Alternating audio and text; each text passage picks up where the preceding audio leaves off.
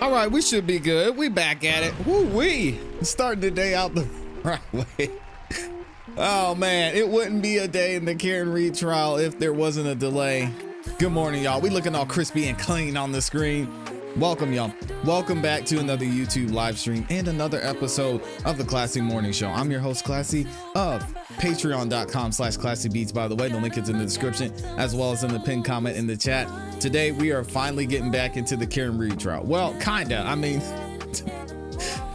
we'll have to wait and see. We've had a ton of delays this morning, and thankfully, we're finally getting into our first witness of the day. But before we get started, I gotta say what's up to the people and good morning to everybody who's in here.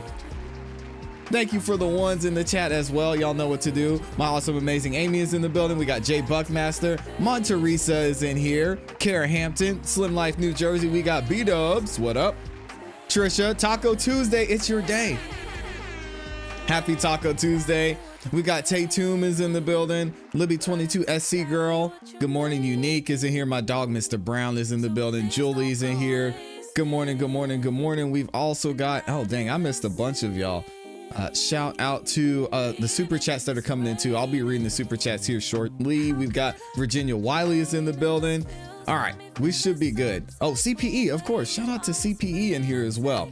Now, before we get started, I don't ask for much, but I do absolutely every single show beg y'all to like the video. Not only are likes free, not only does it help the channel continue to grow, but it lets the algorithm know that you guys are enjoying the show, and it shares the video, the channel, and this live stream out with more people. So if y'all could take a second and do that, I would greatly appreciate it.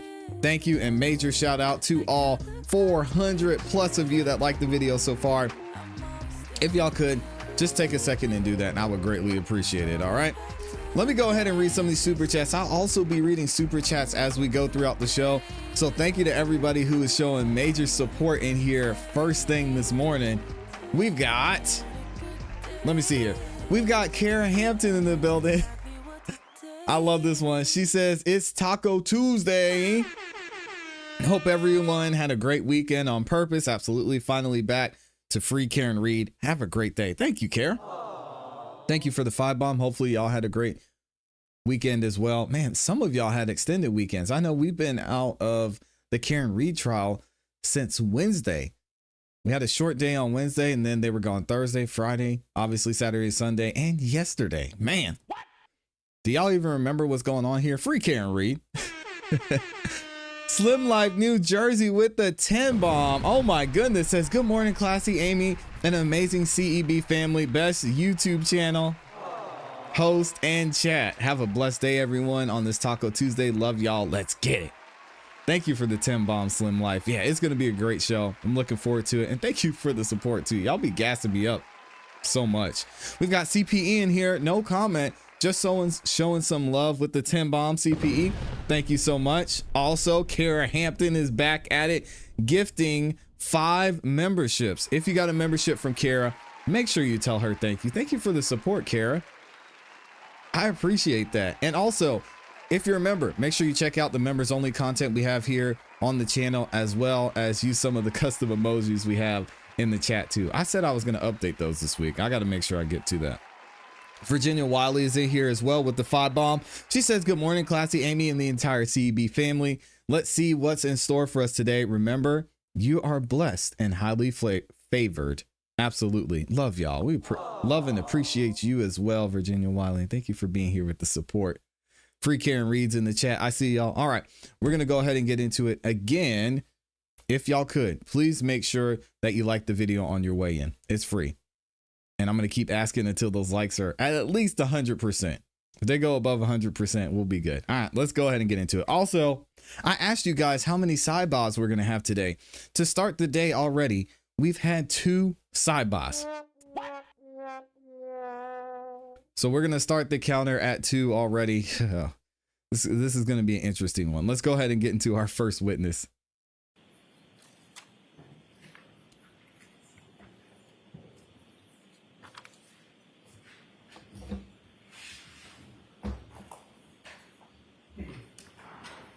And hopefully we'll see the good officer token in here at some point today. Here we go. You tell them to serve the embassy of the court in case now and hearing should the truth, the whole truth, and nothing but the truth, so help you God. Yes, sir. You're welcome. There's Officer Good morning, Token, the only black officer in the Boston area. So we're going to have a short voir dire. Okay, so Mr. Lessie? Thank you, Your Honor. Oh, we've got a voir dire. Thank you. And who is this fine gentleman?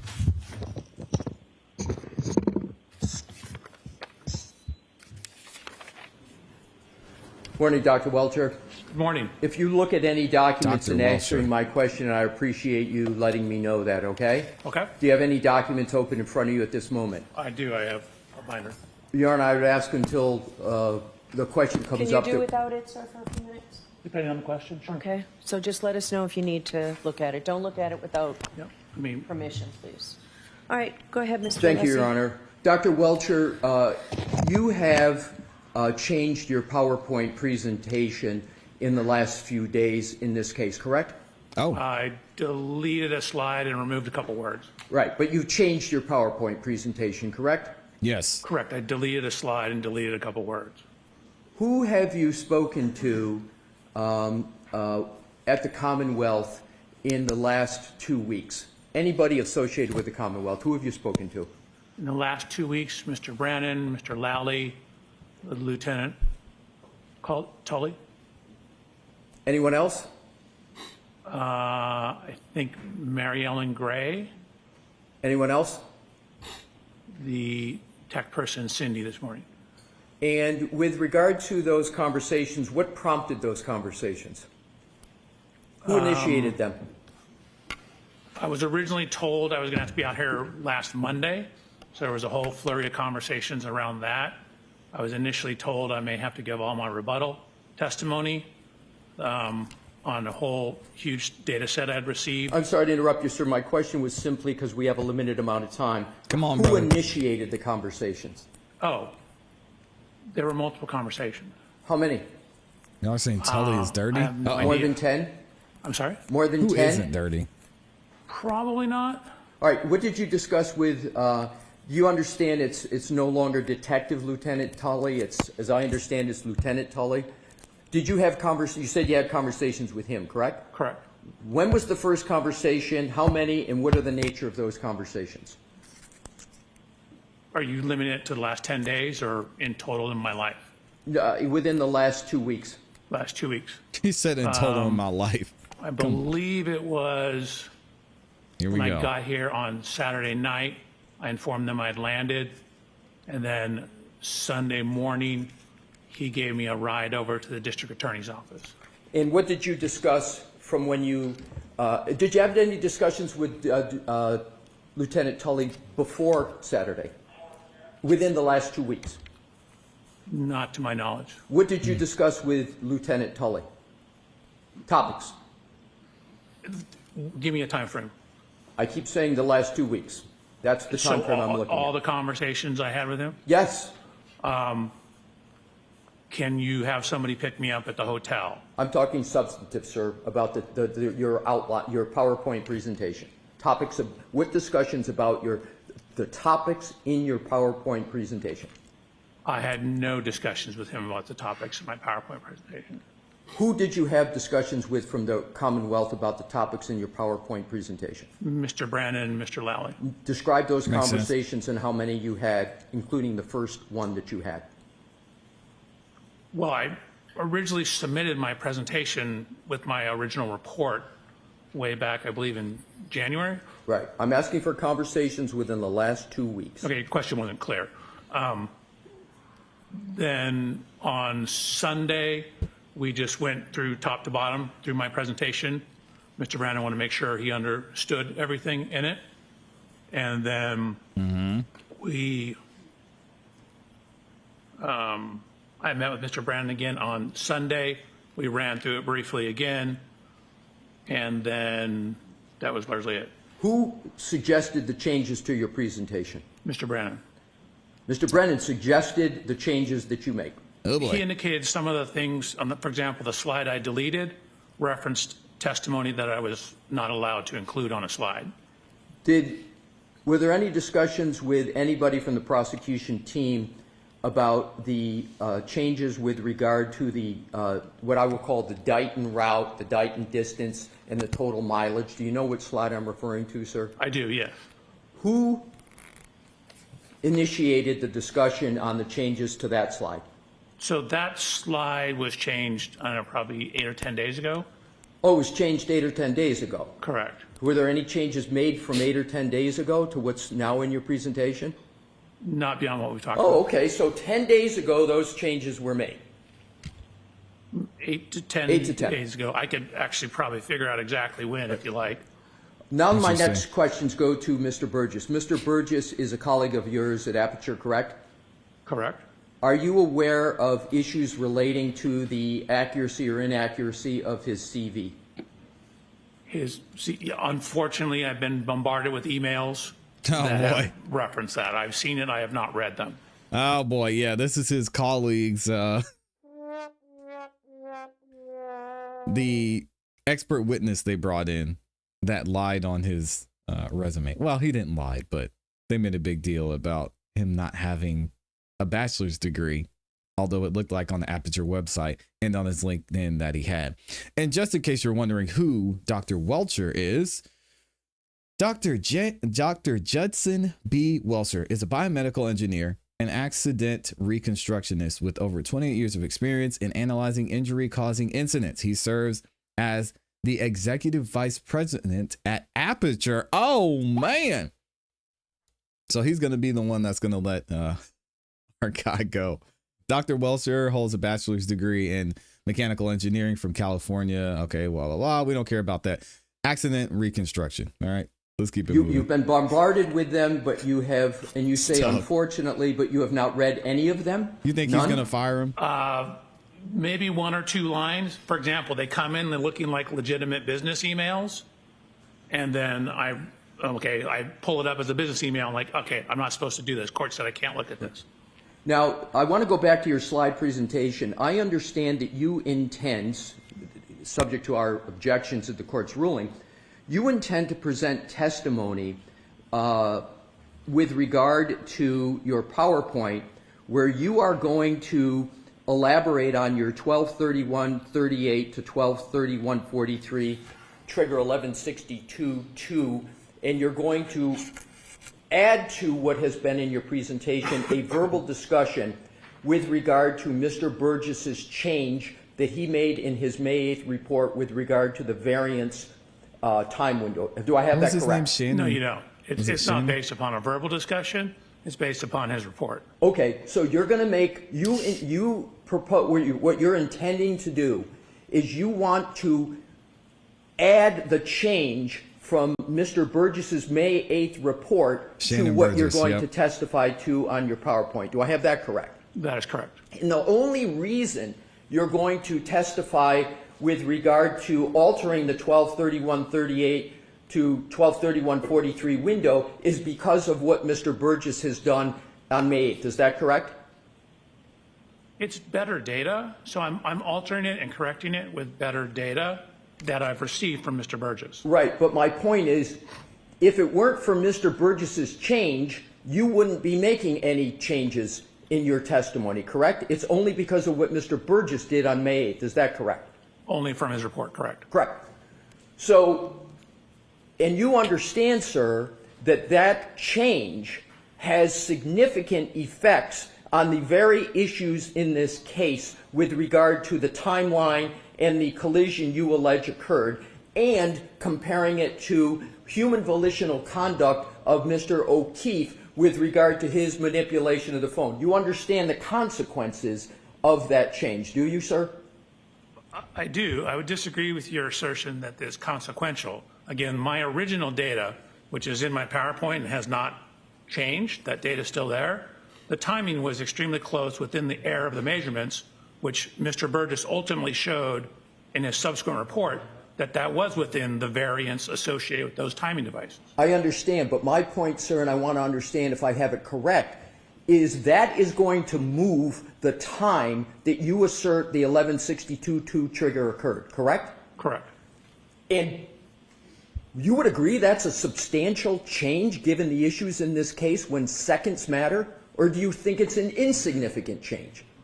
I wouldn't say it's insignificant. Again, I haven't modified my PowerPoint at all. I was happy with the data I had and satisfied with the data I had. Again, once presented as engineer would with better data, we use better data. It brings it, I'm sorry, it Please, brings short it, voir dire, let him finish. Yeah. it brings it Interesting. closer in time to Ian Whiffin's last contact point data. But even if we don't have that, given what I knew about the variance in the cell phones, my time was still within that window anyway. Rosie. Crazy. Sir, you've just answered my question, which is you agree that it affects the timeline in the activity of Mr. Whiffin's report. You said brings it closer. Did I have your words correctly? Correct. What I was concerned about was your word about significant change. It brings it closer. It doesn't necessarily bring it significantly closer. My original It doesn't timeline was Come very on. close, within the range of the accuracy of those types of cell phones, infotainment system data.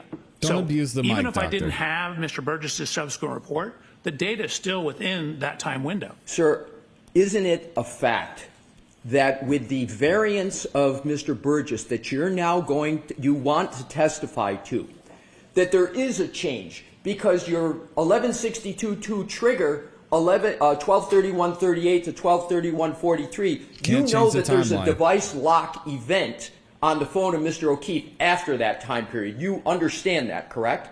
So again, there's a window of plus minus on that. answer the question, Technically, doctor. those timestamps on that are, as you indicated, again, there's literally, I wrote that on my slide. It includes my slide where I have that exact comment. But my question, sir, is the change means now that with the Mr. Burgess variance moving, you now have part of the moving range that occurs after the device lock, whereas before your change, the device lock occurred after every bit of your range of 1162.2. I have that correct, don't I, sir? You do. Okay. Okay, so that's a big deal. That is a big deal. If you're saying, oh, all this stuff happened before and then the phone was locked and now we're changing up our story, that's important to what was going on with John. That's it. That's all I needed. Thank you. All right, so we're going to bring the jury in. Yikes. Are they outside the door? Awesome. You may as So well how- stay right there. Thank you. Okay? Oh, man. This is not I'll a see you great at look sidebar. for the Commonwealth. And we've got another sidebar. What do y'all think about this? Let me know. Because the inconsistencies from Aperture, let's just be real. It's not a great look. And it seems like the defense hasn't had to do a lot of work to poke holes in their entire argument with this timeline. You've seen it laid out how much has changed. Let me know what y'all think about this in the comments. Wow, let's go ahead and get into the testimony. That's number 3. Sidebar number 3. You know we got to start the day with some cap. This morning, I think coffee and donuts and muffins was probably a hint that we were taking longer than what we ordinarily would do. I do appreciate your patience. So I have to ask you those questions. Were you all able to follow the instructions and refrain from discussing this case with anyone since we met last week? Yes. Everyone said yes or nodded affirmatively. Were you also able to They're follow lying. the instructions and refrain from doing any independent research or investigation into this case? Everyone said yes or nodded affirmatively. They're Did lying. anyone happen to see, hear, or read anything about this case since we left here last week? No. Thank you. With that, Mr. Brennan? They're lying. Man, the defense is going to Raise your right hand. Yes, sir. You solemnly swear the evidence you give to the court. get the good doctor. Good morning, Brenda. Yes, sir. Thank you. You're welcome. What do y'all think is going to happen to Aperture after this? We've got the vice president, the executive vice president of Aperture on the stand. Boy, oh boy. All right, Mr. Brennan. Thank you. Whenever you're ready. Good morning, sir. Morning, Mr. Brennan. Could you please introduce yourself to the jury and spell your first and last name for the court reporter who's next to you? Absolutely. My name is Judson Welcher. My first name is Judson. Dr. Last name Judd. is Welcher, Welcher. He forgot So what his do you name. do for a profession? I'm an accident reconstructionist and biomechanical engineer. I'd like you to explain to us a little bit about what an accident reconstructionist does.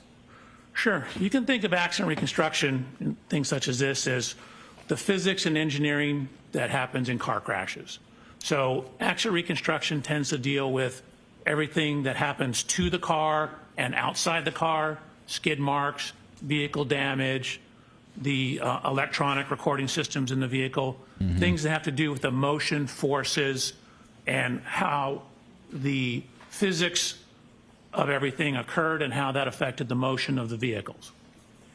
You said that you were an accident reconstructionist, but also a biomechanical engineer. How is your work as a biomechanical engineer different than an accident reconstructionist? So simply, you can think of biomechanics as similar, but to everything inside the car. So biomechanics is looking at how the effects of physical forces are applied to the human anatomy. When I'm trying to explain to somebody what I do, I say, hey, it's like a civil engineer who's designing a bridge. So many trucks and cars on the bridge. Are that going to cause the beams in the bridge to fail? Is that going to cause the cables to fail? So Makes sense. a human body is governed by the same laws of physics, just like the bridge. Obviously, it's made of a lot of different materials, but in a human body, my beams are bones. My cables are the muscles and ligaments.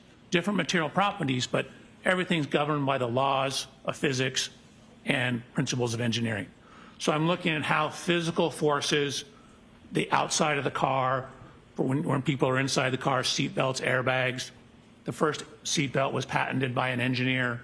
It's engineers who quantify the force of the crash and what kind of injury damage there is to the body. So it is force that causes damage like a fracture.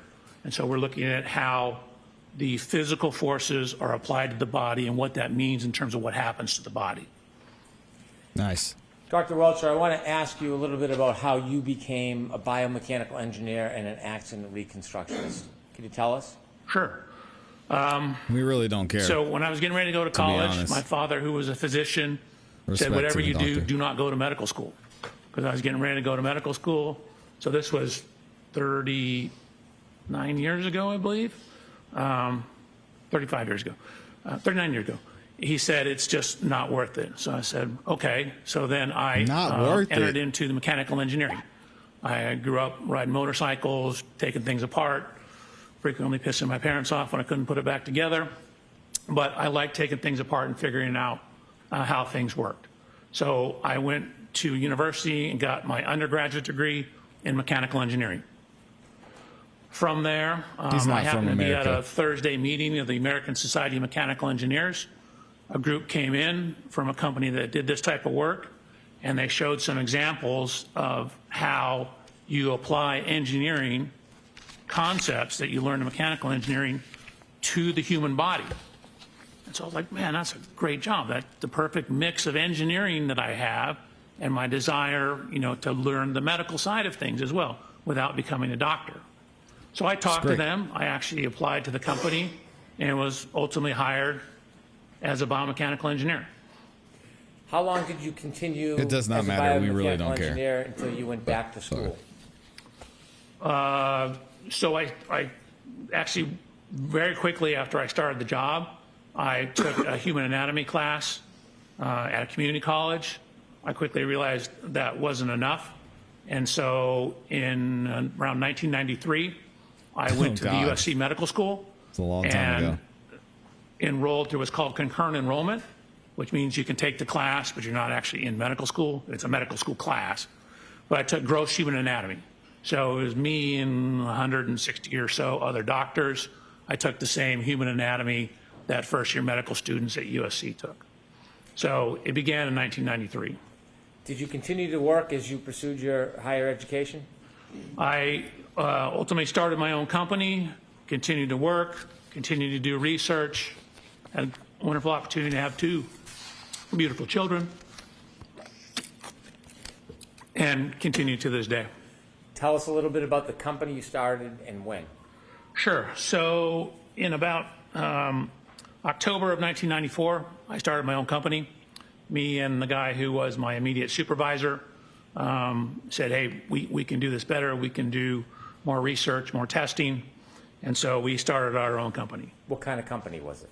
It was an accident reconstruction and biomechanical engineering company.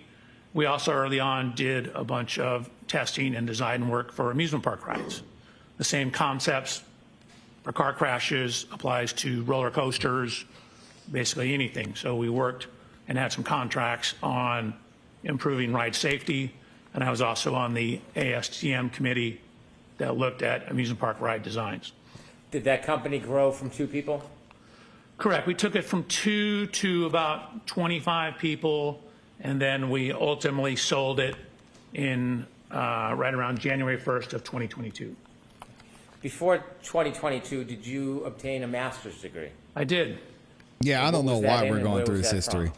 So again, I was working full-time. Actually, while I was doing my master's degree, I was also teaching classes at Texas A&M through their law enforcement training division. So it was extension classes. But I ultimately completed my master's thesis in December of 2001. That was from USC, University of Southern California. That's great. And I received my master's degree in biomedical engineering. I wrote my thesis. It was basically on automotive seat design, but it was titled Whiplash-Associated Disorders, Related Anatomy, Biomechanics of Injury, and the Relationship Between Injury Potential and Automotive Seat Design. Boring. Interruption. If Dr. Welcher reads from his report, which I think he just did, can we know when he's doing Sure. Dr. Welcher asked me if he could refer to his resume, and I said yes. So if you read, just let us know. Thank you. And it's my resume, not my report. Your resume, did I say? Report? No, you did. He said report. Yeah, no, it's his resume. You share with us that your company continued to grow until you ultimately sold it in 2022. During that time, did you continue to pursue higher education after you obtained your master's degree? I did. So again, ever since 1993, I've been slowly pursuing higher education, both obtaining my master's degree as well as my PhD. During that time frame, I also published 20 peer-reviewed scientific publications. I taught for 5 years at Texas A&M Nice. and served as a peer reviewer for both the Society of Automotive Engineers and for a short period on the Archives of Physical Medicine. So I was working and running a company with my co-creator, as well as teaching, conducting research, publishing, also while going to school part-time. Take us to 2011. Were you still pursuing education at the University of Southern California? I was. And what occurred? What did you achieve in 2011? So in August of 2011, I finally obtained my PhD in biomedical engineering. I wrote my dissertation, reading from my resume, It's a long time to be in Development, school. Validation, and Testing Couldn't do it. of a new sensor array for intra-articular pressure measurement, in vitro human lumbar spine, intra-articular facet testing, which is a lot of big words to say. I was testing cadaver spines, looking at the loads inside the spines associated with various motions of the spine. Did you achieve your PhD in biomechanical engineering? It's actually in biomedical engineering. Biomechanics is within the field of biomedical engineering. So you have a PhD in biomedical engineering. Correct. You mentioned that. Your Honor, you've my bad. I published thought many it was articles. different. Have there been articles We that excuse you've this published that witness. are relevant to some of the subjects that you're going to talk about during your testimony? I mean, I have a number of, again, peer-reviewed scientific publications. Peer review just means you submit it to a journal and they have other people review it, give you comments, your peers in the field. I do believe there are a number of them that could certainly be relevant to both the physics and, for example, pedestrian injuries. If I could mention a few. You wrote an article on sideswipe collision dynamics. What's sideswipe collision dynamics? So I was actually an invited speaker at the World Congress, or sorry, not the World Congress, the World Reconstruction Expedition. They asked me to give a presentation on the theory, science, and mathematics behind sideswipe or side impact collisions.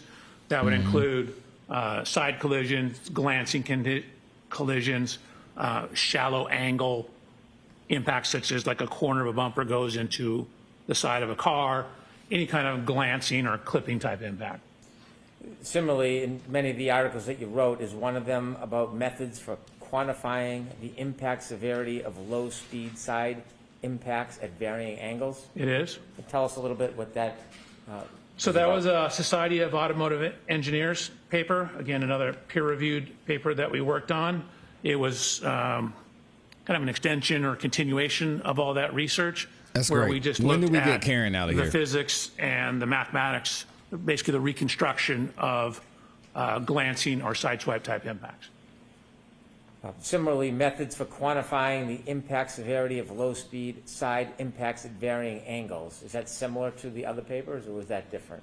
Yeah, I thought that was the same one. What? If I can continue, another article or publication that you wrote, Occupant Kinematics and Loading in Low-Speed Lateral Impacts. What does that mean? So in the course of my career, I've done probably 12 to maybe 1,300 actual crash tests. I've crashed everything from skateboards, mopeds, up to trains, motorhomes, and ambulances. I've conducted, relative to this case, probably or been involved with 50 to maybe 70 pedestrian impact tests. So the low-speed side impact one is we actually put human volunteers in side impact collisions. And what we did is we had accelerometers, which are things that measure acceleration. If you had physics or memory, Newton told us force equals mass times acceleration. So knowing the acceleration of something, you can get an idea of how much force is applied to it. So we have various sensors on the body. We have various sensors on the car for the reconstruction aspects of it. So that study was the biomechanics portion. And the first paper you read about the reconstruction was the reconstruction portion. So the first paper you discussed was everything outside the car. Then we looked at how the forces applied to those impacts to people inside the car. Have you had a lot of publications and studies about the That was force applied super to awkward. people outside of a car?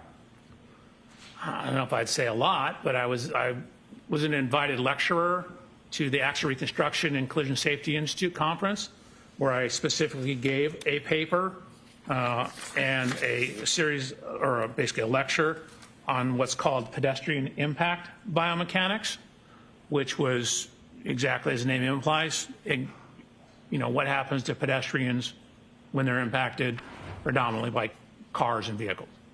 How much of your work involves pedestrian impacts? Probably maybe 10%, 5 to 10%. Most of it's car to cars. Biomechanics of low-speed impacts. Is that another paper that you wrote? That is a paper I wrote.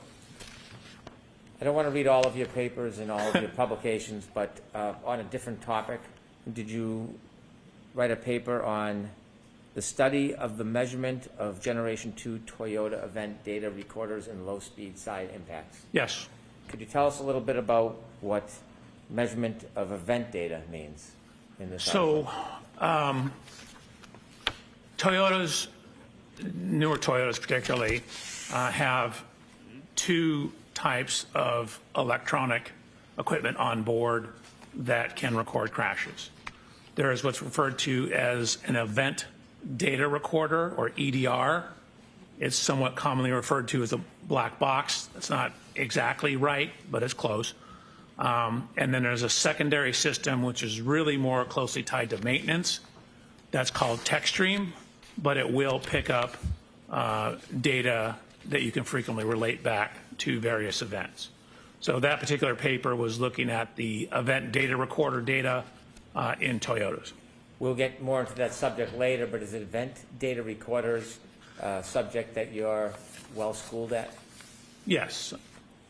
Can we get into In that? addition to the papers that you've written, have you continued through the years and after becoming a PhD, your research in this area, in these areas? Correct. For example, every year we're part of a conference called ClassE, which is our company, largely led by the engineer Christopher Furbish that we work with, has spearheaded us going out and conducting crash tests for that conference. For 10 years, we did a lot of the instrumentation and crash testing at the Accident Reconstruction and Collision Safety Institute conference. And then for a number of years, the company actually went down and did crash testing for what's referred to as the Spine Research Institute down in San Diego. So we've been hired by various professional organizations. We came out here once, the Massachusetts Association of Accident Reconstructionists, I think I'm messing the name up, had a conference. We came out here and conducted crash tests for training other experts out here. We did all the instrumentation, the biomechanics of that crash testing. In your research and testing, you have pages with dates of the different researches and testing you've done. There's over a dozen of the research and testing items and articles that deal with pedestrians. Is that a common topic in your research and testing? Yes. So again, frequently at the conference we're doing pedestrian tests.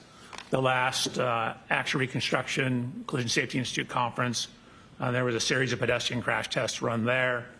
SATI 2 years ago, maybe 3 years ago, some pedestrian crash tests that were done there as well. So there are a number of instances on my resume where I have both attended class, and then I mentioned the one time where I gave an hour and a half long lecture on pedestrian injuries. Like you're doing right now, basically. After you became a PhD or a doctor, do you continue your education and research? Correct. I've always continued my education and research up until, I just got back from the Event Data or Accident Reconstruction Collision Safety Institute EDR conference, or the Event Data Recorder Summit. My company, through my relationship with the founder of that summit, was a sponsor. So Aperture was actually a sponsor of that conference. We actually sponsored it the previous year as well. And also as part of that, I assisted one of the researchers in being conducting— punished for LinkedIn mistakes. It's called front camera module testing for pedestrian impacts on Chrysler vehicles. Excuse me, General Motors vehicles. As a biomedical engineer, are there any groups, organizations, or certifications that are important? I think ACTAR is important. So ACTAR is an acronym. It's ACTAR, and that's short for the Accreditation Commission for Traffic Accident Reconstructionists. It's 403. So it's a bunch of professional groups, originally from some concerns, I believe, from the Department of Transportation, got together and set standards for reconstructionists. Again, these are kind of minimum standards. You have to show, you send in your resume, you talk to them about your research, and then if you're deemed qualified, you sit for an examination that tests your skills, day-long test, theory, a practical portion, and then every 5 years you have to have 60 continuing education units to become reaccredited. I've been an accredited accident reconstructionist since February of 1995, and my accreditation is current and active up through today. So you've been accredited for 30 years? Yeah. 28. Yeah, correct. I don't want to trick you on the math. No, I never thought about it, but yeah, I guess it has been 30 years. Have you testified in court before? I have. Wow, look at me. Testified in state courts? I have. Have you testified in federal court? I have. Matter of fact, in Boston. Have you ever testified in civil cases? Yes, I have. Have you testified being called by the plaintiff? I have. Have you ever testified being called by a defendant in a civil case? Yes, Have you testified in criminal cases? I have. Have you ever been called by the state or the government? Yes. Have you ever been called by a defendant? Correct. Public Defender's Office. In Okay, any so of the no cases, bias. whether it's civil, criminal, plaintiff, defendant, government defendant, does that in any way change your analysis about data, regardless of who or where you testify? No, I take my job is to be a critical analysis of the data. So I wanted to look at the data as objectively as possible and form conclusions based upon the data, trying to remove wherever possible speculation, try to remove wherever possible reference to testimony. Now, sometimes testimony is the only thing we have, and so we need to rely on it for bits and pieces. But generally, my job is to try and look at data and see what the data shows. I have no dog in this fight. I don't, quite frankly, care. Objection. What I'm doing is trying to do a good engineering job, which is looking at the data and drawing sound principles and sound conclusions from the data. My goodness. Presently, you said you had a company and you sold it. Where do you work? It's a company called Aperture. I guess we were acquired or merged into it technically. How many offices do you know if Aperture has? Oh, God, I should know that. I mean, we have them in Massachusetts. We have them in, I think there's 3 or 4 in Texas. Who cares? There's Bless you. 4 or 5 in California. So I want to say there's at least, I don't know, 13 to 15. Do you work at a particular location? I do. Where do you work? Long Beach, California. Do you Oh, work nice. with other people? Do you have a team? I do. How many people are on your team? 5. And what's the team comprised of? It, Is everybody a PhD, an engineer? one individual is a PhD in engineering, Dr. Umali, and then I have 3 other engineers and 1 case reader. I guess it's 6 people. I have a case manager as well. Is there any, Nice. do you work interchangeably at the different branches around the country, or do you have your own team in California that you work with? 99% of the time, it's my own team. Occasionally, we'll get a case from another office. I've worked on a couple cases out of the Texas office and maybe a couple out of the Nevada office.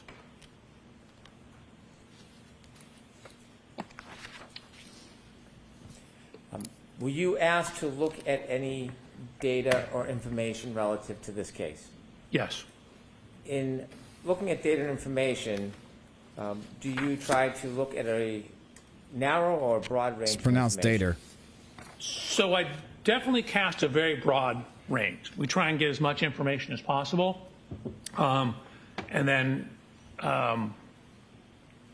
weed it down to what is important, weed it down to what is consistent with the data. So start off very big and then get down to sort of the meat and potatoes of it, the important information. Do you necessarily rely on everything you look at?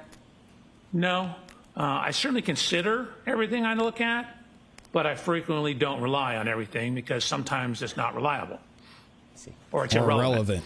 In this case, can you share with us materials generally that you looked at in your review?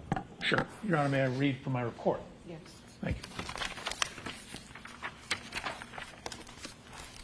So, Mr. Reporter, I apologize. It's a lengthy list.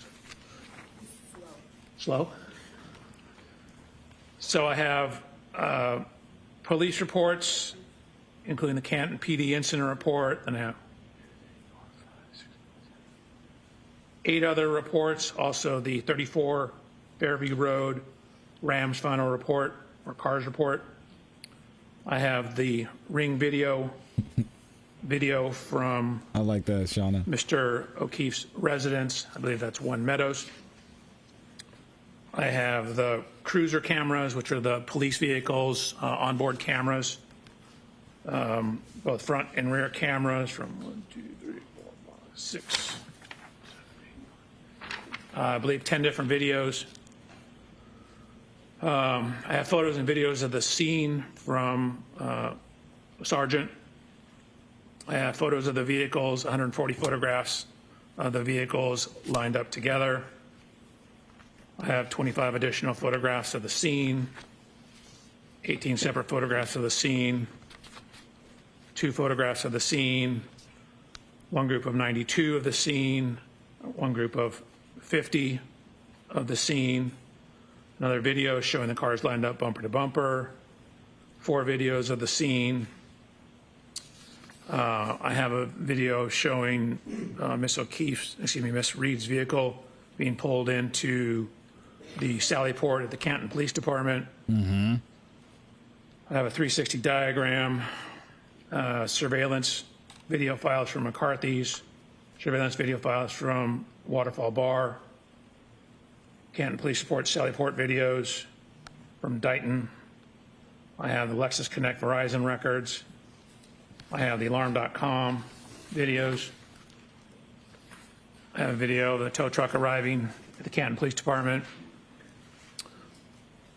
One titled Native Location, John O'Keefe's Phone.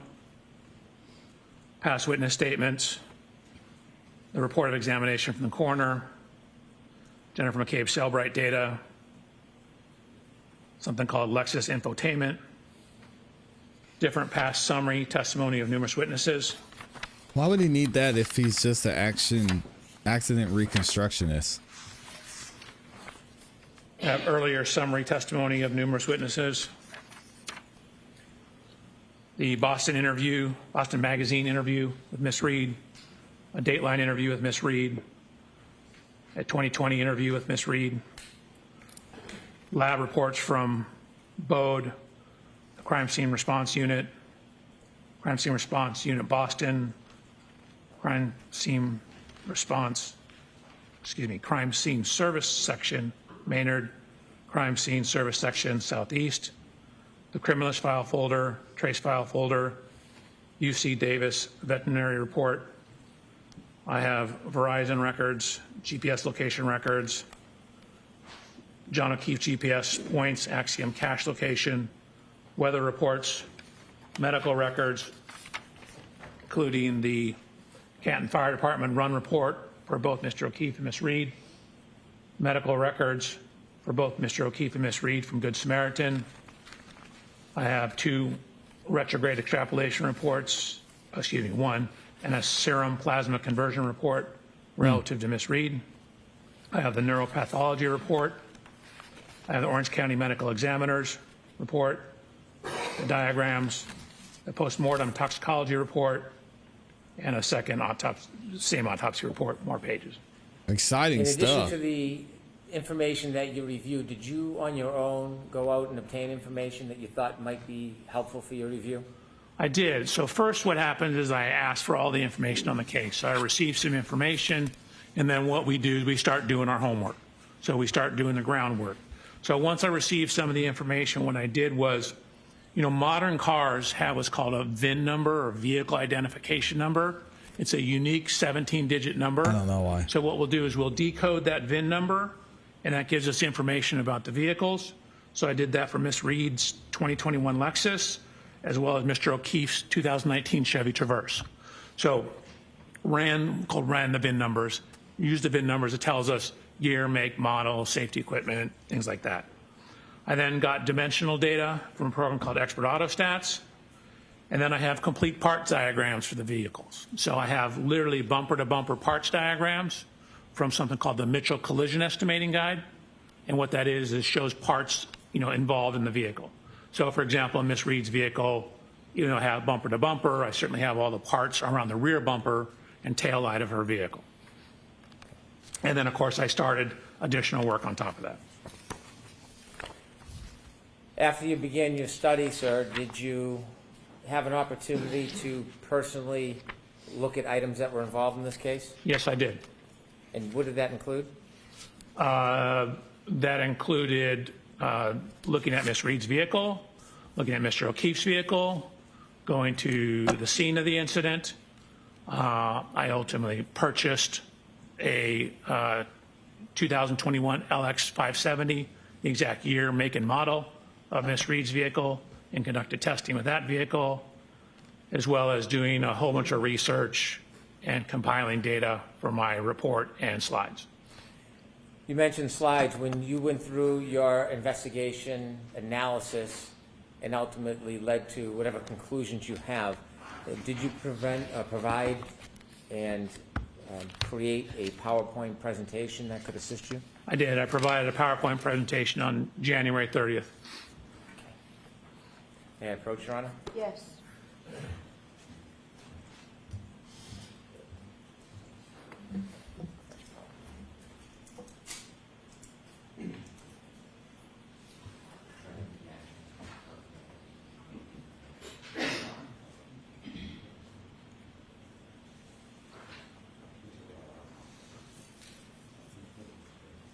Yeah. Yes. Sir, I'm handing you a binder. Would you kindly take a look at it?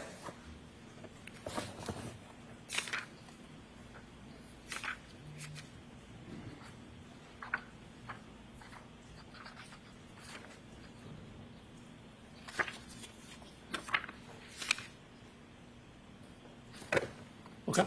Sir, does that appear to be a copy of the PowerPoint presentation that you prepared for us today? It appeared, right? 141 pages, didn't look at every page, but it looks right. Okay. All right, I asked to mark this for identification. Okay.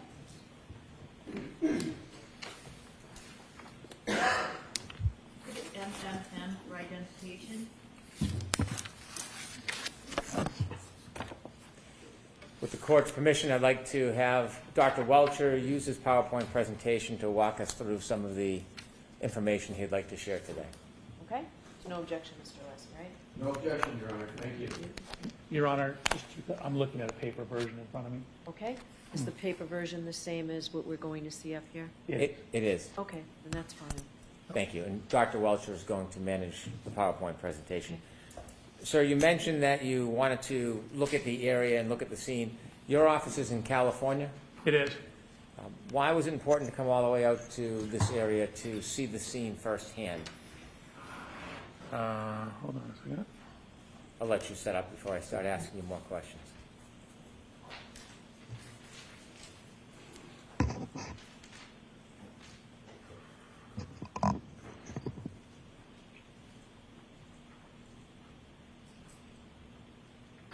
We went through this, had it working perfectly. There we go. Okay.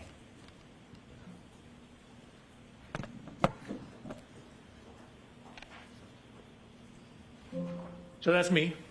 No, that's my first slide. No. Again, I have a couple questions for you, Dr. Welcher. please. The first is your office is in California. Oh, yes, sir. Why was it important to come all the way out here and view the scene firsthand? And you want to have as much information as possible. So I wanted to, physically look at all the things so I can actually see with my own hands, my own eyes, lay hands upon it, look at it as best I can. You try and inspect and look at as many things as you possibly can. Sometimes they don't exist anymore, sometimes they're gone, and you have to make a best approximation if you can't do that. In this case, I was able to look at the scene and both vehicles. Was that an important part of your study, Doctor? I think so. Again, it's always good if you're going to talk about what happened to the cars or what happened to the people to look at what happened to the cars, meaning to actually look at the cars, not just look at photographs when possible. So I have physically looked at the cars. For example, in the Lexus, I climbed in it, over it, underneath it. I downloaded data from it. I did a whole bunch of things looking at Ms. Reed's Lexus to assist in my analysis to try and add some further objective data to what we're doing here. So same thing with Mr. O'Keefe's vehicle. Looked at the rear bumper, took some pieces off the rear bumper to see what was behind the cover, to see what kind of damage we did or didn't have. So went to the scene, looked at the measurements of the curb, looked at where some of the lines are on the road because you can see them in some of the photographs. Again, it's always good when possible to inspect everything you can inspect. If you could now begin and tell us how you started your investigation. Sure. So on September 23rd, I had an opportunity to come out. Mr. Brandon, was the first time I ever met you on that day, I believe. And I had received material before that. And what you see here is, this is my inspection of Miss Reed's vehicle. In the upper Here we left go. photograph, Now we're you'll getting into see- it. Oh, this doesn't work very well. Upper left photograph, that's Miss Reed's vehicle, that's Mr. O'Keefe's vehicle, the Chevy Traverse, And then what you see here is a laser scanner. You can see it on the ground here. Laser scanner is creating a 3D model of the vehicles. So I use that to create a 3D model of the vehicles. You can see me in the upper right photograph. That watch is this watch right here, my Garmin watch. And what I'm doing is looking at the construction composition of that right rear corner of the bumper. I'm looking at things such as the dimensions, where various lights and components are, and how does the geometry of that bumper relate to things that would be hit when backed into. Dr. Welcher notes this is 9/23/94. Is that an accurate date of when you came and first started looking at the vehicles in the area? You said 24, correct? I did. You said 9/23/24, correct. And then on the slide, what I tried to do is underline what I'm doing. So this is inspection of the Reed Lexus. And as noted, I'm only showing you a couple. I actually took 445 photographs. Do you remember when you began this case, the month or the date? No, it was obviously before this. I had material before I came out to look at the vehicles. Do you think it was months before this? I don't think it was months. No, it was maybe a month, if not less. So you began your work in the fall of 2024? Correct. And I just want to ask you about the picture in the middle. You see the right taillight housing is missing. Did you Correct. understand that had been removed prior to you looking at the car? It was, yes. Okay, thank you. You're welcome. However, some of the evidence stickers, these white stickers here, were still on the vehicle. You did not place those. Did you place those stickers on yourself? I did not. Were they there when you first saw the car? Correct. They match what I'd seen in other photos. Okay, thank you. Interesting. So just continuing on, so what you see is, again, I mentioned looking underneath the bumper. So we wanted to see what, if anything, was damaged on the corner. So I'm putting my hand to show where the frame rail ends. This is me looking up underneath to the back side of this taillight. If you can see, this red taillight actually sticks out. And so I'm checking the front here for damage. I'm checking the back for damage. 1 second, please. Oh, here we go. Okay, Doctor, when you were looking for damage on the previous slide, did you find any damage to that lower right red taillight? No, there was no damage to the taillight. The middle picture is from the inside, looking at the inside of that taillight. Was there any damage to the inside of that taillight? There was not. Thank you. You're welcome.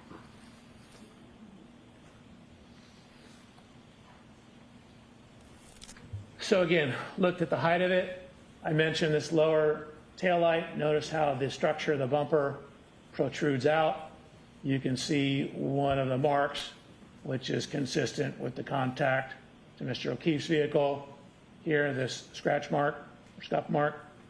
Notice how close it is to this light. Again, some of the evidence, stickers. Just a better view of those, then going down the side of the vehicle. So with all that information, I mentioned a laser scan. So you move this laser scanner, and each minute and 51 second scan is collecting about 50 million data points. And so you scan all the way around, and then what you do is you merge all that data together. So even though this looks like a poor photograph, what you're seeing is hundreds of millions of photographs, hundreds of millions of points. And so you literally can figure out, you know, if you wanted to know the distance from this lug nut to where the lighter is on the ashtray, you could probably do that to an accuracy of about 2 to 3 millimeters. Wow. So some serious software. Really, you know, taking tons and tons of data. So it knows the exact position of every one of these millions of data points, and it knows the color associated with those data points. Why is that data imaging so important in accident reconstruction? You want to have an accurate model of the car. So, obviously. I mean, you probably don't need literally that many points to get an accurate model, but that's just the nature of the way the science is going. Computers are getting better and faster. Scanners are getting faster. So you get an enormous amount of data when you use these scanners nowadays. So then, as indicated on the underline here, I did a CDR That's a little different than what you heard me say before. CDR is crash data retrieval. So that's the hardware and software that you use to download or actually copy or take an image of, which means you're just taking an image off what's on the vehicle, the EDR, which is the event data recorder. So you use the crash data retrieval hardware to download the event data recorder, otherwise commonly known as a black box. So I downloaded the black box from this vehicle, and although you can hardly read it here, again, I mentioned there are two systems on this vehicle. This is the CDR system or EDR system. There's also the TechStream. The EDR system, this system is primarily to manage the safety components, protect the occupants of the Lexus. So things like fire the airbag, fire what's called a pretensioner, keep track of the severity of the crash to decide whether we need to fire the airbag. So it's not really designed for pedestrian impacts. So when we downloaded this vehicle, we got what's called a none file. A none file simply means that there's no data there. The system's working properly, we had no fault codes, but for a car hitting a pedestrian to cause a file here, this is really more designed for car-to-car impacts, something that's going to have a significant impact on the occupant of the Lexus. And again, the Lexus is a 6,000-pound vehicle. Mr. O'Keefe's only 216 pounds. So it's not going to register from hitting a pedestrian. Were you surprised that there was no information about a collision in the EDR? No, it's exactly what I expected. Okay, I mentioned the second system. So as underlined up here, this is the TechStream. So this is from Toyota TechStream data. You can see the screens here. There's generally two types of files, what's called a vehicle control history and a PCS file. The PCS file is the, God, I forgot the name of it, the protection system. So I also looked at Mr. O'Keefe's vehicle. Sorry, PCS is pre-collision system. Looked at Mr. O'Keefe's vehicle. Same thing. Took a series of photographs, laser scanned it, looked in it, underneath it, behind it. I mentioned taking some of the bumper parts off. So I took this rear cover off here to look at the damage behind the bumper cover. Most cars have what's referred to as a face bar. That's that piece of metal that you see here. And there's a piece of energy absorber here. That's your face bar. So I'm looking to see if there's any damage to that. There was no damage to that. Before you go forward, I want you to take a couple steps back because I want to ask you some questions to explain Please. TechStream data. Could you go back a couple slides, please? Sure. Okay. You mentioned that in the EDR, which is similar to a black box, there was no information found. And then you mentioned a different system, the TechStream. Can you make it clear for us how these systems are different and where they're stored on a motor vehicle? Sure. I mean, a lot of data is stored in a similar location. The TechStream system was originally designed, according to Toyota, for maintenance issues. It seemed to come about around the same time Toyota was having problems with sudden accelerations or allegations of sudden accelerations.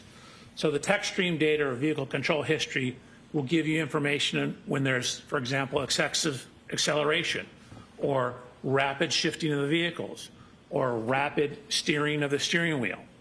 So the statements are that that's designed to help the maintenance people, if you come in with a problem with your vehicle, to diagnose what that problem is.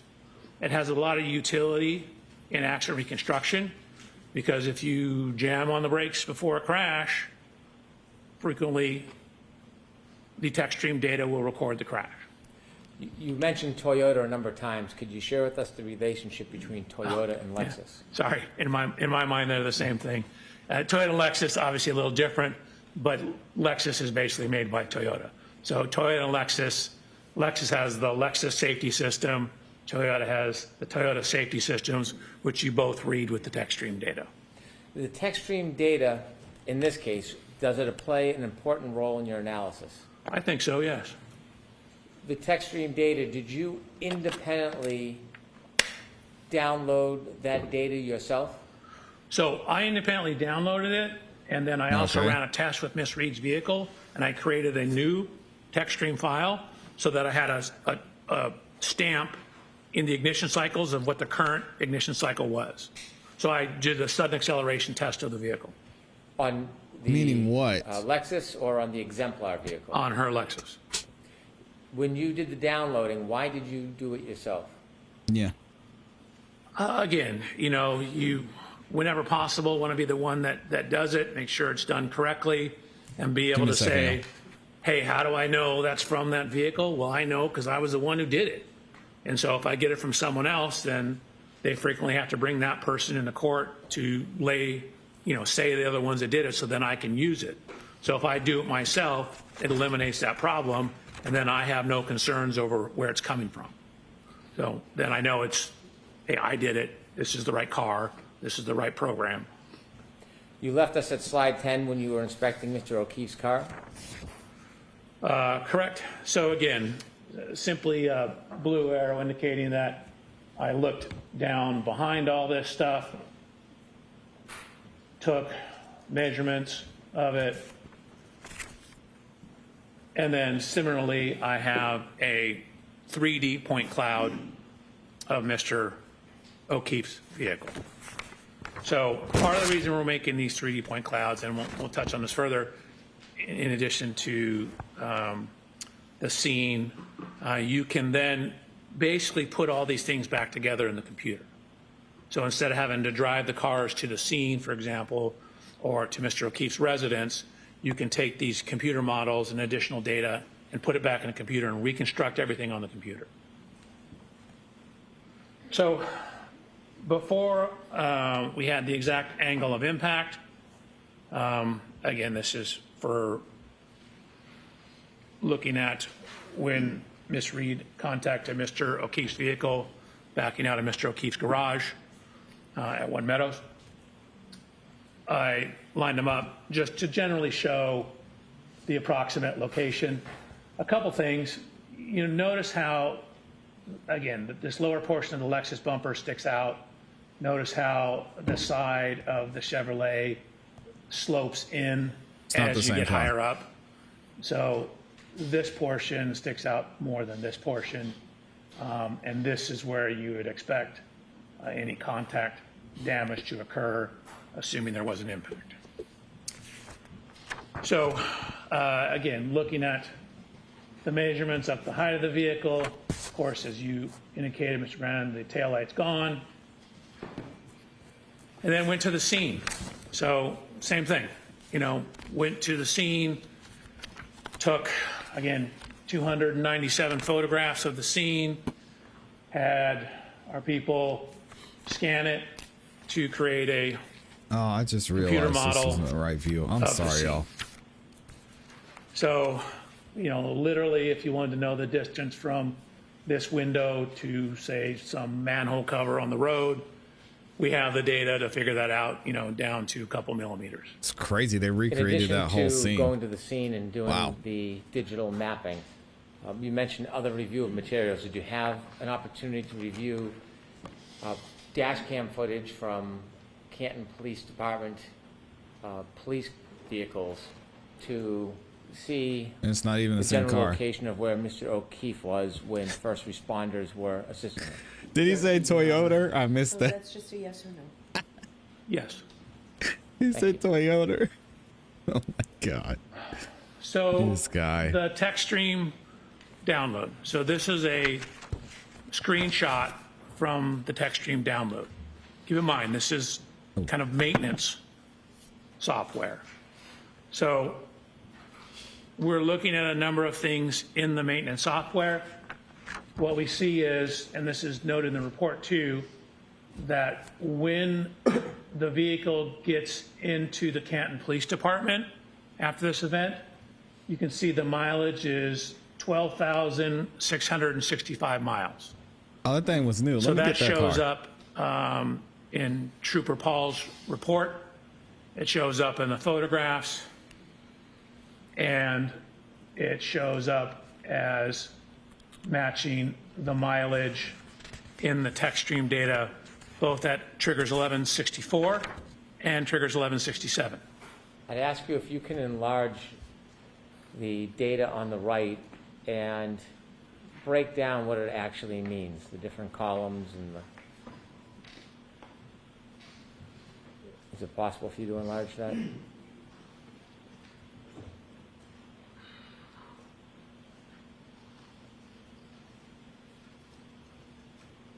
Oh, I moved my camera. My Having fingers are all too kind of fast. issues today. Thank There you. we go. Okay. Struggle. So what you're looking at is what I called event 1162. If you see anything in blue on these charts, that's information that I added. I typically put my initial, JBW, Judson Blair Welcher, that's me. And so this is referred to as the key cycle trip. So key cycle is simply you turn it on, not necessarily turn the ignition on, turn it on, turn it off. That's one key cycle. So I labeled this one 1162-2 because there's also one that's on the same key cycle that I'm calling 1162-1. The system also records the mileage. So again, this is a So much data. maintenance system generally. So what you see is the T here is the trigger, and there's a point. So this time in the text stream data, you could think of it as like a stopwatch. It's when it starts when the car turns on and stops when the car turns off. And then if it sees a sense. triggering event, a T, it records that information. So this is when the trigger happened. So that's 1,142.2 seconds. And so I've converted that to minutes and seconds because most people don't think in seconds. And so what it also does is once it sees a trigger, it's constantly circulating data through the computer. So when it says, okay, we have a trigger, it saves 5 seconds before the trigger and then 5 seconds after the trigger. So the trigger's in the middle, and you have 5 seconds of data before and 5 seconds of data after. Okay. I have a couple of questions for you, Please. Dr. Welcher. First, starting with the clock, the time in seconds on the left. You mentioned that begins when the car is turned on. What type of clock is that called? It's just a continuous clock, meaning it's not a clock like a time clock. It's more like a stopwatch kind of clock. Has it ever been referred to as a running clock? It's the same thing. You start the stopwatch, it's running. Based on the text stream data alone found in that one spot, can you tell from the data in the text stream alone what time the power was turned on? No, not alone. It simply tells you how long it's been on. It doesn't necessarily immediately tie it back to a clock time. You need additional information. And so this in and of itself, the text stream data doesn't give you a certain time on a clock, like 1 o'clock or 2:30, anything like that. It's a system No, it clock. simply tells you in this case when the trigger occurred, it's been on for 19 minutes and 2 seconds. You also mentioned that there is a 10-second window of information this captures, 5 seconds before the T and 5 seconds after the T, the triggering event. Correct. Objection, Your Honor. That window of 10 seconds, what happens if that doesn't capture the entire event? What if there's something before or after? What does the text stream data do? So it depends on what the something is. So if there's another trigger, then it will record more data. So you can have 2 triggers that are recording things on the same time window as well, or very close to the same time window. So you need another trigger to keep it going. But in essence, what it does is when it sees a trigger, it saves that 10-second window and then just keeps monitoring things until it sees another trigger. If the data captures a Makes trigger, sense. it has a 10-second window, and an event continues past that 10 seconds, or past the 5 seconds on either side, and there's no further trigger, do you get any other information from the text stream data? No. For example, in the trigger event, and say 5 seconds later the vehicle's still moving, well, the data just ends. And it says it's going, I don't know, 17 miles an hour, for example. It doesn't continue on. We just know that when the trigger ended, it was going 17 miles an hour. Thank you very much. Okay. Okay, so we have mileage recorded in this system.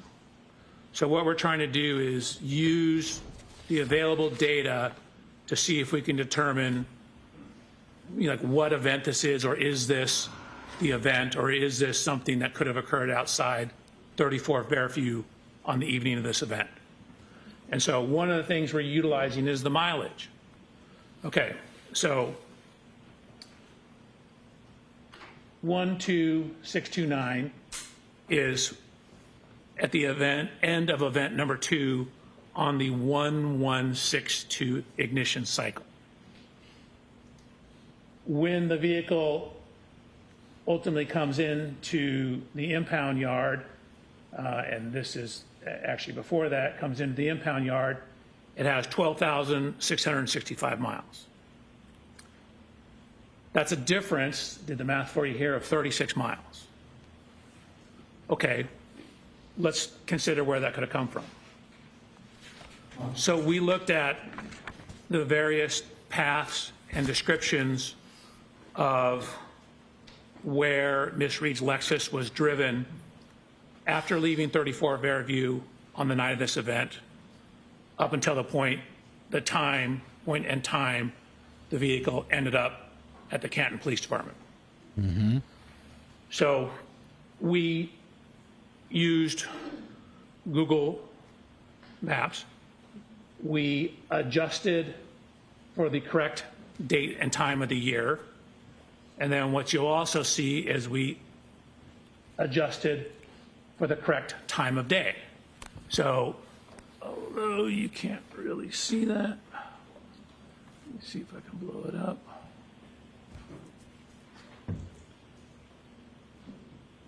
So you can see that's looking at the mileage and time.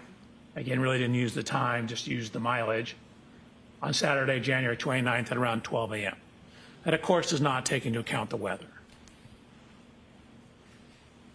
And what are the addresses? It's hard to see on the top from where to where?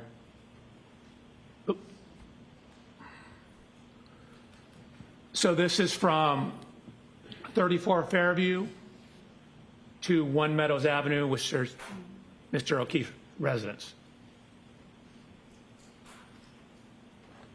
And there are other mileage that you have there? Correct. So we basically ran through the entire path as we understood it. Again, we didn't have complete information. We didn't know the exact roads. We didn't know if It's a lot of bad turned around, information. stuff like that. So you're seeing the suggested available paths, and we end up with a range of data. So we go through all the paths, and you can see that this is what we end up at the bottom here, which is very hard to see.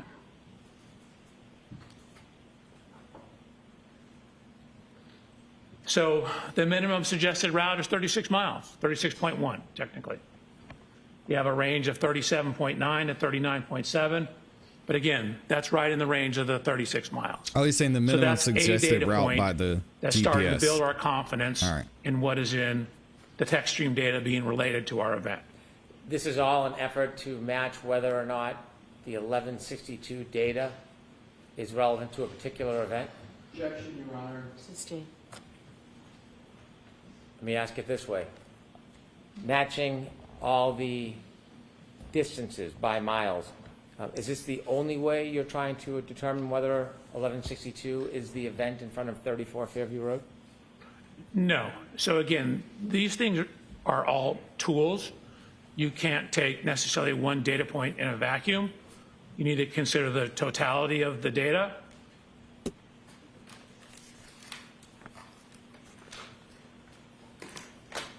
which is what I did. So we mentioned the continuous clock that was in there, or the running clock that was in the vehicle. So what you see over here. Could you enlarge that for us, Doctor? I hate to I am interrupt, but doing that right now. You can see we have the time, and again, I've converted it in blue to minutes and seconds. This is the first trigger on that key cycle. So on key cycle 1162, there was 2 separate events. The vehicle keeps a continuously running clock. So we're able to see the time each event occurred relative to when the vehicle was started and the difference between the 2 events. Okay. So at trigger event 1162-1, we know that the ignition has been on for between 10 minutes and 57.4 seconds. Or that's when the trigger is, sorry, 10 minutes, 57.4 seconds.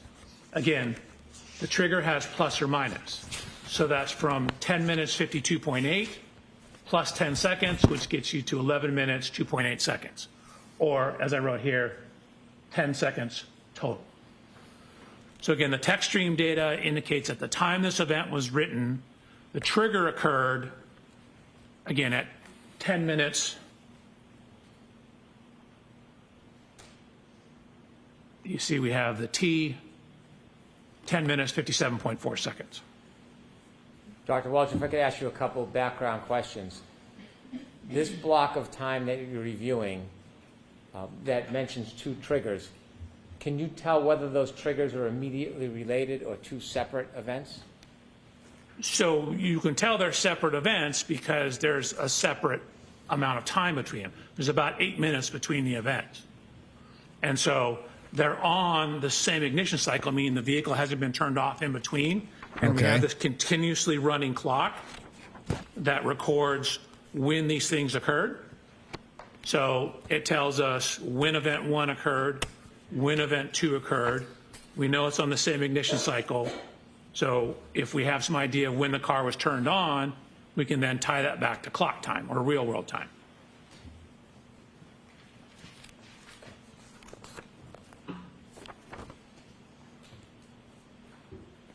Okay. So lots going on here, right? A lot to digest. This is trigger event 1162.1. I was provided with data and a report from Mr. Burgess that indicated the infotainment system was turned on at 12:36. Zoom in for you folks. That corresponded to a GPS location that looked like it was outside the Waterfall Grill on Washington Street. Waterfall.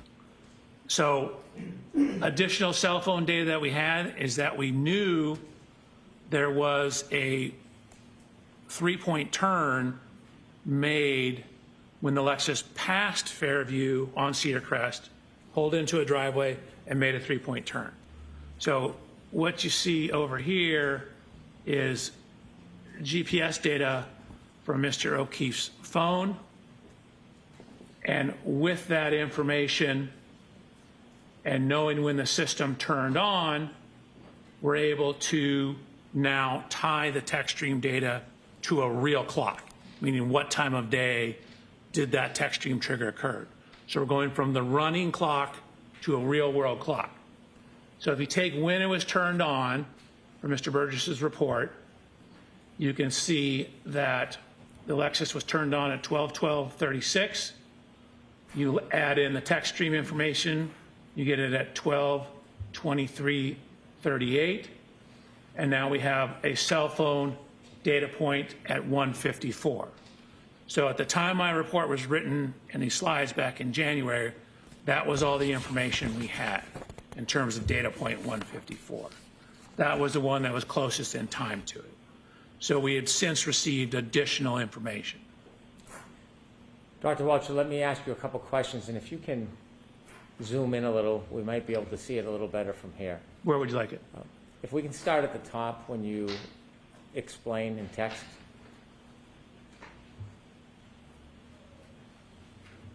You told us that the tech stream data does not have an actual clock. It has a running clock, like a stopwatch.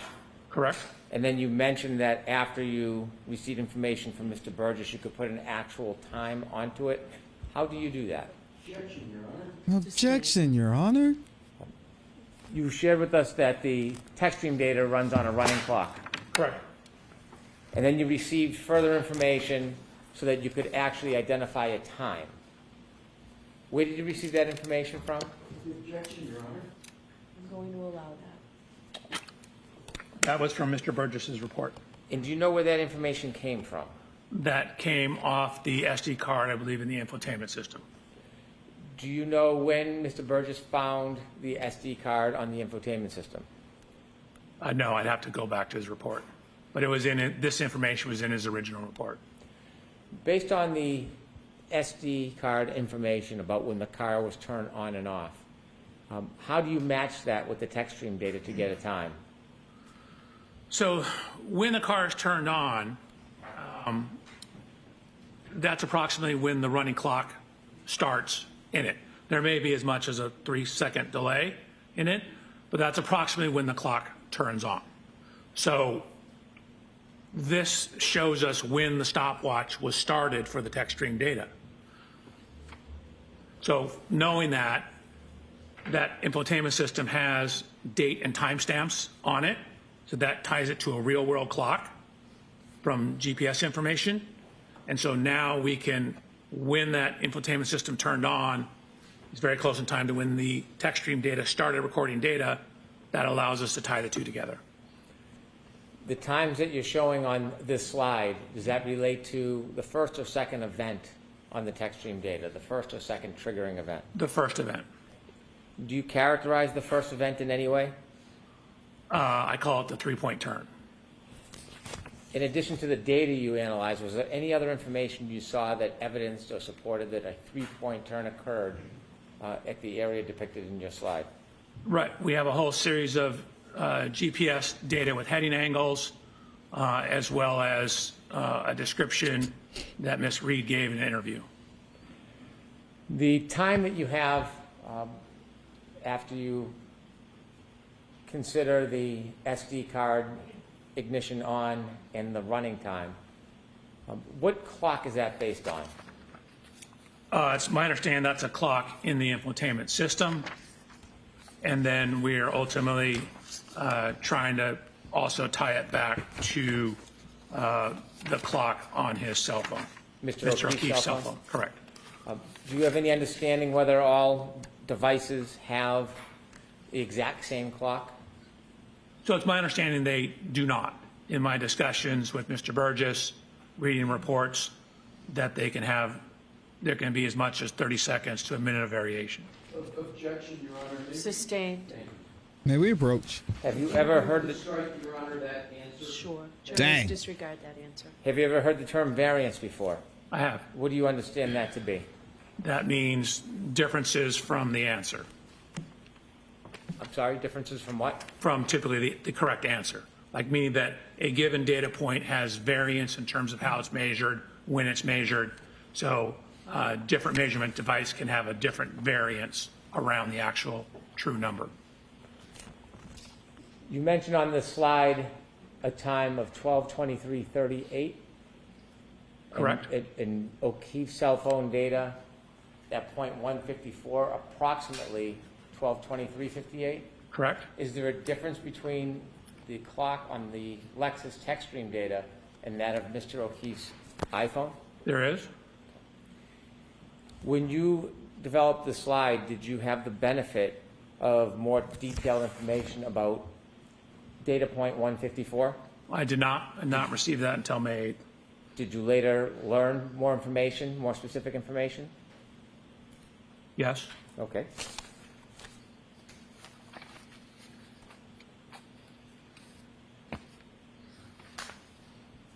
Your Honor, I'd like to show an exhibit to Mr. Welcher that's already been admitted.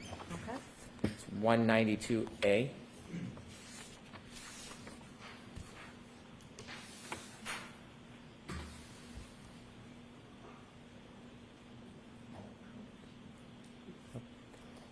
Ms. Gilman, can we start with 192B? Dr. Welcher? Yes, we'll call. All right, there it is. What do y'all think so far? We've got our fourth sidebar of the day, and now we're getting into the nitty gritty of the data. I cannot wait to hear this cross-examination because I know they're going to break down how the data was required, the consistencies, the inconsistencies that we're seeing here. So much going on, and it looks like they're not back off a sidebar yet. So we'll fast forward here in a second. But before we do, let me read some super chats and thank all 890 of you that have liked the video. Oh my goodness. So we're at 100% likes right now. I'm still going to keep begging for likes because I know y'all, some of y'all are joining a little late, as Nana Banana said. Thank y'all for liking the video. It really does help out a ton. Also, we've got, who's in here? My dog, Mr. Brown, just showing some love. Good morning, Mr. Brown, and I appreciate you always showing up and showing support. Continuing to pray for you as always. Hopefully you're doing well and feeling well in here as well. All right, we've got Cynthia Harts became a new member. Shout out to all the new members in here. And she also dropped a 20 bomb and said happy belated birthday. Thank you, Cynthia. Looking pretty good for 68. Hopefully y'all think the same. Anyway, Mike Breeze is in here, says, just got here. How's the witness doing? Oh boy. Well, he's doing okay. Giving a lot of information, but basically showing what happens when you turn the car on, when there's an event that happens, how that appears in the log. So as he stated, it doesn't really show a time that the incident happened, right? Because as we learned from previous testimony, the car doesn't have a way of having a true time. It's just the time based on what the car says. So instead, they start a stopwatch essentially from when you turn on the key, you turn on the ignition, to when you turn the ignition off. And that clocks those, that we'll call it a session, right? And then there's certain events that occur throughout that session. And when there's a certain type of trigger, whatever that may mean, we haven't gotten into that yet. There'll be a T on the log, and then it shows the timestamp there. So a lot of information here. It's interesting stuff. It's a lot you gotta listen attentively and pay attention to it for sure. What else are y'all saying here before we skip forward? Oh, shout out to Nana Banana. Clicked the like on my way in. Thank you so much. Late today. Hello, ClassE, Amy, and the gang. Thank you for being here, Nana Banana. Nana Banana said, I'm not 68. What? Stop the cap. Man, I don't know why y'all are trying to discount my nearly 68 years on this earth. That's fine, though. Let's get back into it. It's crazy. Dr. Welcher, if you could take us back to slide 30. Made up data. Yeah, this data is crazy. They call it data in Boston. And so we understand you mentioned there were two triggering events. Is this the first one or the second one? It's the first one, Is that the one you've labeled the 3-point turn? correct? And where did that happen? What street? Cedar Crest? At this 3-point turn triggering event, there is a time in red, 12:23:38. Correct. Where is that time taken from? That's coming from the cell phone of Mr. O'Keefe at .154. Okay. And is there another time on there?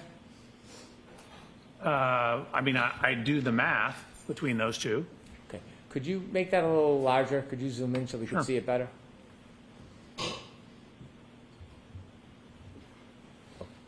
So there's an infotainment time of 12:12:36, I guess another time, to answer your question. Then we have, The 12:12:36, what does that indicate? What's that relevant to? that's when the text stream data basically turned on, plus or minus a little bit. When you say the text stream, is that relative to when the car turned on? Correct. Okay.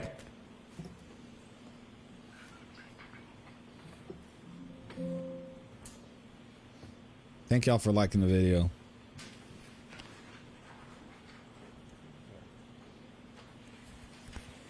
So when the car turned on, then we add the time for the trigger.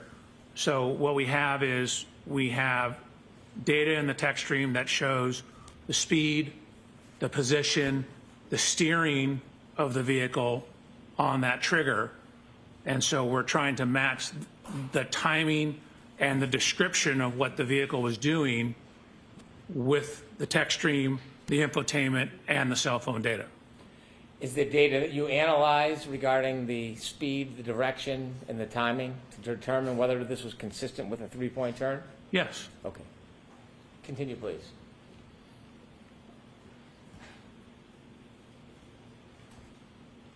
And if you can enlarge that, because it's hard to see back here.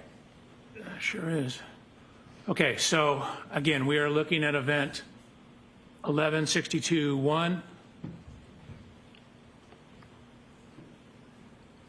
The information in blue is speed.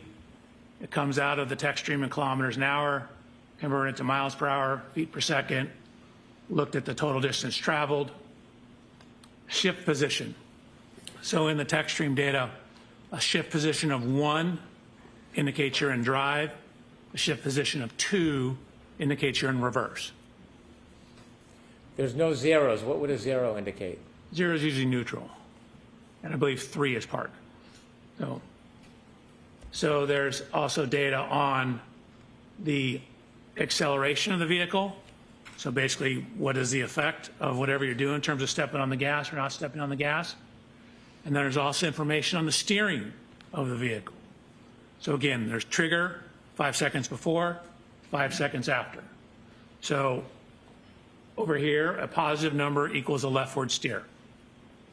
So you can see we have in the forward velocity or forward motion in drive, goes forward with leftward steer, stops, shifts into reverse, and then continues with a rightward steer back. Could you take us over to the left of that data?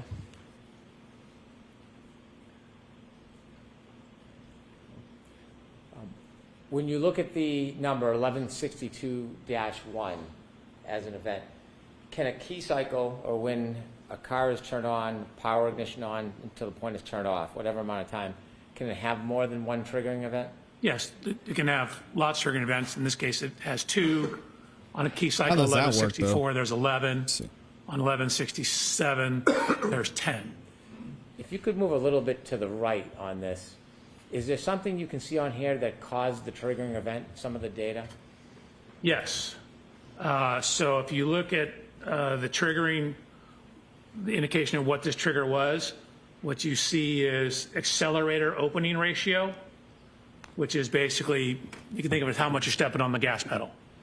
And so if it exceeds, in this case, 30% quicken time after shipping into reverse, that tells the system, hey, we might need to start recording this data.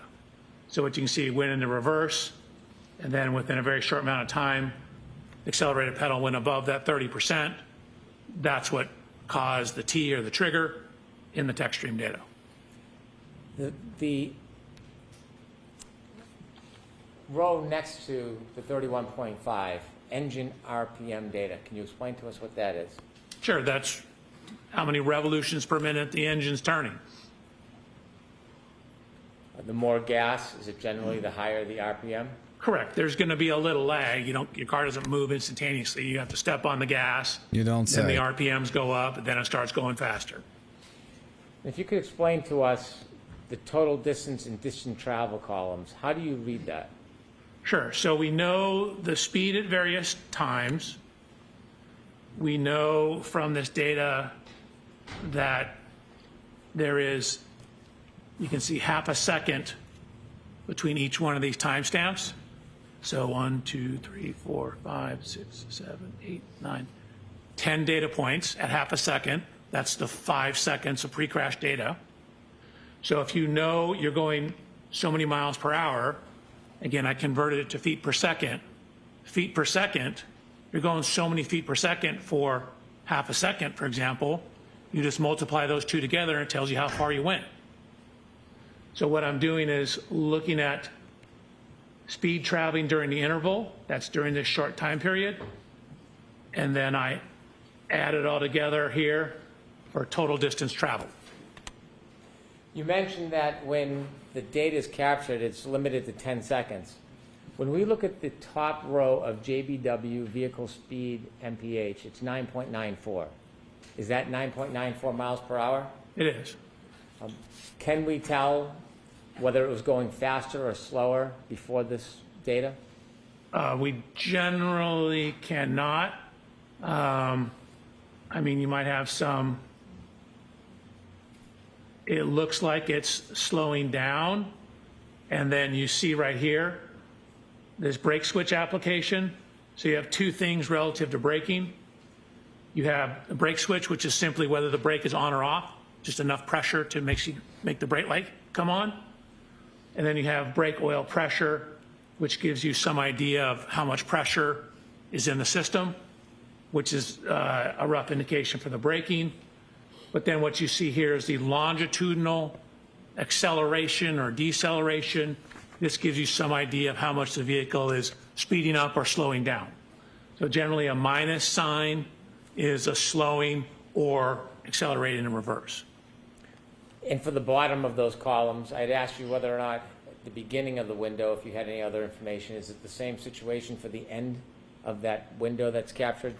Correct. So at the end of this window, you can see it's still going about 8.7 miles an hour when the trigger stopped. So after that trigger plus 5 seconds, the system said we no longer need to monitor it. Things have returned to an okay state. And so then it stops monitoring the system.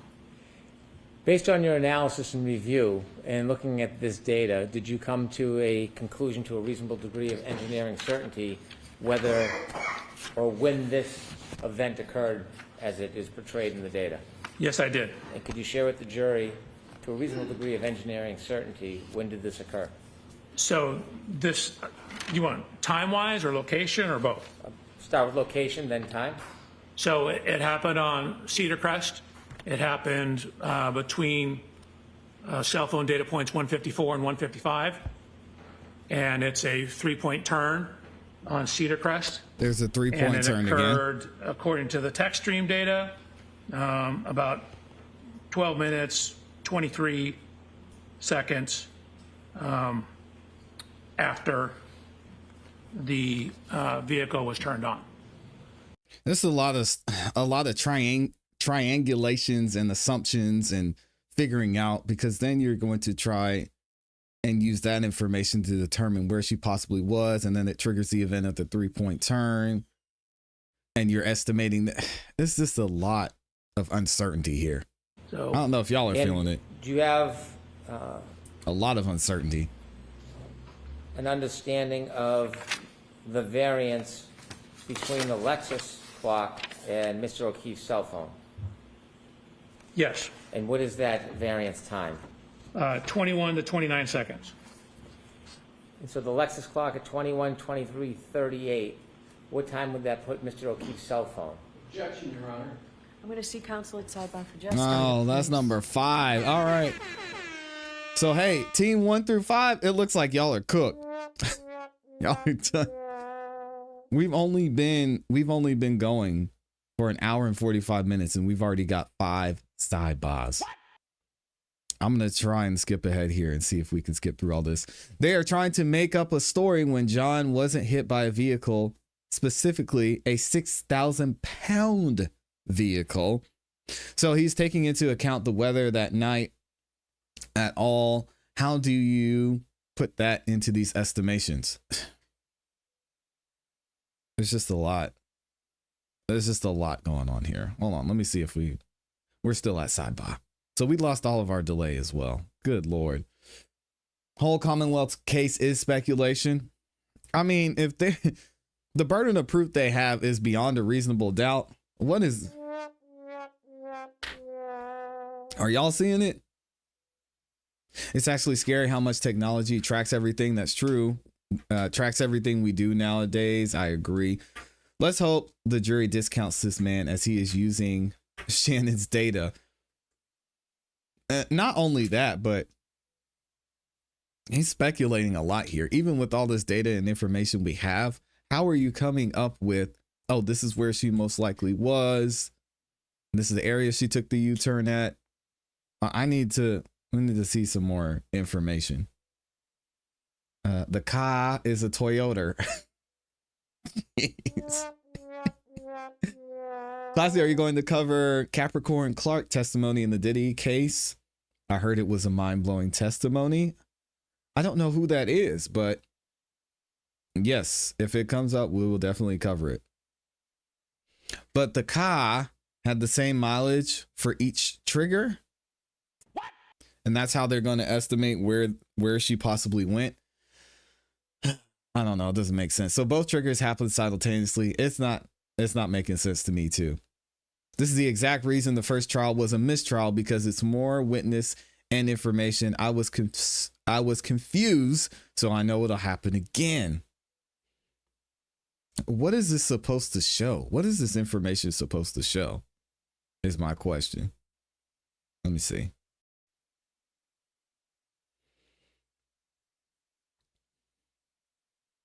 I mean, to me, we already had a medical examiner saying his injuries aren't consistent with someone who was hit by a car. So what are we here? What are we here for? What are we doing here? Uh-oh, are we going to lunch?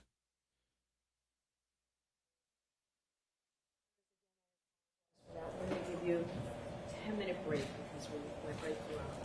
So 10-minute break, and then we'll go again. Chair's right this way. Okay, so she's gonna give us a 10-minute break. I wonder when they're gonna do lunch, because it's getting close to lunchtime. This dude's making a lot of money making up theories. I mean, he had to basically reconstruct the entire scene. It's wild. I would like to hear an explanation on how that tail light made contact with his arm. Like he got hit in his head, and then his arm flew up, and then it got. I don't know. Keep it moving. New York said Diddy time. Y'all want to get back into some more Diddy stuff? I've got some Diddy stuff that we could cover. She takes too many breaks on short days. Yeah, this is a short day. I wish she would just keep it moving, but they may have something they need to discuss at Sci-Bi. But I guess this isn't considered. I guess this isn't considered a Sci-Bi. It's just a break. Let's see. So let me try. I'm gonna try and find and look up one more thing. Yeah. Let me see if I could find this.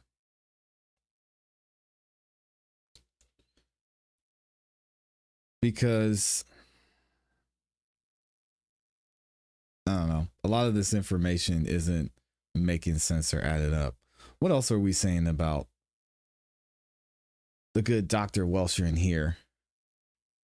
He was accredited through the Accreditation Commission for Traffic Accident Reconstructionist since 1995 and has performed and analyzed over 1,000 staged instrumental human volunteer crash tests. Has Dr. Welsher testified before? Let me see. Dr. Welsher.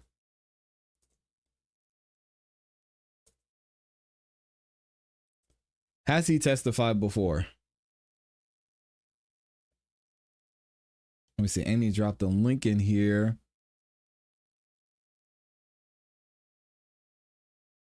Okay, she's got a link about the Diddy trial. I want to know how his arm looks like a dog bit him. And it was actually from a Lexus. What? The Lexus must have bit him. Oh, dang. Come on now. Jeez. Oh, gosh. That's tough. We've got everything from today. I want to go back in time and see. Does anyone know if Dr. Welsher testified in the last trial?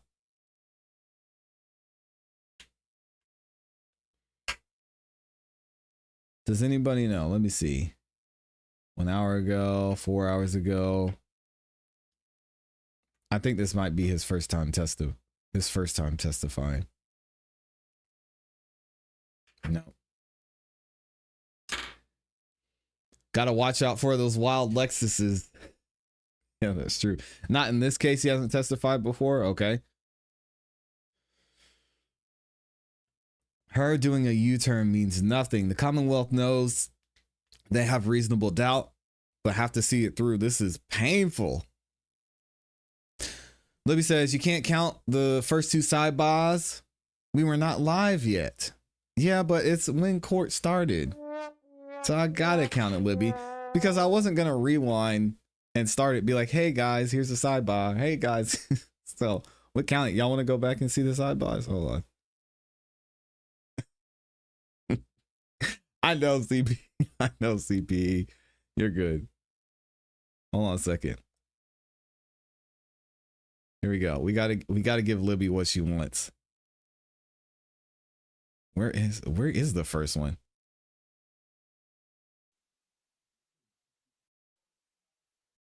She says, I heard counsel wanted to see me. Right. I was told counsel wanted to see me at sidebar again.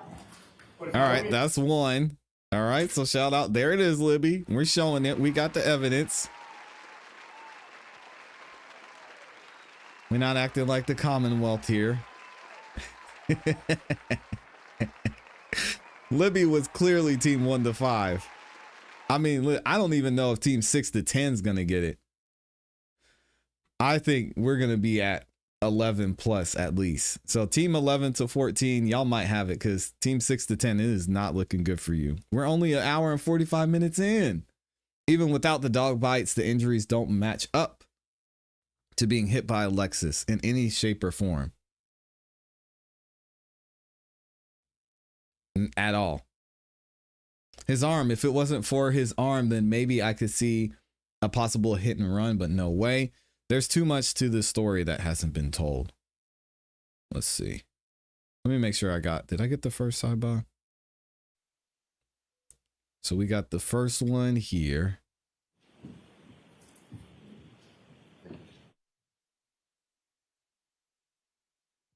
Okay.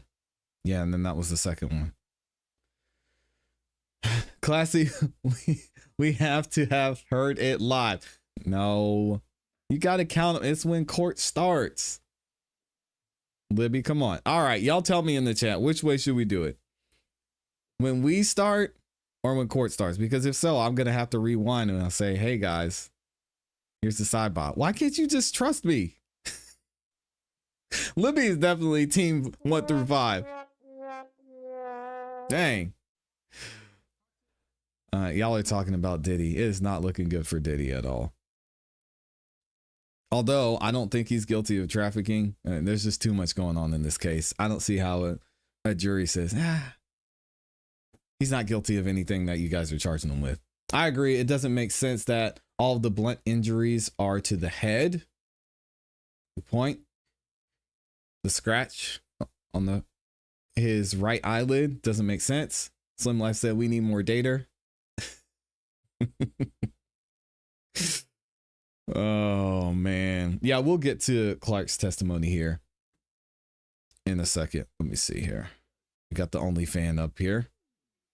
It's a family show.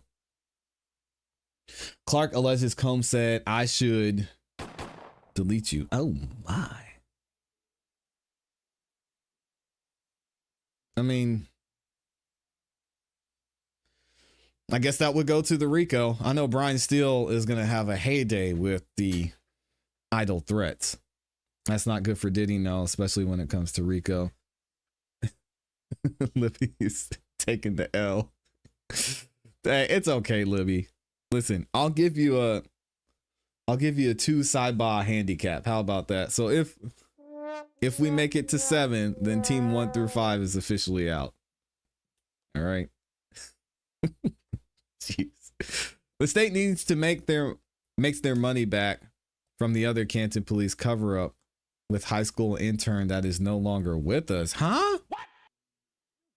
Keep it moving, New York. What are you talking about? Is there something I need to look up that's going on in Canton?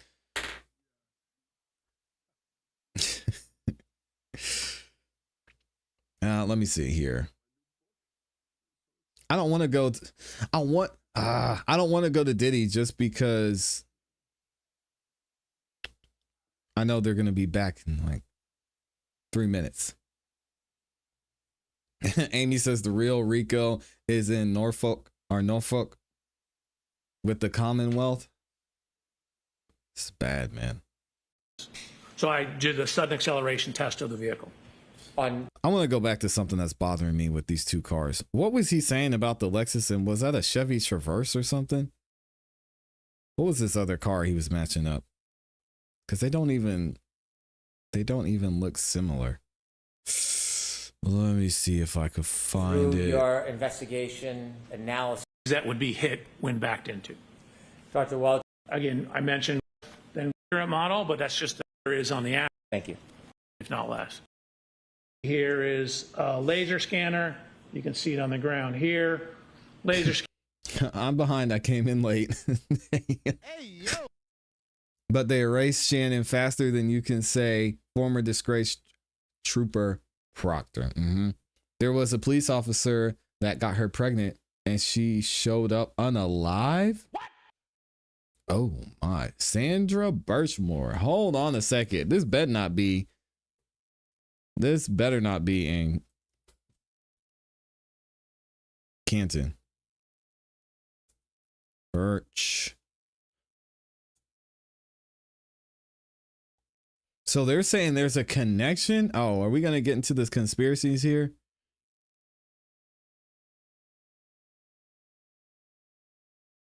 What is going on? Oh my goodness.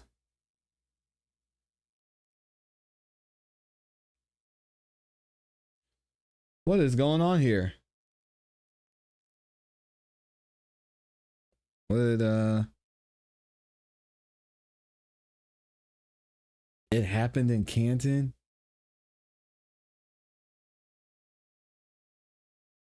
Wait, what? Is that true, Amy?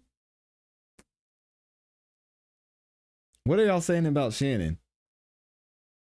Something happened to Shannon too?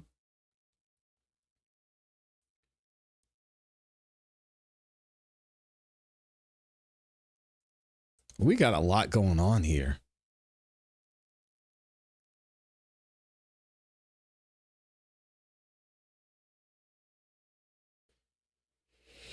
All right, anyway, let's look into this. Karen Reed judge blocks Sandra Birchmore mentions. Expert says cases should be a wake-up call for the police. How do we, oh man, are you serious? I don't want to do this. Let's see if we can find it somewhere else. Hold on. Y'all bear with me. We're doing this live and in real time. What is the deal with Sarah Birchmore? Yes, that's true. Highly publicized. Who is Shannon Burgess? He was the one that used to work, or well, that works for Aperture. Let's see. We've got Sandra Birchmore. There's a documentary on her? When did this happen?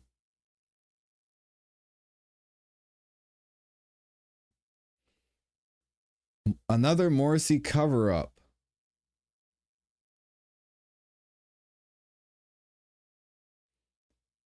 Court TV actually investigated it too.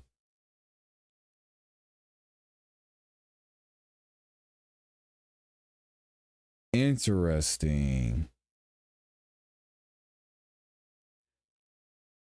All right, hold on. We've got 5 minutes. Let's get into this. Because I want to know why she was even brought up in the first place.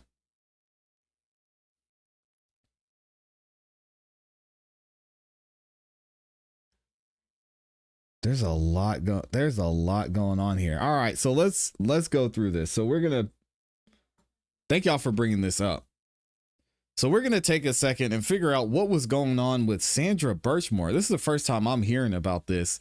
And allegedly she was pregnant, and then she was found, you know, no longer with us. This happened in Canton, in the same area that Karen Reed had her whole situation go down. This is weird. Let's see what's going on here. Suddenly, though, something changed. His mood towards her seemed to change. She tells a friend that suddenly he was doing weird things, like inspecting areas of her apartment where she would later be found dead. It's curious, isn't it? Here's what she wrote. Birchmore says, the father came by last night. It was like a complete 360 change. And person number 8 says, 180? Birchmore says, yeah, LOL. Person 8 says, good or bad? Birchmore says, good, but unexpected. So it kind of threw me off and made me a little uncomfortable. But that's because of how things were going. He asked me if I'd give him a key and said that if I keep it a secret, he'll be around and see, presumably she means the baby. How old was she? And all that. So it's somewhere. And then he looked in my closet and then the bathroom. But I don't know why. Haven't figured that out. We started to have heart to heart, and then work called him, so he had to leave. Oh, and he brought me a ginger ale because I ran out. And person 8 says, what about the birth certificate? And Sandra says, I think he's signing it. Not sure. He's coming back again this week, but it was like a complete 180 from where we were at. And here's where I should point out, ladies and gentlemen, that Sandra was found hanging from the door of that closet that Detective Farwell had been inspecting. What? That's curious, isn't it? Oh, my. 5 days after that conversation, on January 29th, she texted Detective Farwell the passcode to her building's front door. And according to his indictment, he had kind of a weird response to that. He asked her to verify if the code was the same code for all the building's residents or just you. The next day, on January 30th, Sandra texted Farwell again, asking whether she could tell him the baby names that she was considering. And Farwell said he'd rather discuss that in person. So she spent the rest of the day on other baby stuff, like trying to find somebody to watch her cats when she would be in labor 7 months from now. Also ordering baby things online, scheduling an OBGYN appointment for February 10th, and planning a gender reveal event for Valentine's Day. That's the 14th. Doesn't really seem the mindset of a person planning to take her own life in 48 hours. Yeah, it doesn't. You tell me. Yet, for more than 3 years, Sandra Birchmore's death was officially listed as suicide. Wow. And that brings us to February 1st, 2021, the day that Sandra Birchmore actually died. It was another day of near constant texting and planning. At 12:19 p.m., she texted Detective Matthew Farwell that she would be free to meet up with him. At 12:35, he responded he would not be around that day. At 1:25 in the afternoon, she communicated with a photographer about a newborn photo shoot. And later, she texted Matthew Farwell again, telling him she received an early gift in the mail and wanted to have a baby shower in late March. She also asked him to buy some clothes for the baby to wear when she and the baby came home from the hospital. Interesting. At 5:01 p.m., Birchmore is seen on surveillance video accepting a DoorDash order. She's then caught on camera twice more, 5:31 p.m. and 5:33 p.m., going outside with a snow brush, probably just to knock some snow off her car, because there was a big snowstorm that night. Oh, my gosh. That is the last time Sandra Birchmore is ever seen alive. At 7:57 p.m., she texts a friend asking about baby clothes. And at 8:25 p.m., she Googles Cubby Kids furniture. At 9:08 p.m., Matthew Farwell texts her asking whether he can, quote, come by for a second. And 2 minutes later, Sandra texts him back, telling him the door will be open. Oh, my goodness. And then Sandra Birchmore is never, ever heard from again. The phone records show that her phone was locked at 9:13 p.m., but it recorded a black screenshot at 9:18 p.m. The phone's health tracker indicates she took her final steps at 9:40 p.m. Phone's battery died 2 days later, on February 3rd, but Sandra's body wouldn't be found until the 4th. Oh my because police goodness. did a well-being check. When they found her, her phone was on the floor, 12 inches from her right hand, 6 inches from her bent right knee. And here's the thing I can't get over, among many things. Everything I just said to you, everything I just listed out, was information that was knowable to the authorities right then and there the moment her body was found. Thanks for watching. Go to joinnn.com. Oh my goodness. Oh, I'm gonna need some more details. So now we're gonna figure out, how is this connected to Karen Reed? Mention of the second controversial murder case in Canton barred from the Karen Reed trial. The body of pregnant teacher's aide Sandra Birchmore was discovered after a blizzard in February of 2021, a year before John O'Keefe's remains were recovered in a snowbank, and was initially ruled a suicide before the FBI stepped in and arrested the cop for murder. Oh. The judge presiding over the Karen Reed trial granted a motion by prosecutors Tuesday to bar any reference to the death of a pregnant woman who was murdered during a blizzard in Canton a year before the body of Boston police officer John O'Keefe was found in a snowbank in the same Massachusetts town. Massachusetts. I say it weird. In a filing this week, special prosecutor Hank Brennan argued the fact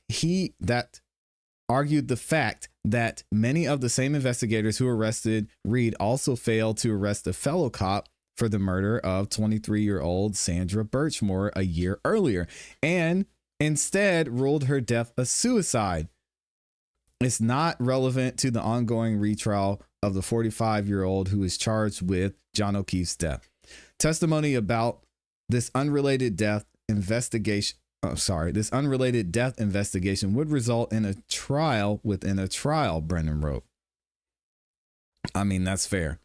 Birchmore's death was immediately ruled a suicide by responding police officers from the Canton Police Department, and state troopers assigned the Norfolk County District Attorney's Office, a determination that came before her body was autopsied by the state medical examiner.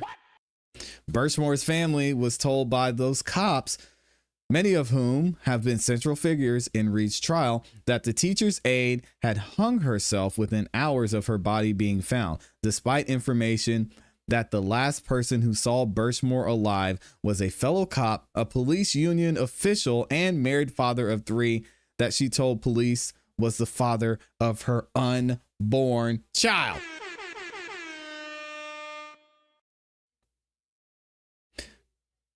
Matthew Farwell.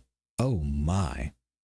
In fact, that police officer, Matthew Farwell, who allegedly killed Birchmore on February 1st, 2021, was charged by federal prosecutors last August with hanging Birchmore and staging the scene to make it look like the pregnant woman had taken her own life. How would he accomplish this? I mean, and nobody heard screams or anything. I guess we'll have to wait until the trial comes, but this is this is not looking good. Judge Beverly J. Cannoni, who is overseeing Karen Reed's retrial in connection with John O'Keefe's death after her first trial ended in a hung jury, sided with Brennan and banned Los Angeles-based defense attorney Alan Jackson from mentioning Birchmore's case, which was solved by the FBI, not the Norfolk County DA's investigators, unless the door is open. So it's possible it could be brought up. The ruling came just days after the testimony about the FBI visiting the witnesses in the Karen Reed case was brought to light in Jackson's cross-examination of Jen McCabe, the prosecution's star witness. Terrible witness. McCabe admitted that she misidentified herself to agents who came to her Canton home. She also testified that when they saw they were FBI, she went inside and called 5 people: her husband, Matthew McCabe, Carrie Roberts, another witness against Reed, a Norfolk County DA's office witness advocate, O'Keefe's mother, Peggy, and Brian Albert. Yeah, we saw this. Her brother-in-law, who was a Boston police sergeant when John O'Keefe's body was found on the Albert's lawn. McCabe didn't tell the FBI she called Albert, Peggy O'Keefe, or the Norfolk County DA's office in the 10 minutes before she agreed to let them briefly enter her home on April of 2023. The same year, federal prosecutors say they opened up the then cold case into Birchmore's purported suicide, taking a hard look at Farwell. Law enforcement sources who were a part of this investigation said that private detectives were following Farwell in 2023 in an attempt to get his DNA to prove he was the father of her unborn child. And the sources say he knew it. When we're going through the trash and he didn't get rid of anything with his DNA, one told Los Angeles, this guy didn't throw a Dunk's cup in the trash. Oh, Dunkin' Donuts. Okay. Cannon Police Sergeant Michael Lank, who McCabe testified repeatedly in Karen Reed's trial, was her friend, was among the first cops to respond to Birchmore's Canton home on February 1st, I believe in 2021, when she didn't show up for work after a nor'easter. Oh my goodness. She was lying in her bedroom with a duffel bag strap around her neck, which led them to classify her death as a suicide despite significant evidence to the contrary. Birchmore's activities hardly suggested she was planning to end her life, which we saw in the video we watched. In the days before her death, she planned her pregnancy announcement for Valentine's Day as well as the gender reveal and made an OBGYN appointment for a few weeks out. She even arranged for someone to watch her beloved cats, Midnight and Lily, around her due date. Oh my gosh. On February 1st, Birchmore texted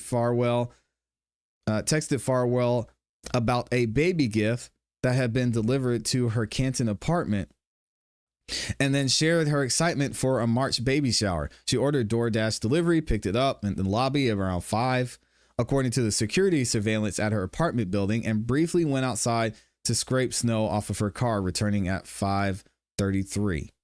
The last activity on her phone came when Farwell texted her at 9. We already saw this, wanting to know if he could come by for a second, according to an FBI affidavit. 2 minutes later, she texted him back that the door would be open. 4 minutes after that, security footage captured Farwell wearing a hoodie and a face mask.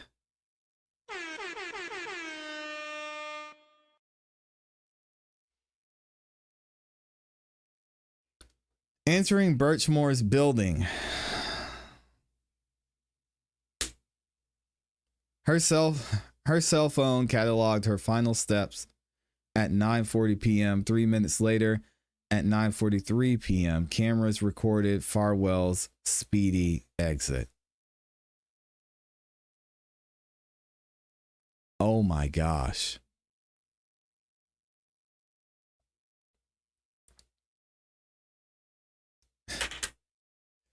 Guys, it gets even worse. Can y'all see this on the screen? It gets even worse. This photo says Matthew Farwell's wife gave birth to the third child just hours after he allegedly murdered Sandra Birchmore. What? And he's wearing the same clothes.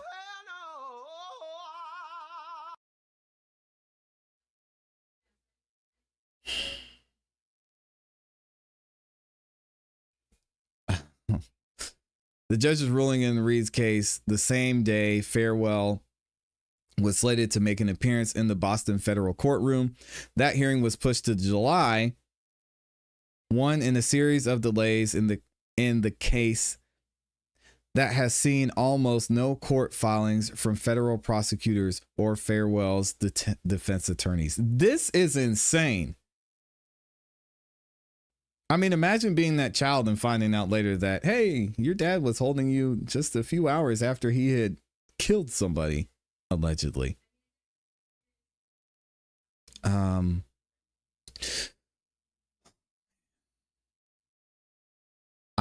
This is amazing. Farwell met Birchmore when she was a child who enrolled in the Police Explorers program in partnership with the, I'm not going to try and pronounce that, with the SPD, which neighbors Canton.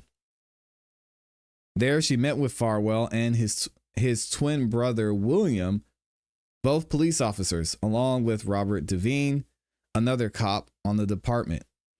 All three men stand accused of having inappropriate relationships with Birchmore, often on duty, and have been removed from the police force. Matthew Farwell, federal prosecutors say, took Birchmore's virginity when she was 15, which is statutory, you know what, in Massachusetts.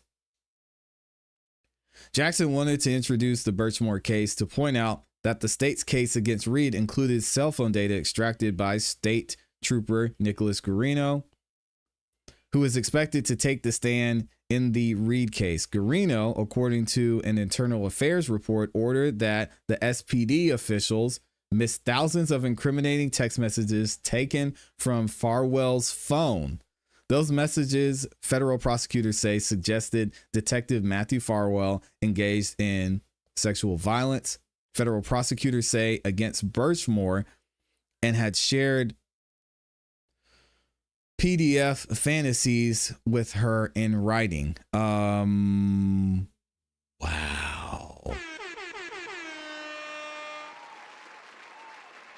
I'm shocked. I have no words. Shout out to y'all for putting me onto this information. We will definitely be following up on. It's not even it's not the state versus Farwell. It's the United States versus Farwell, and seeing what happens here. The evidence isn't looking great for him here. He was the last person to see her. He's wearing the same clothes. I mean, what more do you need? He still has to have his day in court. We're definitely going to be following this moving forward, and I'll keep y'all up to date on what's going on here. It'll be interesting if somehow the door is opened on this, especially if Guarino takes the stand. This would not be a good look for the Canton Police Department. Let me know what y'all think about this in the comments and in the chat. Guys, I'm shocked. I think this is the most shocking part here. That his wife was in the hospital having a baby as he was murdering this poor woman.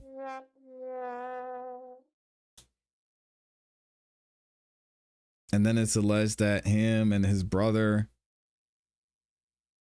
had been messing with her since she was young.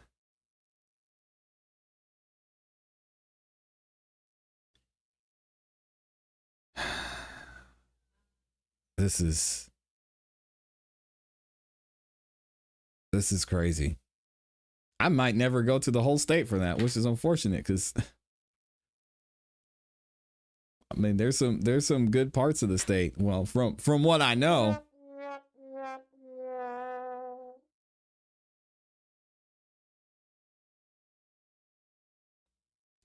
I wouldn't even visit this town. No, why would you even drive anywhere near this place?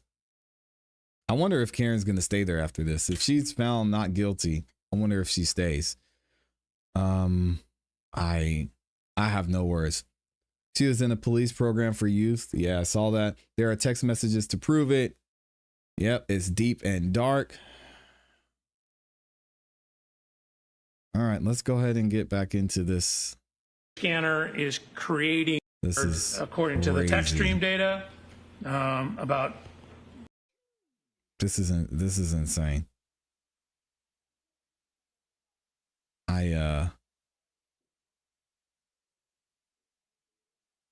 Wow.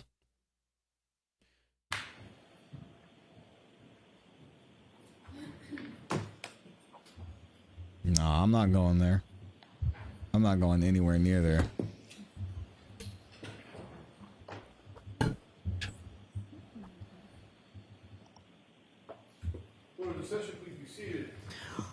All right, so Mr. Brennan, you can continue. The objection's overruled.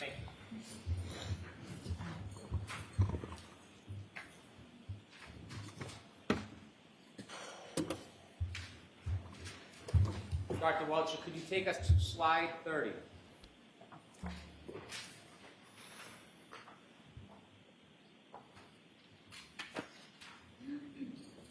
Could you on the right photograph and the text under the right.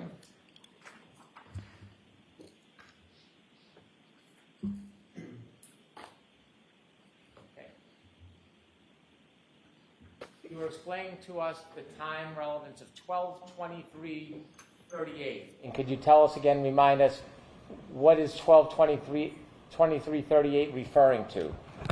The 12:23:38 is syncing the text stream time to real world time. So we know how long the text stream is on, we know when the vehicle was turned on, so we're adding those two together. So if you add the 12:12:36 to, for example, 11 minutes, 2.8 seconds, for when the end of the trigger is, that gives you 12:23:38. So the end of the trigger in real world time, no longer in the running clock, is now 12:23:38. Based on the infotainment clock? Based on the infotainment clock And that's from the Lexus? from the Lexus. Sustained. And where's that from? The Lexus. Thank you. The 12:23:58 number, what's the significance of that? So that is Mr. Keefe's cell phone data at point 154. Again, from the original data we had just at 154 and 155 and not the in-between points. So, And at the bottom in parentheses, explain to us what that means.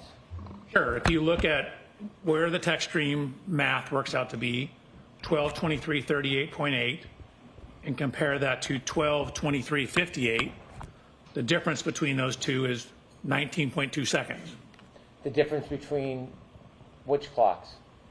Between what the text stream infotainment system would show compared to what point 154 on Mr. O'Keefe's cell phone is. And based on new data, do you now have information about data. what the variance, the difference is between the clock on the Lexus infotainment and the clock on Mr. O'Keefe's cell phone? Yes, And what is that? Objection, Your Honor. Going to allow that?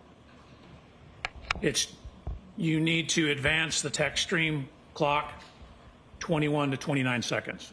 You need to advance it 21 to 29 seconds for why? Why do you need to do that? Because the cell phone is ahead 21 to 29 seconds. After you advance the text stream ahead 21 to 29 seconds, can you then compare the information, the time that's coming from the infotainment system Lexus to Mr. O'Keefe's cell phone from his iPhone? Correct. That's what you need to have an apples to apples comparison. You need to get them on the same time clock. Thank you. You're welcome. You can proceed.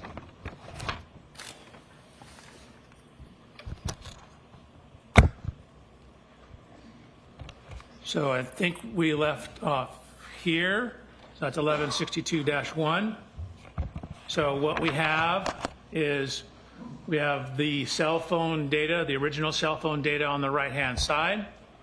And then from that text stream data, you know, we have whether it's going forward, we have the speeds, and we have the steering angles.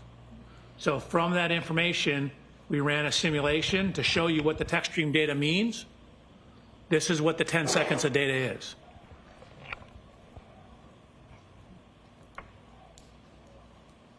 And again, just because the simulation stopped, that's just where the text stream data ends. Again, as we showed you earlier, the car's still moving. That's just the last data point we have. So what that text stream data shows is matching a 3-point turn on that Cedar Crest Street. So we have the vehicle motion, the timing data consistent with the interview statements about making a turn, 3-point turn. Can you take us back to the data chart and show the 2 points that you just mentioned, the turning? Where's that reflected in the data? Sure. So you can see And you'll have to enlarge that. I'm sorry, Doctor. column N, that's the ship position. So that's looking, we start off going forward right here. And you can see at the start of the simulation, we're going about 9.94 miles an hour. And then as you start a 3-point turn, you generally start, in this case, if you're going to the left, with the left turn.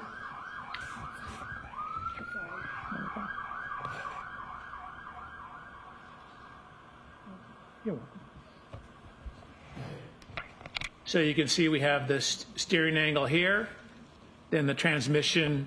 So again, we have the brake application. So you're coming in, but you're slowing down, and you get down to a speed of approximately 0. 0, shift into reverse, back up, and then start to turn the other direction as you're backing up. So again, you want the rear to go to the right, you turn the steering wheel to the right, right is negative, and then as you start to pull around and pull forward, you turn back to correct for the steering, and so that's what this shows. So again, if you put it all into a simulation program, the speeds, the shifting, the distance, keep in mind we only have that 10-second window of data, and the steering angle for that Lexus, that's what it indicates. Can you enlarge the Oh, that's photograph cool. on the right? So he made a with the video data of what he thinks points and happened. explain to us the significance of that. Sure. So again, what we're trying to do is we have the infotainment, we have the text stream. We're now trying to see how that correlates to Mr. O'Keefe's cell phone. So we had originally very coarse data points, 154 and 155. There's additional data points between here. So we're looking at how well does our predicted time compare to those two. So with the cell phone correction, you end up with the text stream data at 12:23:59 to 12:24:07. So that's actually right in between these two data points. And so we know 154 was closest, but it's on the right-hand side of the road. 155 is when it's turned around and heading back in the southerly direction. So the cell phone data corroborates the text stream timing data in conjunction with the infotainment system data. Thank you. Please continue.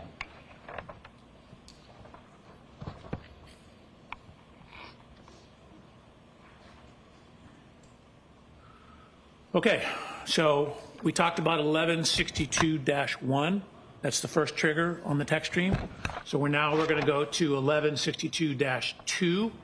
So I've highlighted that in yellow. So we're now talking about the second trigger. So this is on the same ignition cycle. It's on ignition cycle 1162. We have that same continuous running clock, but we've now synced it to real world clocks. So instead of the running clock, we now have some information on the real world clock. So at this time, we know the ignition has been on for 19 minutes and 2 seconds. So at the trigger, 19 minutes and 2 seconds. And again, we have 5 seconds either side of that. So between 18 minutes, 57.6 seconds to 19 minutes, 7.5 seconds. Could you enlarge that, please?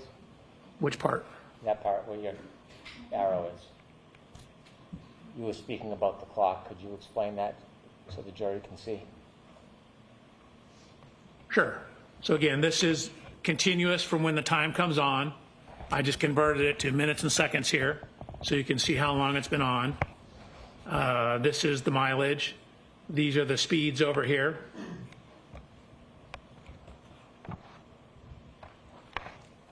And this is some information on how far it traveled. Again, we have the plus minus on the steering. That gives us some information on the steering. Really, there's very little steering going on at this point. Slight leftward steer.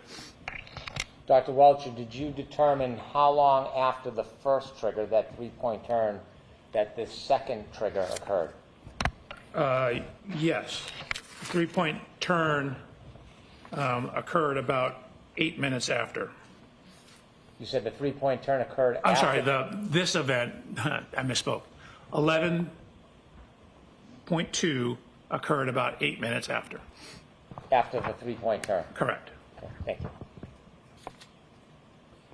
Can you walk us through this data? Sure.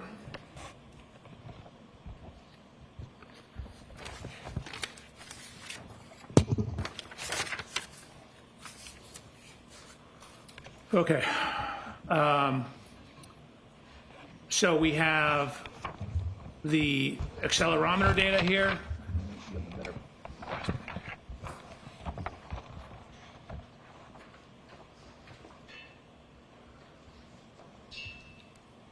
I've highlighted a shift from drive to neutral to reverse. I'm sorry, you're going to need to zoom that in so we can see it. Absolutely. We have information on the brake switch, brake oil pressure. We have the acceleration data here. And then from that information and using the acceleration data, calculating the speed. Can you walk us through this data? At which it's backing up. Is code The word reason for we have go slightly different grab your pillow. calculations here is we have some Amen to evidence that. that the wheel's slipping on the ground. So we need to use the accelerometer because the wheel speed is simply telling you the speed of the wheel. The Like if sensor you're was triggered. stationary burning rubber, the speedometer reads a certain speed, but you're not going anywhere. But the accelerometer tells you how much the vehicle's moving. Okay, so I see. They're taking all this data, the speed, the time the event happened, to basically triangulate and see where this event happened. I got you.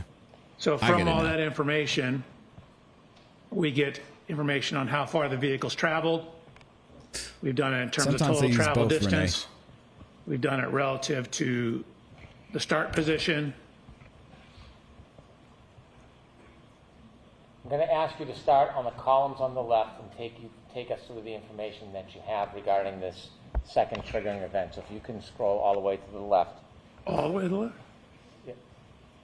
Okay. So the first column regarding time, could you remind us again what that is? So again, that's the continuous running clock. And the second column in blue. That's where I take that time Oh yeah, my bad. and Libby. convert it to what we more commonly use, minutes and seconds. And now we have a key cycle event, different than the 3-point turn. What's the number? So this is now 1162-2. So again, it's technically in the system the same key cycle. I've called it 1162-2. And the red number next to it to the right. That's the mileage. So it's actually at the same mileage as 1162-1. So we know, obviously, they're within the same mile. If you can scroll over a couple of columns. From your data, can you tell during that event how far the Lexus traveled during Yes. that event? Yes. And how do you do that? So we have accelerometer data. We have velocity data or speed data back here. I've corrected for what you see down here is, and I go through this on a later slide, but right here you can see a significant increase in the RPMs, but yet the acceleration is dropping. So what that means is if your RPMs are going up and the speed's going up, that means you should be accelerating more. But what happens because the acceleration is dropping, that means what's actually happened is the wheel's slipping. So what I've done is I've used the accelerometers data to calculate the speed once the vehicle is put into reverse. And once we know the speed, again, feet per second, we know every data point is half a second. So speed times time tells you how far you moved. Yes. Feet per second. Got that. Feet divided by seconds times seconds gives you feet. That's how far you went. Mr. Brown So said you somebody get turned off his How notes. far you went in each interval. Disengage notes. Then you get the total distance traveled. And so this is relative to the start. So 0 is the start. The vehicle goes forward about 34 feet. Then you can see it basically stops in this area here. Then begins to back up and ends up backing a total of 53 back from where it originally started. So if you add 53 to 34, you get 87. So the total motion, 34 forward, 53 back, the Lexus moved 87 feet total. Dr. Welcher, when you say the Lexus moved 83 feet total, is that according to the data, or is that the entirety of the movement of that Lexus? No, that's just from when the data starts to when the data ends. So if you look at when the data starts, you can see that the vehicle is actually going 13.67 miles an hour. When the data stops, the vehicle is still going 23 miles an hour. So what happens in And you can between see- that time? I'm sorry. You can still and see that it's still at 74% throttle. So, you know, this is 3/4 of full throttle in reverse. He's looking at the jury like, you guys, you know what I'm saying, right, guys? The jury's, man. Don't look at me. Can we get the defense up here so they can make it make sense? Alessi, you ready? Can we make sense of this, please? Don't look at the jury. They're like, So to start with the distance traveled, if you can go to the top, we see that the speed is 13.67. Is that where the data gets picked up? nah, That's bro, where they the don't first data feel point you. is. Again, the trigger is here. This is 5 seconds before the trigger. Are you able to tell how fast or slow the vehicle is traveling before that data point of 5 seconds before the trigger? Later. And likewise, on the bottom, the speed. At the end of the 10-second data points at 23.61, can you tell whether or not that speed stayed the same, increased, or decreased? I mean, considering you're at 74% throttle, it likely increased. How much, I don't know. And you can see that up here, she's on the brake. Down here, she's not on the brake. And so she's not on the brake and at 74% throttle. And what is the percentage of throttle that has to be initiated to cause a triggering event? For a shift into rear and a rapid throttle application, it's 30%. If you look at the next column over, if you can go to the top heading for the jury to see the engine RPM data, could you explain that? Sure, again, that's the engine RPMs. And so, as I mentioned, you have this jump in engine RPMs and a very dramatic jump in the reported speed of the vehicle. But when you look at the acceleration is actually dropping.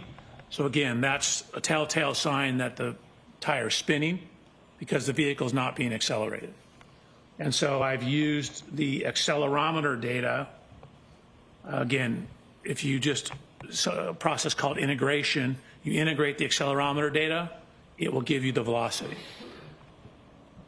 So what I've done is, it's called piecewise integration to get the speed data that takes into account the tire slippage, and from there calculated the speed or the position at each interval going across the top here. If I could stop you at your column that says JBW speed at each time step. Yep. If you go to the bottom, please. So does your data indicate that the speed is changing at the end of this 10-second event? Objection, Your Honor. Is the speed changing at the end of this event?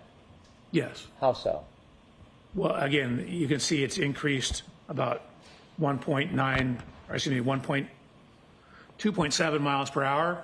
And again, we know from what I already stated that that last time step, you're still at 74% throttle and you have zero brake application. Is it possible from the data to tell how far the Lexus went forward before it went in reverse in total as far as feet? Not in total, no. We just have this 10-second window. I can tell you what it did during this 10-second window.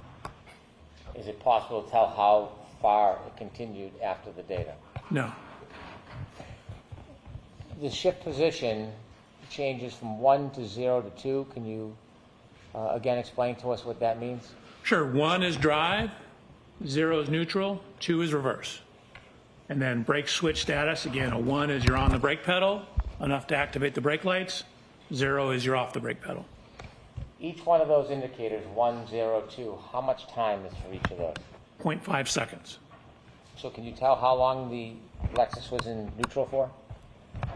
So Again, it only occurs at one time step. And again, there's a little timing issue, like we only have data every half second. You don't know exactly where in that time it was. Okay, you can continue, Dr. Welcher. Next slide or continue on this slide? Unless there's something else you want to point out to the jury on this slide. You can No, I'm move to good. the next.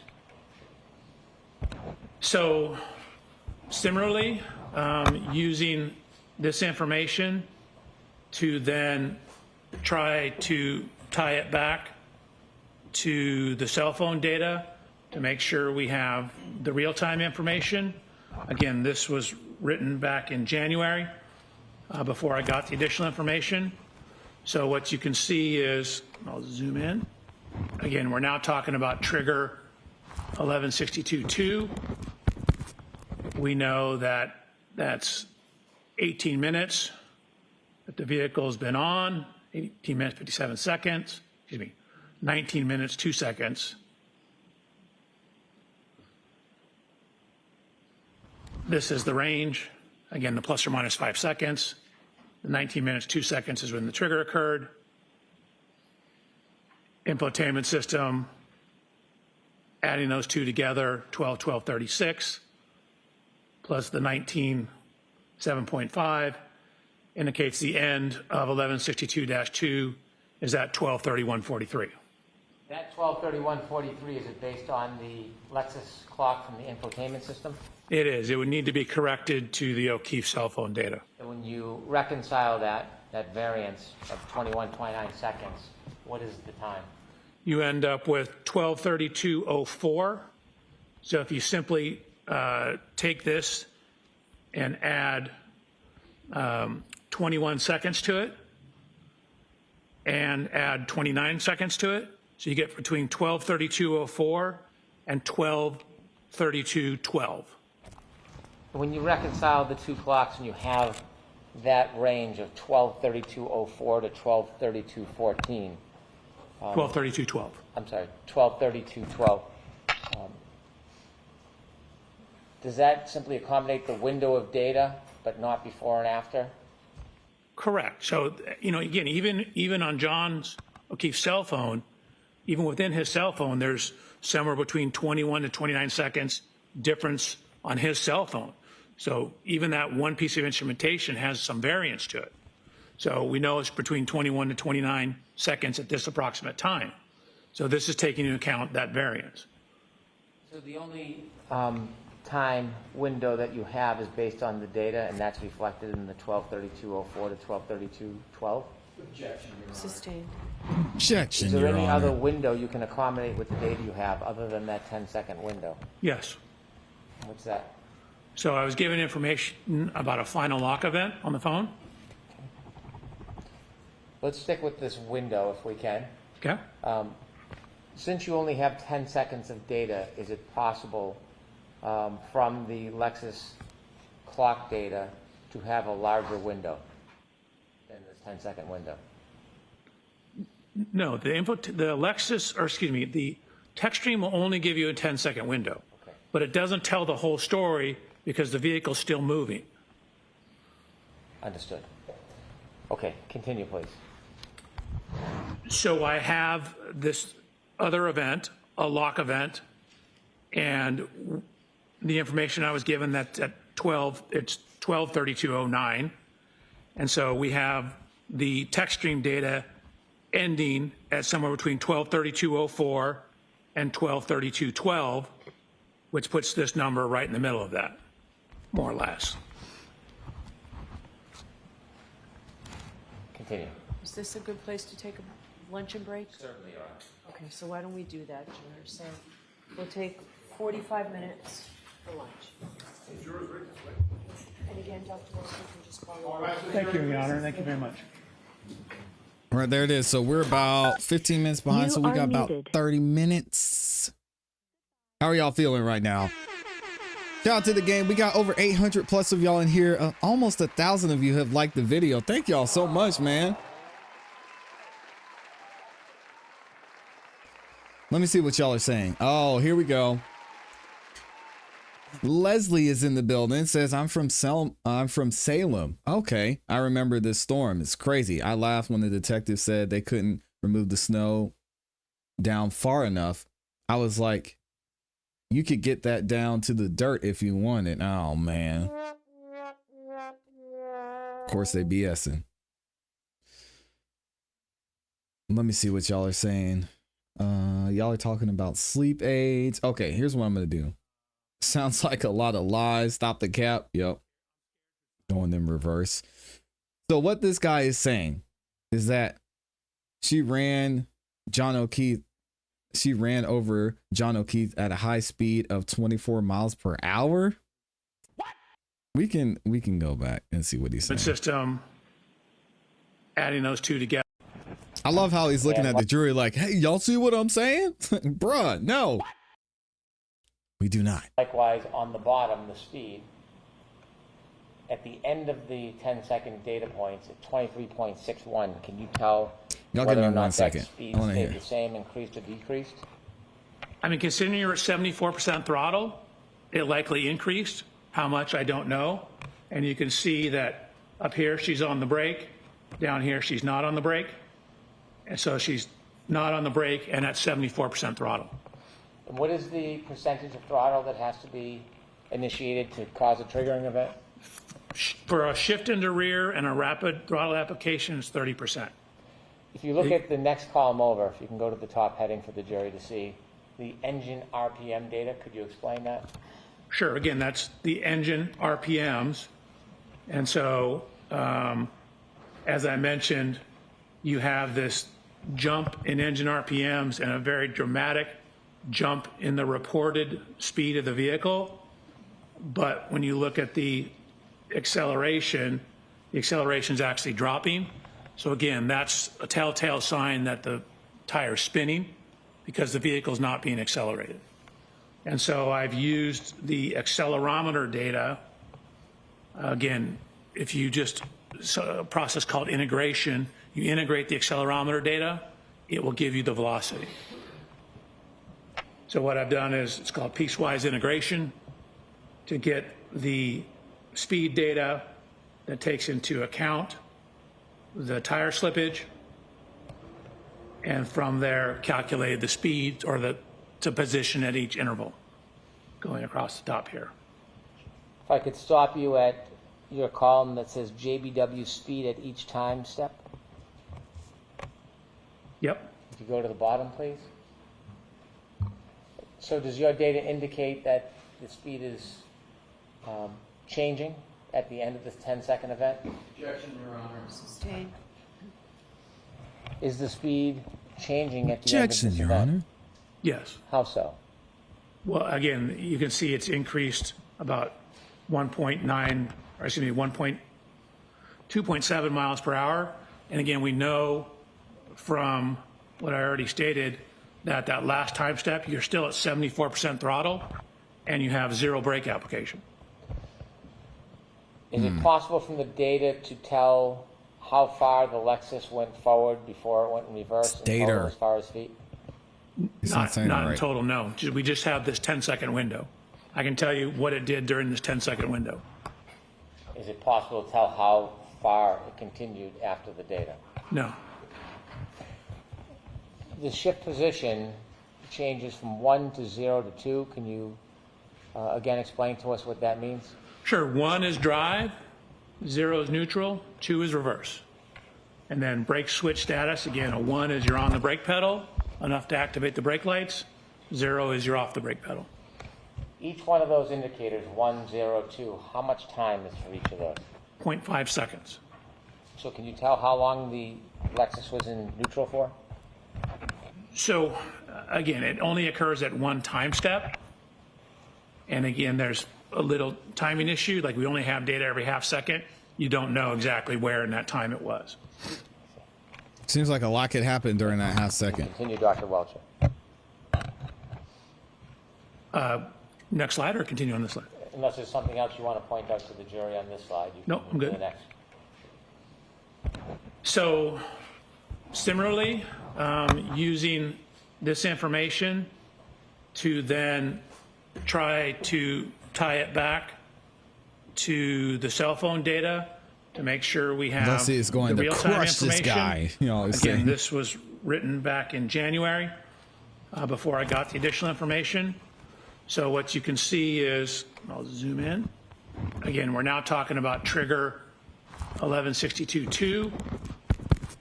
We know that that's 18 minutes that the vehicle has been on, 18 minutes, 57 seconds, 19 minutes, 2 seconds. This is the range. Again, the plus or minus 5 seconds. The 19 minutes, 2 seconds is when the trigger occurred. Infotainment system, adding those two together, 12:36, plus the 19:7.5 indicates the end of 1162-2 is at 12:31:43. That 12:31:43, is it based on the Lexus clock from the infotainment system? It is. It would need to be corrected to the O'Keefe cell phone data. And when you reconcile that variance of 21.29 seconds, what is the time? You end up with 12:32:04.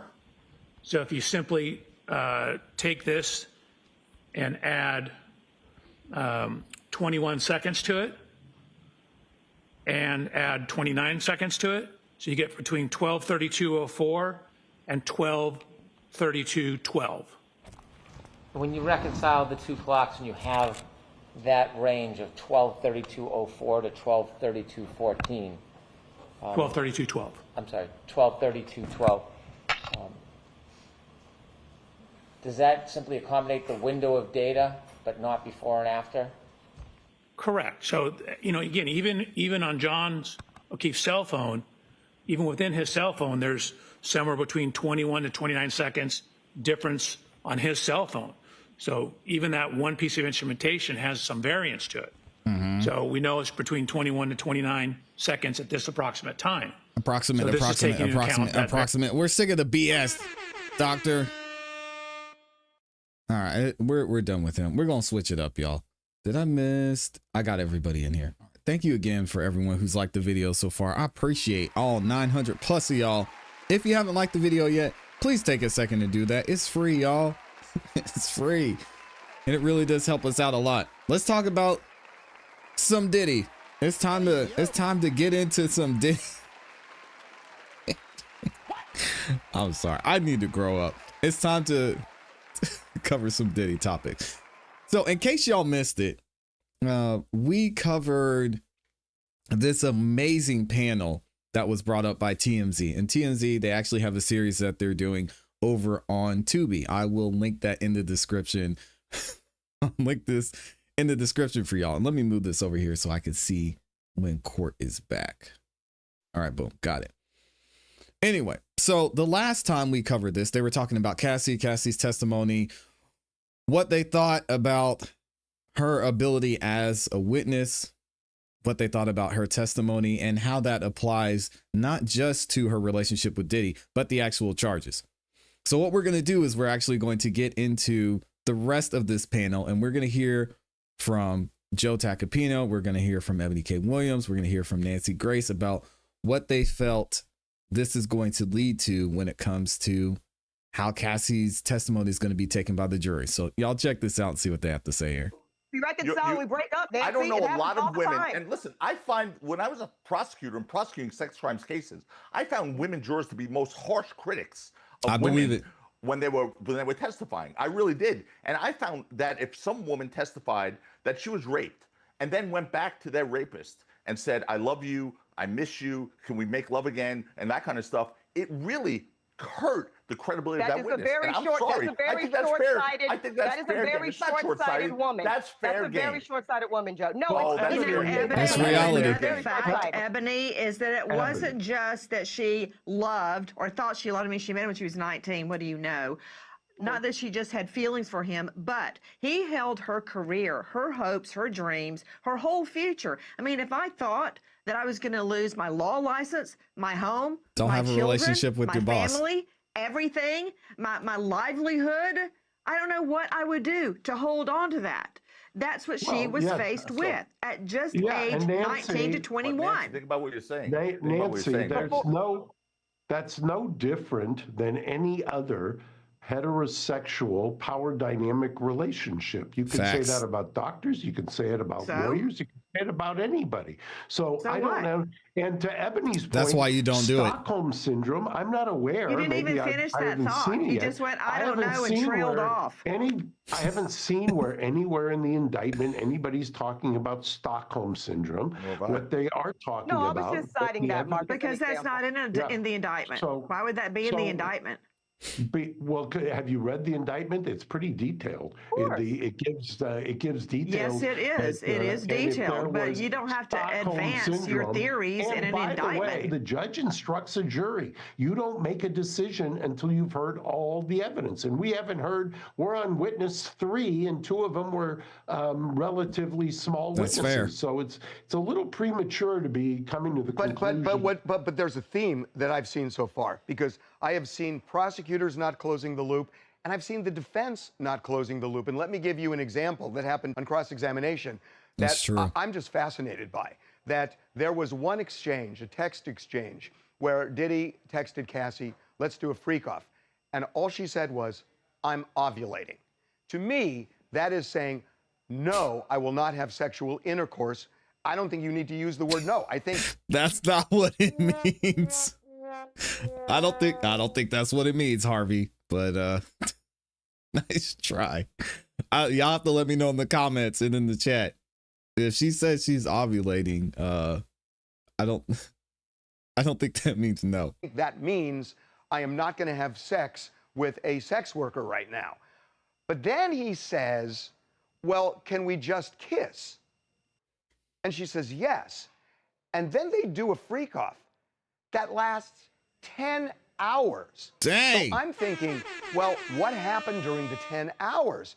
Did they have intercourse? Because if they did, well, that would kill Diddy, because he's luring her into a situation and then turning it.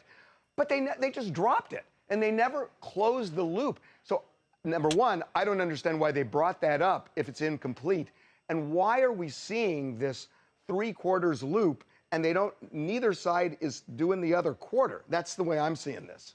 And that's where Nancy's point, though, Harvey, about any woman on that jury that's ever had a menstrual cycle is going to be able to tell you that there is no scenario under God's, beautiful sun in which a reasonable woman is wanting and willing to have that type of sexual experience on her menstrual. That's not what she said. She said she was ovulating during. Okay, you know what? I don't want to have this conversation right now.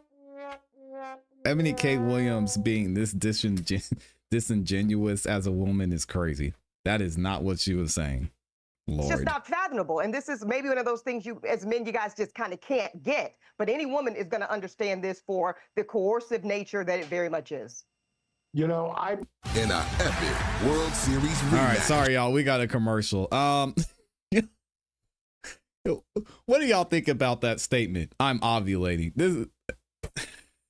It's so weird that it was taken that way. I'm gonna let it go. Thanks, but I've certainly defended my share over the years, and Joe Tacopina, I think, said something that I have found absolutely true. The harshest. Thank you, Raunchy Dog. How do you know ovulating does not happen during menstruation? Her saying she's ovulating is either saying one, that hey, you got to be careful, I'm gonna get pregnant, or two, like, oh yeah, I'm ovulating and freak off sounds amazing. Amy said it for me. She knew I didn't want to say it. Y'all can read it in the chat. Jesus. Women jurors. It is uncanny to me the kind of harsh light that women look at other women who are on the stand, and I'm going to be so bold and maybe betray my age and my generation. They're harshest on good-looking or attractive women. It's been my experience over the years. Do you ever get tired? Or women that settle things for $20 million, maybe? There's that part. Of being told you're a misogynist? I'm just curious Oh my because God. first Do you you ever referred to get- the you ever the get prosecution as a tired? six-pack of Do white you- women. Now you this, ever like get- you know the do you mind of a ever get- woman. Do you ever get tired of the prosecutorial screed? And you have never. Is there any point where you just let down and say, maybe we should wait and hear all the evidence? Have you ever said that? No. Plenty of times. Okay, good. You just weren't I'll accept listening. that. Okay, that could be. You were yelling so loud I didn't hear it. So, Joe, Harvey, can I just say one Maybe. thing? Look, yeah, Ebony and Nancy make great points, and this isn't easy. Look, Combs is easy to kill right now, easy, but It's it true. is fair game. And anyone who says it's not fair game, as a defense lawyer, we would have to give in our licenses if we didn't say this.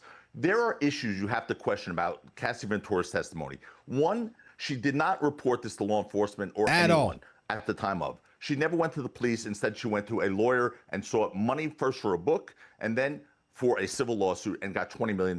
Never went to law enforcement. That's one. I don't Two, want to hear about she has statute of limitations. Tons of messages talking about consent. That's fair game. Three, she claims she was raped. Then after the rape, she went back and had consensual sex, and not only said consensual sex, but had a great time with her rapist. Those are things that just the normal person doesn't really jive with. And that's something that is fair game for, and not only is fair game, it's obligatory for any defense attorney defending their client and the United States Constitution to bring up in a courtroom. It's fair game. So Joe, you we're make not a great attacking point. the victim. We're bringing out facts, Ebony, that are just real. That's She didn't true. report this to the police. There's consensual evidence all over the place. I mean, she got money. She sought money. She tried to sell a manuscript of a book. Come on, it's fair. I'm gonna let you finish up. Let me make credibility. It does. Go ahead. Listen, you're making great, zealous arguments on behalf of the defense. Counselor, I will give you that. Let me tell you something. I'm dressed up in this beautiful pink suit, yes, for my beautiful panelist and Harvey here tonight, but I'm actually headed to a fundraising gala for an organization called Safe Horizon. I was a board member for 6 years, Joe. Beautiful. It's the And it's a largest beautiful victim organization. services or I know it's a beautiful organization. Beautiful organization for victims of domestic violence, child abuse, etc. Nice and plug there violence by against men, Ebony. by the way. And what we know, and Nancy knows this, being a lifetime prosecutor herself, and y'all know this too, victims often of sexual abuse, rape, and trauma black out. They don't remember for years. The trauma is so severe that they cannot even muster a memory, That's not the recounting case to here. go to the police, as you so nobly suggested, Joe. So True, it's but going to be that's not here. prosecution. Thank you, That's not Joe. here. That's We not don't know here. if it's not here. Ebony, We It's don't know if it's not. not here. Hey, We don't know that. Ebony, I think to that your they're point. right. Where's the I evidence think that Casey that blacked out? Tacopina and Garagos are right. Yeah, I think they're right in that these are obstacles for the state because Yes. unless the prove it. jury gets explained to, like you are doing right now, unless they have maybe an expert to explain it to the jury why she kept on, she was afraid to lose her career, maybe even her life. I mean, that video says it all. Yeah, the problem is they brought in Dawn Hughes, and y'all know how she botched the entire testimony during the Johnny Depp trial, where she said, "Oh yes, Johnny Depp is the aggressor. He was a horrible, horrible man." Turns out that wasn't true, and her analysis just fell flat on its face. So the expert they called wasn't so great.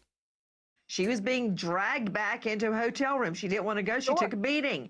So why did she stay? They're gotta right. explain it. The state has an issue. That gotta doesn't do mean it. they're going to lose their case. That means they've got to explain to the jury like you just were, Ebony. Good luck. Thank you, Right, Nancy. and I when- agree with you. and They got to when do. They got to Ebony- earn it. They got to earn it. When they explain that, and when they make the point that maybe somebody blacked out, and that's true. There's adrenaline rushes, everything else. They're going to also have another hurdle to explain is when you wake up from this blackout experience. Why did you call the money lawyer as opposed to the police? And It's so called the that's- statute of that's what limitations you on do. state Oh, cases, stop Garagos. it. So you know Well, that. Many there's- of these state No, cases don't do are this. not Don't related. do that. Statute of Wait, limitations Years is here. passed and she Okay. didn't tell Not here. anybody. We Not get Ebony. okay. We get the New point, York rape. and we get the point, and everybody is kind of agreeing Exactly. that it's going to be something that the prosecution is going to have to deal with. Yes. Nancy, I'm wondering. It's interesting you kind of conceded that point, and it's kind of an obvious one. What about what they're trying to do by saying ClassE was a swinger too? And she was. You know, she acknowledged on the stand during cross-examination, she used to go to swingers clubs with Diddy, that she would watch as he'd have sex with other women. She talked about that they would freely use drugs during the freak-off. It gave them this incredible high. So she asked him for it. In a way, painting her with a brush that the prosecution used on Diddy. And even went to a point of saying she was also violent in a bar fight where she wanted to kill somebody. So is that fair game? Is it appropriate to do in a case like this? Because that's what they did. Well, as I often said to juries, who do you think Sean Combs is hanging out with? Nuns and priests and virgins? No. Okay? Cassie Ventura, like all of us, is not perfect. And she's probably done things she was ashamed of, things she wish she hadn't done. Here we go. That does not mean she could not be raped or sex trafficked. And as to consent, whether she went along with the freak-offs and more because she loved Combs or was afraid, that video or she wanted to do it. Come on. Shows she was forced back to that hotel room by force. She had knots on her head. She had to call security for help. And however you want to paint that, good luck. Have at it. You know, Harvey, that's Nancy just gave you the if you sleep with dog, you wake up with fleas analogy. Exactly. I think that most of these jurors, as most of my experiences, are going to keep their minds open unless they're stealth jurors, which is certainly a possibility. But I think jurors are going to wait and they're going to see. And my experience is in sex crime style cases, and I think even cases where I haven't tried it and somebody else has tried it, you've seen the results, and I could tick them all off. Generally, when it is a relationship, jurors have more trouble than if it is not in a relationship, and that is a hurdle. I mean, that's just as a defense lawyer, I've seen that repeatedly. Nancy, that's true. Nancy, I know you have an event, and I don't want to hold you hostage. I'd love to keep you My son is in the state championship soccer playoff, yes. Okay, and as much as I'd like to keep whipping Garagos and Tacopina's tail with Ebony, I have to go to that. But let me just say, every witness that takes a stand is subjected to a severe cross. And I think the state is going to close the loop, as you refer to it. And I also think that the jury can see through what the defense is doing. As much as Garagos and Tacopina may hate it, that video did emerge. It happened, and it corroborates her. I think that is going to turn the day. Can we at least, guys, agree on one thing? We wish your son good luck. Probably not. And we hope he wins. Oh, is that okay? That was nice of them. I don't fight with that. Good luck to him, Nancy. And bye. Good luck to your son. You know it. Bye, guys. Thank you, Nancy. Bye, Nancy. Okay, we got. Oh God, it's a shame, Harvey, that Nancy's no longer with us. I was so tired of getting my ass whooped by Nancy. Thank God. Shout out to Joe. Thank God she's not here anymore. Well, look. Okay. I got to ask. I want to ask you guys something, because I think the defense has a problem with this. That there is now an unedited version of that 2016 Intercontinental Hotel tape. And I think it is worse. I mean, I've been hearing rumblings that the defense was saying, oh, this is better because it's not sped up and he doesn't look as big.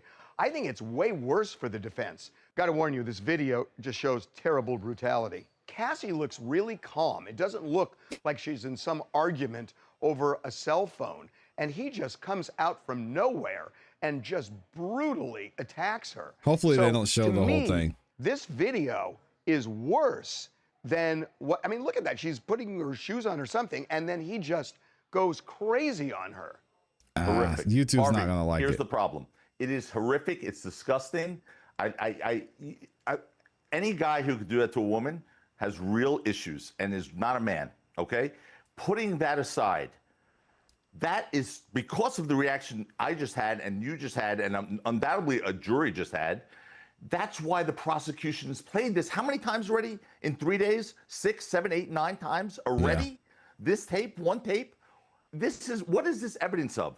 This is evidence that he's an abuser, that he's a beater, that commits domestic violence, that he's a bully, that he's a coward. All these horrific things about him. okay? But does that fill the void where the evidence of sex trafficking should be? Does that fill the void of racketeering evidence? I don't think it does. And if I'm the defense in this case, I think they have other facts for that, Joe. I think they got other but facts I know, for that. so, I think okay, what this- great. Other facts, but then why is this being played over and over again? Why? Because it's trying to get the jury to get emotional and get them to want to hate him and convict him because of this tape, which is a domestic violence act, which is a state offense. It's not a federal crime. And this is something that, if I were the defense, I would make sure the jury understood they're being played on here.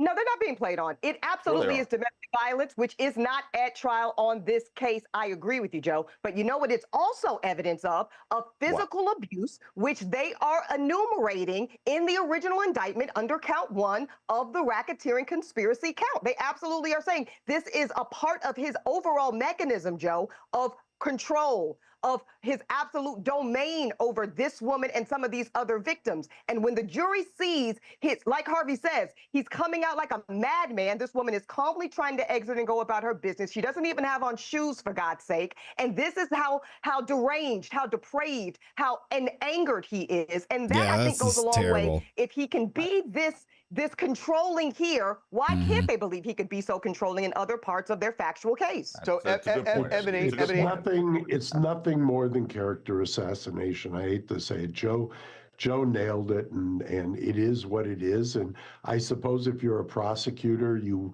have something like this, you're just going to play it every chance you get. But remember, Harvey and I are old enough. That's what I would do if I were a Rodney prosecutor. King. Oh my God, I was just going to mention that. I was literally just going to mention that. Go. Yeah. Let's talk about Rodney King. Well, no, I want in the to. Rodney King case, and it was in Simi Valley, and I was thinking about No excuse for that. this week because same judge presided over the Menendez trials. Stanley Weisberg. Stanley Weisberg. And he let the prosecutors in that case just repeatedly play the Rodney King tape. We are becoming the same person. What is going on? I was literally going to, because it diminishes the impact of it. You know, Mark's going to love this because I always tell him, don't do law lessons. But Melvin Belli, an old lawyer, very famous lawyer, he really developed the concept of demonstrative evidence. And what he did was, there was a case where a man lost his leg, I think at a car accident. And the guy sat in court with a pant leg that went down to his shoes, and you never saw the leg. And he got up on the stand and he testified. At one point, Melvin Belli had his client step down, and in front of the jury, he showed them the stump, and they were horrified. And he put the pants down and never showed it again. Probably because that's all they have. The impact on the jury was huge, and this is one of the things that created demonstrative evidence. I saw this in Rodney King, that they played it so much, and the media played it so much in the year before the trial. It didn't have the impact by the time it got to court. And I'm wondering, Ebony, that the prosecutor, by playing it over and over and over, are you diminishing the impact than if you just saw it once or twice? Here's what's different with Rodney King and that example, very compelling, by the way, Harvey, example of the gentleman with the one leg. Number one, though Sean Combs is not a private citizen that this jury is just seeing for the first time. So much of what the prosecution's assignment here is to deconstruct. They've got to literally deconstruct, for many of these jurors, 30, 40, 50 years of knowing Sean Combs as a hero. You guys culturally got to understand what this man means to some of these jurors who have grown up not only on his music, guys, but on his cultural influence, on his ability to be a black man in America and make good on the American dream, to be the beacon of success and business and wealth and savvy. See, that's a lot of narrative to overcome. So personally, if I was prosecuting this case, I wouldn't have shown the video this many times. I'm conceding that. And also, I do see where they've got a very large narrative to overcome to make who, for many on that jury, not all, but many on that jury of 12, an American hero of sorts into an American monster. And they've got only a few weeks to do it. So, Brian, everybody wants to know, what was Cassie like on the stand? I mean, was she emotional? Did she look at Diddy? What was it like watching her? laser focused as she walked in. She did not look at him. She went straight to the witness stand. But I remember on her second day of testimony, It's a Diddy tough looked one, at her yo. when she came in from the lunch break, up and down like this. And then during her testimony, especially on some of that really salacious material, Diddy was glaring at her. She was out of gas by the end of day 2. You could tell she was can imagine. spent. But on her, towards the end of the government's, I'm sorry, when we go to the cross-examination, she was a different woman.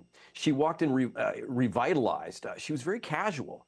But we started noticing, at least on Thursday, where she would be asked questions by the defense, and it would be, well, I don't know, I can't remember, that was such a long time ago, maybe. She also used upspeak. Well, maybe it was like this. Maybe it was like, so it was like, is she sure of her answer or is she unsure of her answer? She didn't know. The jurors looked at her. They paid very close attention. Particularly, I noticed the female jurors paying very close attention. One of the male jurors, I saw him towards the end of the day and he was yawning. He covered his mouth. Another juror on the back row was kind of in the chair like this because the government, the defense in their cross, very tedious in getting into the nitty gritty of each one of these experiences and what do you remember, and down to I went to Dwayne Reed to buy supplies. It's a lot. And her husband is on row number 2 along with her brother watching all of this, listening to this sexual history. That's that's wild. his wife. I don't know and why. the stuff that she's talking about would curl your hair. How was Diddy? He actually got up and left. How was Diddy responding to it? Diddy has been glaring at her. We also see Diddy look back a lot, and that might be because the clock for the courtroom is right over the gallery where the media is sitting, and they have us kind of blocked off. Yeah, it's got to be But tough. I will tell you, he has been gazing at her intently. He's been taking notes. I watched during the cross-examinations, he wrote down a note when they were talking about drugs, and he passed it all the way up to Estevao, and Estevao said, well, would you call us high partners? And she was referring to their drug use. And she says, yeah, I might call it that. That's what we called it. So Diddy's very much involved in sliding questions up to the defense to ask Interesting. Cassie. Hey, Mark. They are playing a game out there. I love we to see are the playing defendants a game involved. in here. Especially with Karen Reed, we've seen during the Karen Reed trial, she's up there every single sidebar, does not take a break. It'll be interesting to see how this plays out going into the other witnesses, because we still have a lot of witnesses to get to in this Diddy trial. But let me know what y'all think about this so far in the comments and in the chat too. With Cassie's testimony, is this helping or hurting the state? Because it seems like there's a lot of stuff, not only that she doesn't remember, a lot of stuff maybe she consented to, as Joe said, a lot of stuff she was a willing participant in. And as many of y'all have said, maybe she should be, or maybe she is an unindicted co-conspirator. Sheesh. Notes. I watched during the cross-examinations, he wrote down a note when they were talking about drugs, and he passed it all the way up to Estevao, and Estevao said, well, would you call us high partners? And she was referring to their drug use. And she says, yeah, I might call it that. That's what we called it. So Diddy's very much involved in sliding questions up to the defense to ask Cassie. Hey, Mark, Ebony, and Joe, I'm so interested to hear what your reaction to this, and you may just think my theory here is wacky, but Cassie comes in very, very pregnant. And it is hard to juxtapose what you're seeing on the stand with this swinger who is engaged in these freak-offs. And that benefit, at least in my head, it benefits prosecutors. But then, yesterday, the prosecution shows the jury screen grabs of the various freak-offs where Cassie is there in the middle of sexual acts, looking very, very different. And it just seems to me that maybe you gained a little, but you lost a lot because now the jury doesn't have to imagine it and try to juxtapose what they're seeing on the stand, but they're seeing it. Yeah. And I just was shocked that prosecutors, what did they gain by it? It just seems to me that they created a bridge for the jury to say, wow, she did it. I mean, I heard the testimony, she was into it, and now I see it. I don't get it. Well, look, I mean, they had these photographs. They had the proof that these things happened, right? So I think they felt compelled to present them. It's a tough call, Harvey. You may be right, but I think the fact that she comes in there pregnant, looking angelic, and all that stuff is inconsistent with the story she's going to eventually tell, and the story she did in fact tell, right? So I think that veneer gets removed pretty quickly. I mean, the jury is going to see her pregnant and all that stuff, but at the end of the day, they're evaluating the facts of a case and the evidence in a case, and the fact that she's pregnant is not going to affect this verdict in any way, shape, or form. I agree. Well, I thought she was going to pop. She was fanning herself at the end of the day. If she pops, then it'll affect the verdict. Oh, that's just classic third trimester stuff, Brian. Don't even worry about it. I just had it myself. But no, here's the thing. I actually think you make a very compelling point, Harvey. Now, do I think it's going to totally sway the outcome of the case? No, I agree with Joe. I don't think so. But I do think this is classic Madonna whore complex, right? I think that's a very real complex. And I agree with both Garagos and Joe that women kind of zero in on that Madonna whore dichotomy, if you will, even stronger than men. Yep. We like to see our mothers very Madonna-ish, very purist, very virginal, if you will. And we like to see our whores nice and plain where we can see them and we know what they're about. So I think that the optic of ClassE crazy. in that freak-off capacity, that's a crazy statement. Probably drugged out of her mind, who knows what else, was unbecoming, was incongruent with the very virginal, stunning aspect of the optical display of Cassie, 8 months pregnant, glowing and beautiful. So I don't know really what was gained by it at all. Mark, you know what I really miss is Nancy Grace having heard that Madonna whore example, because that was wild. Right. Of watching the 45 minutes. No kidding. Exactly. So watching look, the head Mark, you represent the Menendez brothers. These guys in the first trial won over half the jury, and I believe optics mattered in that case. Leslie Abramson put them in pastel sweaters every day. And it was hard to look at them and juxtapose two guys with a shotgun blowing off their parents' heads. Just hard to do. So optics matter. So that's why I'm raising this. Why did they want to show the jury something that says, oh, okay, I can forget the fact that she's pregnant because now I see it? You know, I'm going to go off topic because you reminded me of something. I got a call this morning that a former client of mine, Chris Brown, was arrested in the UK. Oh, yeah, right? I heard about that. And then you asked just now about sweaters, and the one oh, my God, the Chris Brown baby blue sweater. The baby blue sweater on Larry King, and I'll never forget walking into the green room and saying, who thought this was a good idea to dress him like Urkel? And I've never gotten over that, and I wish Chris well for whatever he's in custody for, and hope he's out. Okay. So cross-examination will go on. Oh, this is the beginning of the case. This is week one. There is a long ways to go. Guys, thank you so much for joining us. We will all be here next week. And just keep your eye on the ball here if you want to follow this case, because every hour something happens.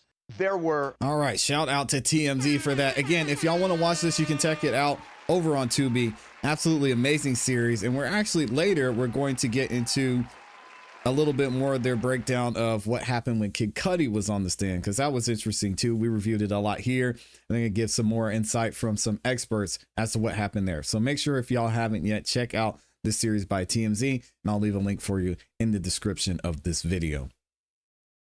Let me see what y'all are saying up in the chat, man. You just told us how young you actually are. Oh, by not knowing who the Menendez brothers are. Maybe I just didn't hear about it. Who are those guys? I'm 68. I forget things. They need to let the Menendez brothers go home. Are they still in jail? Oh my goodness. Also, we did have another super chat in here. Where did it go? There it is. Keep it moving. New York says with the 5 bomb, she liked it, and she liked it a whole lot. Oh my goodness. If she didn't, she wouldn't have called. Oh God. She wouldn't have called him Pop Pop. She would have called the Popo. Okay. Shout out to Keep It Moving in New York. Yeah. That was those text messages of her saying, I could use a freak off right now. That alone, as a juror, to me, is like, get this. Bailiff, get her out. Just get her out. I don't want to. You don't know who the Menendez brothers are? What? I don't know. I mean, how old? Let me see how old I was when that trial went down. Menendez brothers trial.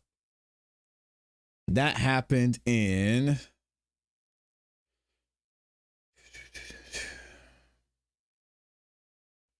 They were convicted of first-degree murder in 1996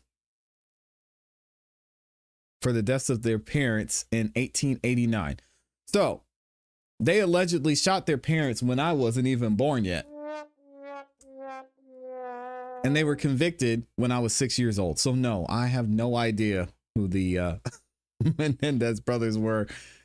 In 2025, the judge reduced their sentence to 50 years to life, making them eligible for parole. Hey, congratulations to them. I guess.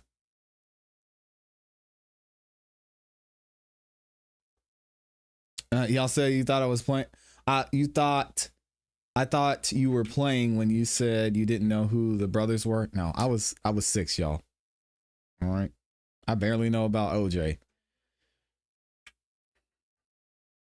Let's see. In the summer of 1989, I was not even born. Eric and Lyle Menendez burst into the den of their family's Beverly Hills home, armed with shotguns, and opened fire, killing their mother and father. Oh, dang. It makes sense if I wasn't born, right? They killed their parents because they were abusive, allegedly. Okay, that makes sense. You must catch up. Menendez trial was relevant to today's Hollywood shenanigans. Yeah, I'm super young, halfway to 70. Rich Cali kids. After the brothers were charged with the murders of their father, they said they gunned down their parents in self-defense after years of horrific sexual abuse at the hands of their father. An allegation disputed by prosecutors who argued the claims were false and the siblings were motivated by financial gain. Their televised trial, which captured the brothers recounting the alleged abuse in grim and graphic detail, ended when the jury could not reach a verdict. After a second trial, the siblings were convicted of first-degree murder and sentenced to life without the possibility of parole. As we just heard, that got updated to 50 years to life. In October, Los Angeles County's former top prosecutor, George Gascon, said the brothers had been model prisoners and recommended that they be resentenced to 50 years to life in prison. 6 months later, after a series of delays and opposition from the county's new district attorney, a judge approved Gascon's recommendation. That decision makes the brothers eligible for parole immediately. What? The brothers are also pursuing their freedom on 2 other paths: a petition that seeks to overturn their convictions. That's not happening. An application for clemency with California Governor Gavin Newsom. Good luck with that. Those efforts are ongoing. Okay. And then they lay out the entire happenings of that, which is very interesting. Let's see. Maybe said that's orange juice, not the Simpsons. Oh my gosh. So you don't even remember the Olympics in Atlanta? No. What? I do not. I feel like the prosecution is building a foundation that's going to be a shock and awe, because that's what they had to do to get Fannie Willis. Just a thought. Their father was a music exec members of Menundo came out against them. But I'm torn because these brothers were grown, not being attacked at the time. It wasn't like a fight happened. Yeah, they're not. They need to give it up and just try and get on parole. They said they were abused and that's why they took him out. They planned, executed, that's murder. 1989. I was not even here. I was over there cooking though. I was baking. Yes, ClassE. It was crazy. They were getting so much mail and women going to the prison to see them. Too many pen pals and wedding proposals. What is wrong with people, man? Dang. Oh, God. They absolutely did unalive their parents. That's known. But they were abused for years. I don't know if there's any psychological foundation that would make sense for them to kill them that many years later. Unless there was some type of triggering event that just made them snap. But if it was both of them, I mean, how did they? Maybe we'll just break this down because we still got a little bit of time. Court is not back yet, y'all. So thank you to everybody who's still in here listening to me ramble. On August 20th of 1989, do y'all want to see this? Let me update this so y'all can see. All right. Most of you know this story, but we'll look at it. August 20th, 1989, a grisly murder in Beverly Hills. Kitty and Joe were shot to death in their den in a frantic 911 call that night. Lyle reported that someone had killed his parents, so he lied. Not a good look. The brothers initially told authorities that the killings could have been linked to their father's work. He was a wealthy executive at an entertainment company whose founder had ties to the corn industry, but authorities found no evidence to support the claim and focused on the brothers. In the days after the double murder, investigators discovered that the brothers had been spending lavishly and believing they could be disinherited from the family's multi-million-dollar estate sought out their father's will. On March 8th, 1990, still wasn't born, the brothers are arrested. Amy was almost here. No, Amy, wait, March, that's the March. Nope. Amy wasn't here either. The brothers are arrested. Beverly Hills police announced Lyle's arrest. Eric, who was in Israel for a tennis tournament, was in custody days later. When their trial began 3 years later, the brothers relied on a legal doctrine known as imperfect self-defense and testified that their father had abused them for years. Lyle said he'd been, touched from the ages 6 to 8. Eric said it was going on at the time of the killings. What?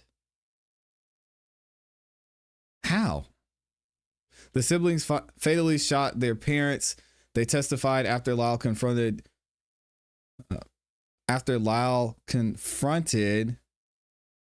Josie about his brother's abuse. When Lyle threatened to expose his father, he testified Josie appeared to threaten him and his brother. Prosecutors alleged that the sexual abuse claims were false and identified money as the motive in the killings. Interesting. They were 12 or 13. Tay says they had barely buried their parents, man. Boy was spinning out of control. Tay's 33. I read a lot. Oh, Tay's super young. The mom knew the dad was doing that stuff to the boys. But is it true or not? It sounds like they alleged that the abuse were false. So were they able to substantiate those claims? I'm from California, so yes, that was the biggest trial of the century. What about OJ? This happened before. When did OJ happen? When did OJ's trial? I have to disagree. That was not the biggest trial of the century because I was 5 years old and I remember OJ. So I don't know about that one. And I was in California as well. But I'm also black, so I mean, maybe that was. Who cares about some rich Beverly Hills kids killing their parents, right? I don't know. I'm in California, so yes, it was the biggest trial of the century. I think the family members said their father was abusive. I don't know. LaRonda, you think this was bigger than OJ? I don't know about that one. I think I think OJ was, that was the biggest thing until OJ. Well, they were basically happening at the same time because OJ's trial,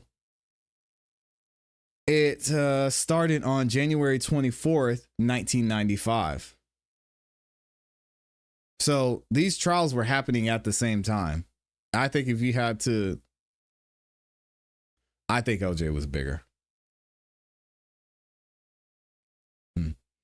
Amy says, I think those boys wanted to spend money and they wanted freedom. They planned that murder. Next.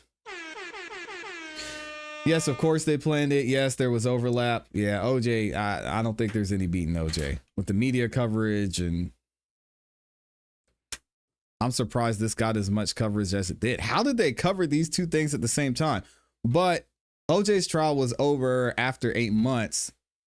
The Menendez trial didn't start until March or 1996. It started the year after OJ. So they kind of went back to back. We got a chronology here. So Nicole was killed on June 12th in 1994. They had her funeral 4 days later.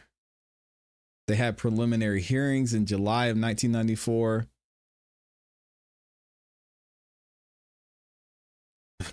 OJ wrote his book right before the trial. Oh, Lord. What? That's crazy. Jesus, man. This world is insane. This timeline's pretty cool, though. Either way. Oh, yeah. Raunchy Dog says, I watched OJ. This is not bigger than OJ. I think OJ was the trial of the century. If I had to pick one. I can't think of anything else that got more coverage, was more polarizing than that one. Nicole's face was all over TV all day, every day. Yeah. OJ was amazing. There was the car chase, the glove, his stupid face during the trial, and the acquittal, which sent waves through society at the time. Yeah. Yeah, I'm going to have to go with OJ on that one too. No, OJ Simpson was the largest, most intense trial. I agree. Trials weren't popular back then like they are now.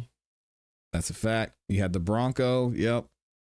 Yeah, if I can be, I don't remember a lot of stuff from when I was that age, but if I can remember stuff going on about the OJ trial, I would say it's a pretty big deal. All right, let's go ahead and get back into the Karen Reed trial. Let's go ahead and change this up. Boom.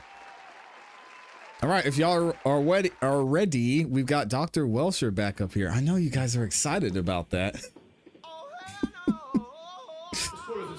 Shout out to Dr. Welsher.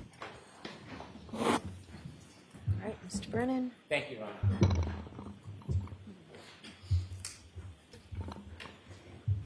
Oh, shoot, I did it again. Here we go. I gotta get my screens right.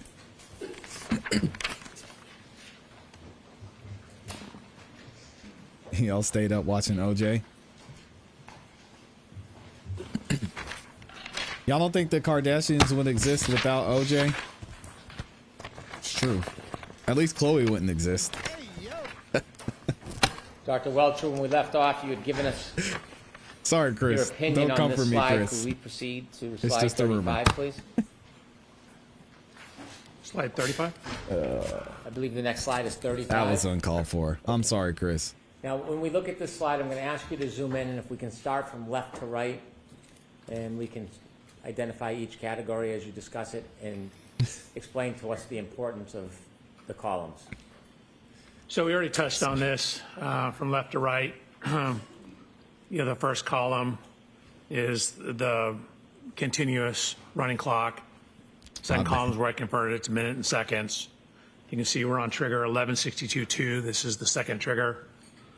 The particular boxes that are highlighted are where there's change. For example, in the upper right, when you're transitioning from drive to neutral to reverse. And then I already discussed this a little bit, but where the wheel's slipping, you can see you have high acceleration pedal application, increase in the RPMs. But when you look at the effects on the vehicle, you can see that it's accelerating less. So that's indicative of slippage of the wheels. And then I simply show at the bottom the math I use to derive all that. So again, we touched on most of this. It's the same slide you saw before, just to show how corrected for the speed.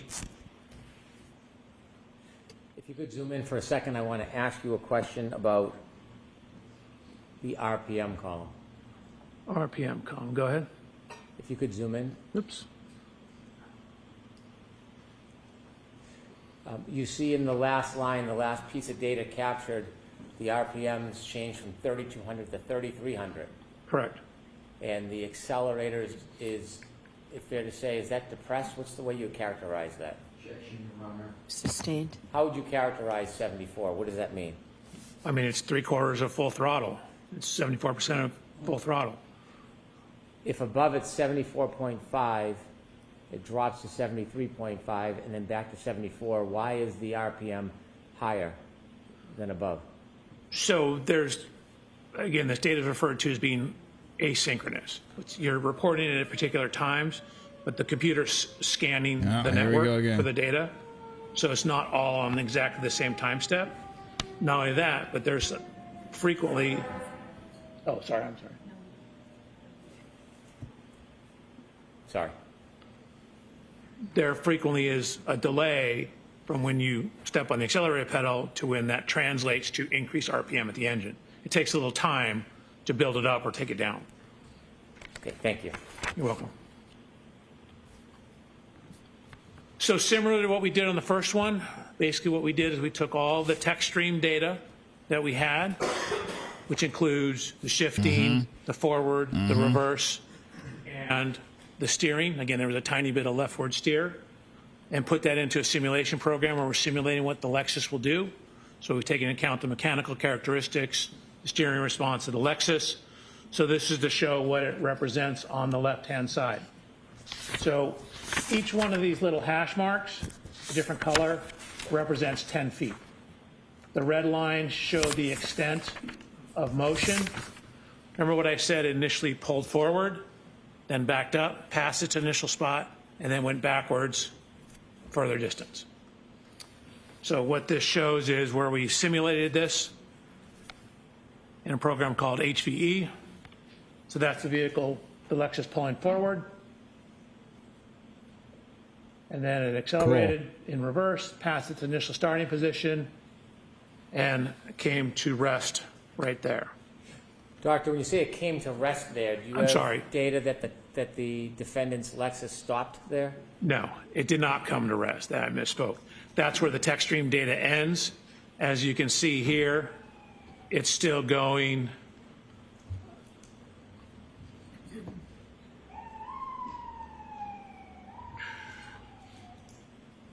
It's still going approximately 23 miles an hour when that ends. You'll have to zoom in on that so the jury can see what you're referring to. Please. Did he just curse? So the jury can see what you're miles an hour when that ends. You'll have to zoom in on that so the jury can see what you're referring to. He did curse. Please. There's Dottie. So again, as I mentioned, the text stream's taking a window of data. It doesn't take anything outside the window. You can see that when we account for the wheel slippage, that the vehicle at the time of the last data point, again, is at 74% throttle, 3,300 revolutions per minute, and is going backwards approximately 23.9 miles per hour. And you can see it's traveled a total distance backwards of 53 feet back from where it initially started, or if you consider where it pulled forward 34 feet and then backed up 53 feet, add those two together from the point it pulled all the way forward.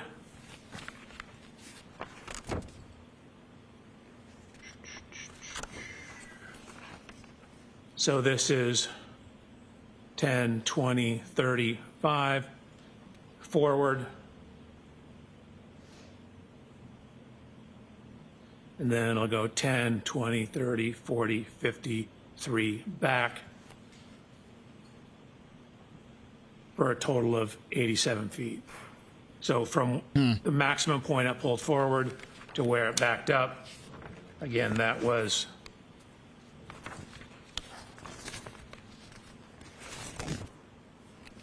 34 feet forward, then a total of 53 back, total travel distance of 87 feet. So went all the way forward where it stopped, it then backed up 87 feet. And when the tech stream data stopped, it's still moving. It's still moving about 23 miles an hour, and you're still at 74% throttle and 3,300 revolutions per minute on the tachometer, RPM gauge. We could turn the light on for a moment. Dr. Welcher, in your analysis of the data and the information you acquired and the evidence that you relied upon, did you come to some conclusions and opinions regarding the defendant's Lexus that evening? I did. As part of that opinion, you mentioned that you considered mileage to map distances as one way of mapping the location of the vehicle. Do you remember that? I do. If you could provide us with slide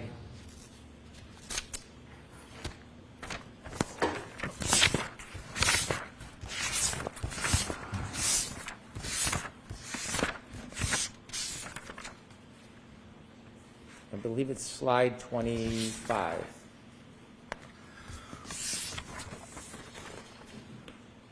And could you widen the left-handed box a little bit? And you mentioned you measured or you ran information about distances between different routes? Correct. Specifically regarding Fairview to Meadows, the first box. Do you see that? I do.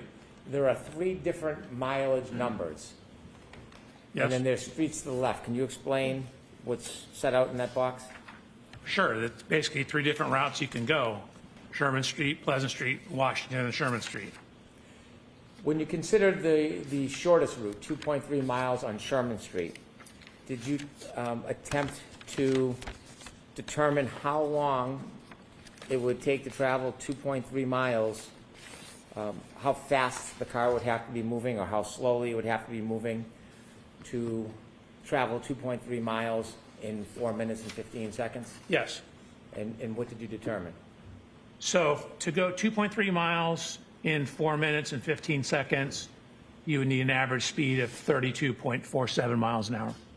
What if you took the longest route, 2.8 miles, and you considered 2.8 miles in 4 minutes and 15 seconds? Did you make a determination? I did. Could you share that with the jury? It's 39.5 miles per hour. Is that what the average speed of the Lexus would need to be to travel that distance in that Correct. time?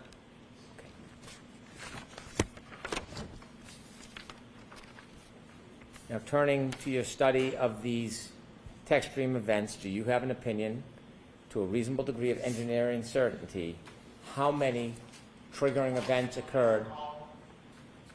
How many triggering events occurred in that ignition cycle 1162? Objection, Your Honor. I'm going to allow that. Objection, Your Honor. In 1162, the tech stream recorded 2 triggering events. And do you have an opinion as to the type of triggering event, the type of movement of the defendant's Lexus in those 2 triggering events? I do. Regarding the first triggering event, 1162-1, do you have an opinion, to a reasonable degree of engineering certainty, what type of event the first triggering event was? Objection, Your Honor. I'm going to allow that. The actual trigger was excessive rearward acceleration. The event was during the course of a three-point turn. And do you have an opinion to a reasonable degree of engineering certainty the time between triggering event 1 and triggering event 2 in that cycle 1162? Yes. He might be enjoying it. I don't know. Your opinion to a reasonable degree of engineering certainty the time between those two triggering events? He said Tigger. Approximately 8 minutes and 5 seconds. Do you have an opinion to a reasonable degree of engineering certainty as to the type and triggering event of the second event, 1162-2? I do.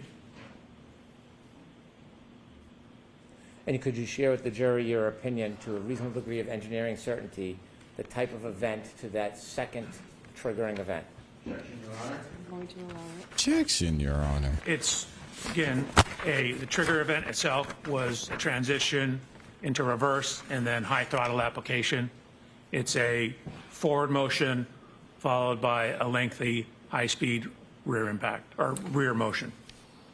Your Honor, I'm going to move to strike that portion of the answer. Yes, I'm not going to highlight it. So get the answer again. Do you like me to ask the question again, Your Honor? Yes, Mr. Alessi, yes, right? I'll strike the previous answer. Go ahead and ask the question again. Okay. Motion for mistrial. Do you have We an need some more opinion of to a those. reasonable degree of engineering certainty as to the nature of the second triggering event, 1162-2? Just for the record, Your Honor. Yep.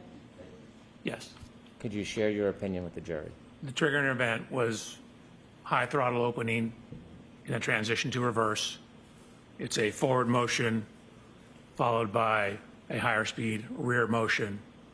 And at the end of the trigger event, you're still at 74% throttle. Do you have an opinion to a reasonable degree of engineering certainty the entire distance captured in that 10-second window during the back maneuver or 1162-2? Do I have an opinion about it? Do you have an opinion to a reasonable degree of engineering certainty about Yes. the entire distance that is captured in that 10-second window of the second triggering event, 1162-2? So it obviously only captures what's going on during the trigger. It doesn't capture before or after the trigger. Understood. Do you have an opinion as to just what is captured as far as the distance? Yes, And what is your opinion? that it's 87 feet. So again, the initial forward motion is 34 feet, followed by it backing, crossing the initial point, and then backing up an additional 53 feet. And finally, regarding this part of your analysis, do you have an opinion to a reasonable degree of engineering certainty as to whether the defendant's Lexus was decelerating, accelerating, or remaining the same at the end of that data captured at the triggering event 1162-2? It was accelerating at 74% throttle.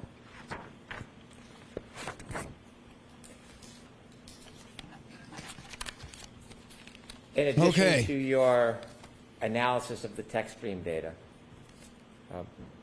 one final question. Oh, here we go. To a reasonable degree of One final engineering question. All right. certainty, the relative time this backing maneuver occurred with the defendant's Lexus that you just spoke about. Yes. And could you share with the jury your opinion to a reasonable degree of engineering certainty? Sure. It matches the window of the cell phone data for Mr. O'Keefe that puts it in front of 34 Fairview. So the backing event occurred somewhere between 12:32:04 and 12:32:12. Sir, I now want to turn to a different part of your study of this case. I thought he said one final question. Dang. At some point, did you try to determine whether there was an intervening event that could have caused damage to the defendant's right rear taillight separate from a collision at Fairview? I did. Objection, Your Honor. Objection, Your Honor. So the form of the question, Mr. Brennan. Okay. At some point, when you looked at the data and analyzed this case, did you consider including or excluding evidence, or did you analyze evidence to reach a conclusion, including or excluding whether there was an intervening event that caused damage to the defendant's Lexus right rear taillight? Yes, I did. Oh, come when on. When you started your analysis, what information or claim or evidence Let's hear 'em did you out. become aware of that you want to analyze to include or exclude as the cause of that damage? Sure. So my approach to this case is three prongs. I'm looking at the downloads, the technical information. I'm looking at this backing incident, and then I'm looking at Mr. O'Keefe's injuries and how they relate to the events, potentially. So the second prong, which is looking at this data. So I had a Ring doorbell video showing Miss Reed backing the Lexus out of Mr. O'Keefe's residence at approximately 5 o'clock in the morning. And so we wanted to look at And then it looked like she hit backing something? activity and whether that contacting Mr. O'Keefe's vehicle, whether that was sufficient to cause, or what damage it could cause, and particularly was it sufficient to cause damage to the right rear taillight of the Lexus.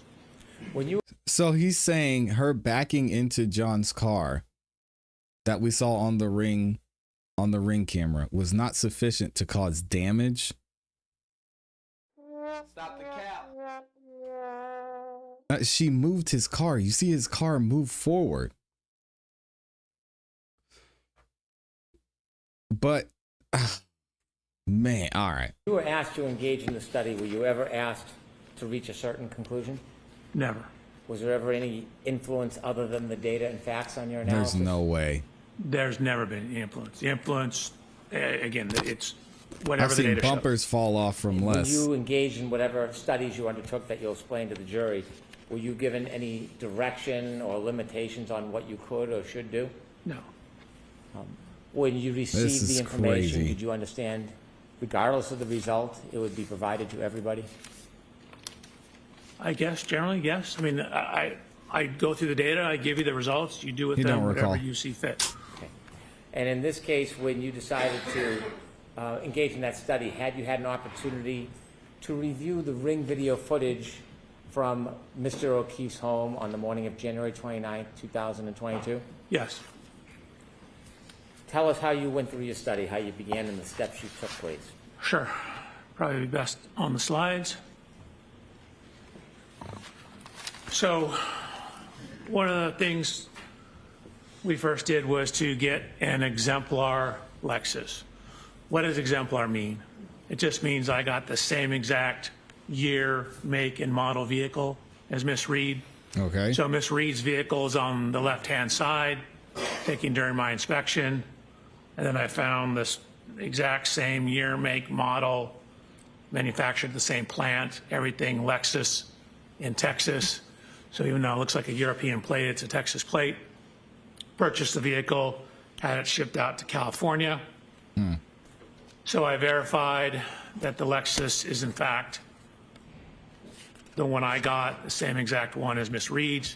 These are all the standard equipment. Miss Reed's is on the left. My exemplar is on the right. It says Reed Lexus TIS, that's Toyota Information Services, or Toyota Information System. So I ran it through TIS, which is the umbrella program under which TechStream runs. I also ran it through My Lexus, which is the Lexus website. And then started about doing what's referred to as a photogrammetric analysis of the video. Can you explain Photogrammetric. to us what a Wow. photogrammetric... That's quite the word. Photogrammetry? Photogrammatic. We're doing Photogrammatic. photogrammetry is a photogrammetric analysis. What does that mean? It's just a big fancy word to saying you're looking at data and photographs, and what we're trying to do is take two-dimensional images, say you get from video or photographs, and knowing some information about the photographs and some of the dimensions of things in the image, get or convert it to a three-dimensional space. In other words, be able to get exact three-dimensional measurements out of that two-dimensional image. So I had the video. just to show the provided video that I was given.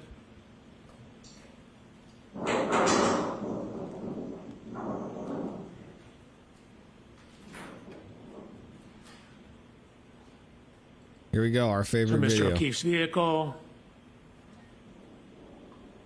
I don't know if you noticed, but there actually is contact between the vehicles. No, we know this, sir. Don't worry, we got this. We just need you to explain. So one of the first things we how wanted to that do is wouldn't break determine the taillight. frame rate, which is how many video frames are played per second. Your normal kind of video camera has about 30 frames per second. Your standard movie is 25 frames a second. You know, a modern IMAX is like 60 frames a second. The frame rate of the camera, how many images it shows per second, because video and films are just single images played really fast, so it looks like motion.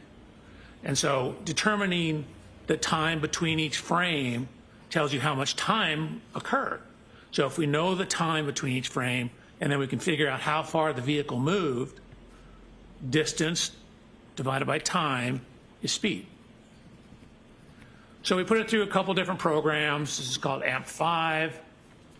We got 19 frames a second. This is a specific forensic program called Axon Investigate, 19.8 frames a second. This is a publicly available program called FFMS. Same thing. It's open source. 19.8 frames a second. We're Another using program, open Media source Info, software? 19.8 frames a second. Anyways, 5 different sources, we're getting 19.8 frames a second. So then what we've done is add information now. So now that we know how many seconds each frame represents, we now put a clock back in to tie that into time. So it's the same exact video, except we have a frame counter now, and we have a time.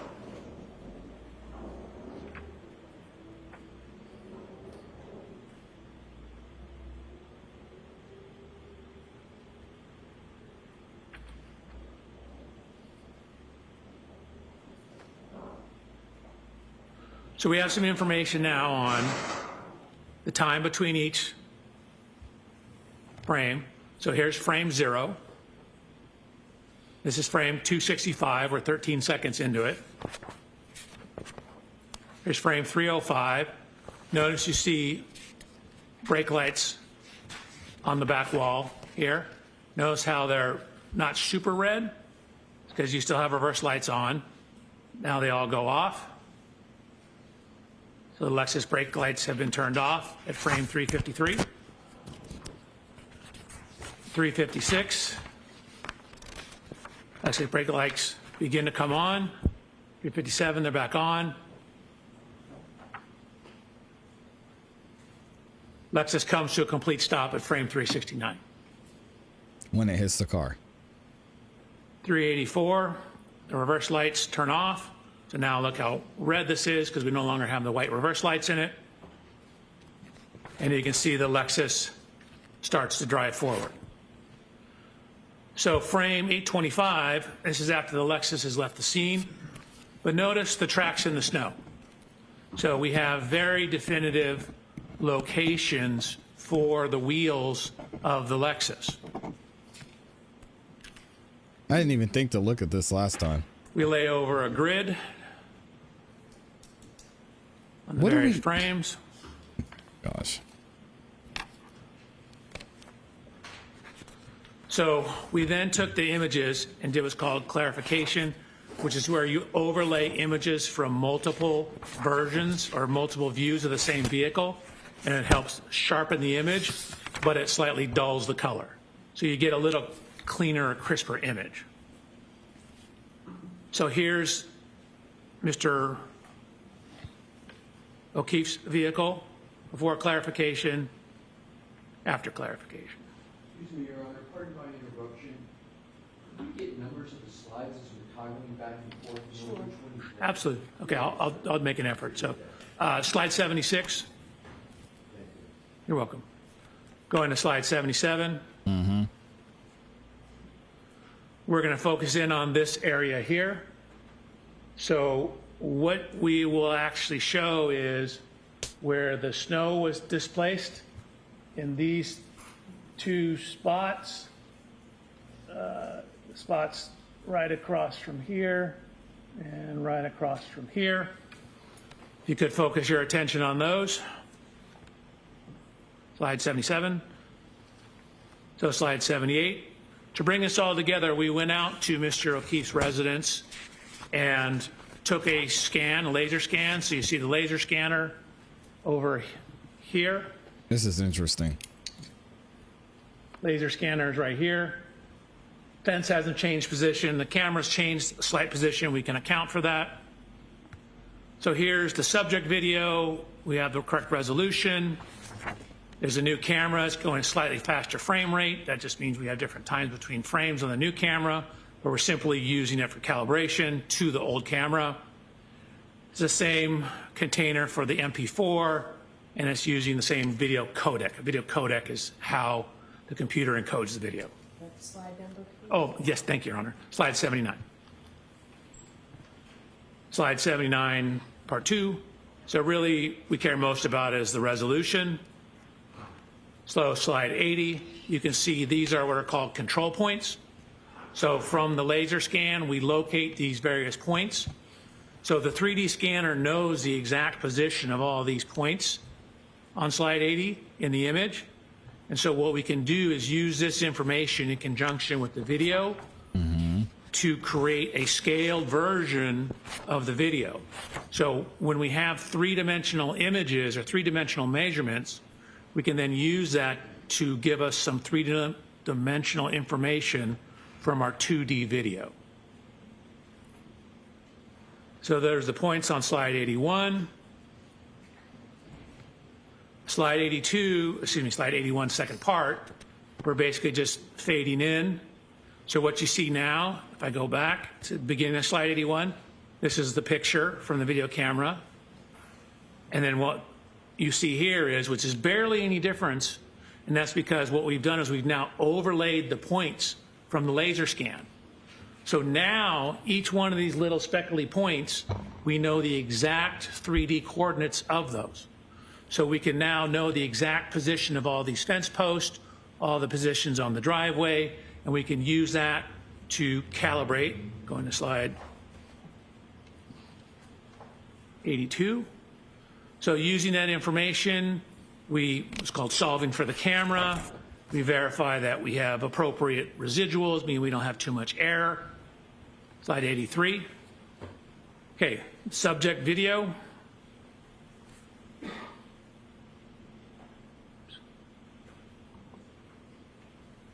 Then this is the the subject video with the control points overlaid on it.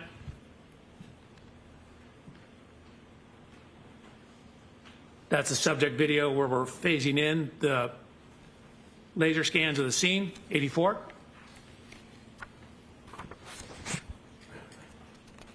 So this is both on slide 84. I'm just toggling between the point cloud and the video. And what I'm trying to illustrate is how well we were able to overlay the point cloud onto the video data. So, for example, if you say watch one of these fence post points up here while I toggle between the video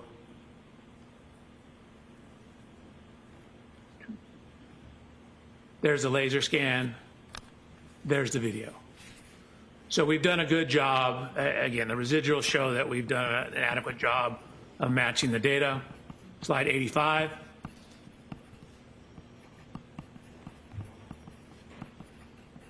So what I'm doing here is toggling between, this is the video of the car. And remember I told you I went out and I inspected Mr. O'Keefe's vehicle and did a laser scan of it? So we're now taking that laser scan of the video, or excuse me, of the vehicle, and overlaying it onto the car in the video. So this is the video image. That's the laser scan laid on top of it. So we know all the dimensions in the laser scan. We know all the dimensions in the scene of this.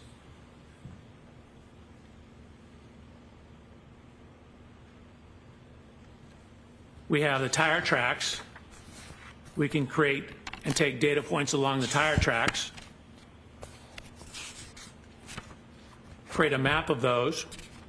So green is the right rear. Again, the vehicle's backing out, coming, slide 87, coming out this direction, backing here, stopping, pulling.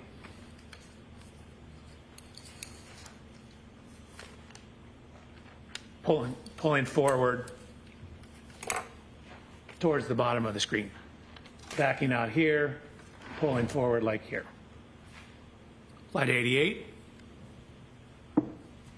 So this is the Lexus lined up.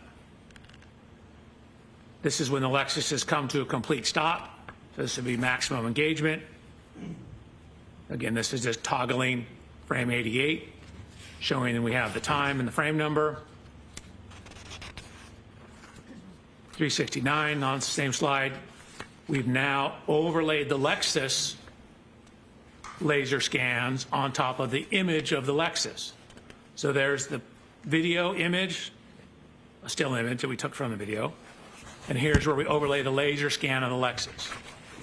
So we've overlaid the laser scan of the Lexus onto the Lexus. We've overlaid the laser scan of the Chevrolet onto the Chevrolet, and we've overlaid the laser scan of the scene onto the scene. So now what that allows us to do, we now know the position of everything in there. And we've also tracked the position of the tire tracks. So that's what it looks like if you overlay the computer model of Ms. Reed's vehicle onto the tire tracks. Slide number, please. Oh, my apologies, Your Honor. Slide 89, and then I'm just toggling slide 89 where I turn the vehicle. This seems like a lot of work to tell us, hey guys, you aren't seeing what you're seeing. We know she hit the other car, but hey, there's no way that the taillight could have cracked from that. Just listen to our expert. It's an awful lot of work here. Vehicle off so you can see how the tire positions match up.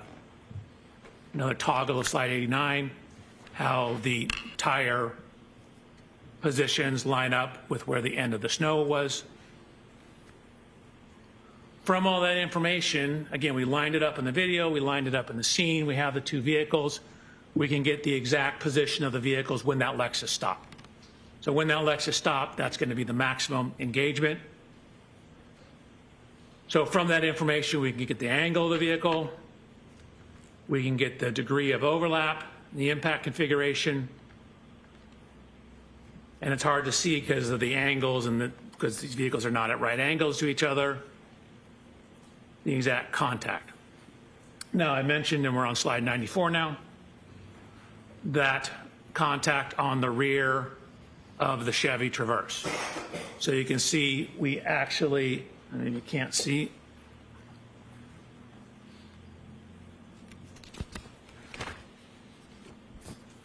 So we took a whole bunch of data points within those two areas where the snow got dislodged, and we're looking at where that is. So if you look at that on the vehicle, so this is where it is on the rear of Mr. O'Keefe's Chevrolet. You can see it's about 25 and a half inches above ground, 32 and a half inches above ground. Here's Mr. O'Keefe's vehicle. So these marks are kind of, this is the Chevy Traverse words, are approximately right here. Again, I had the opportunity to inspect Mr. O'Keefe's vehicle. There's no damage where these marks are. So sure, it knocked the snow off, but it wasn't sufficient to cause damage to his vehicle. We then mapped that data onto Ms. Reed's vehicle to look at where that height is. So you can see the only contact marks are down at the bumper level. So when was John hit? Bumper sticks That's a great out. question. This is exactly where you'd expect it. So the only evidence of contact is nowhere near the upper Excellent taillight. question. I emphasize the word upper taillight because it is right in line with the lower taillight. But yet the lower taillight also was not broken. So again, 25 and a half, that's 24 right here. 25 and a half. That's 24 right here, 25, 25 and a half. That's right where that scuff mark was. It's also right at, again, the level at the top of that light. This light is not broken. I've looked at the front of it, I've looked at the back of it, I've looked all around it. It's not broken, and it sticks out further than the light above it. So, using those positions, matching the overlay of the vehicles, we can get the speeds from that. We know where the Lexus is. We know how much time it is between each frame, so we know how far it moved.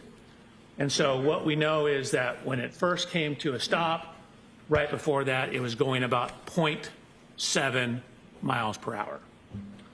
So realistically, somewhere between a half to 1 mile an hour, just to account for some variations, but definitely going 1 mile an hour or less at impact.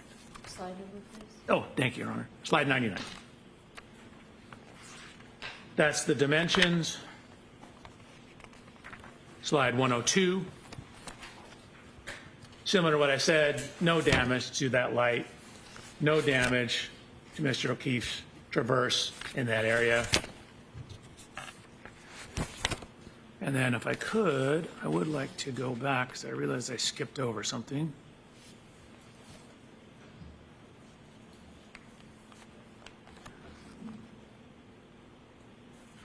So this is slide 85. I see what he's saying here. So this is Mr. O'Keefe's vehicle before contact.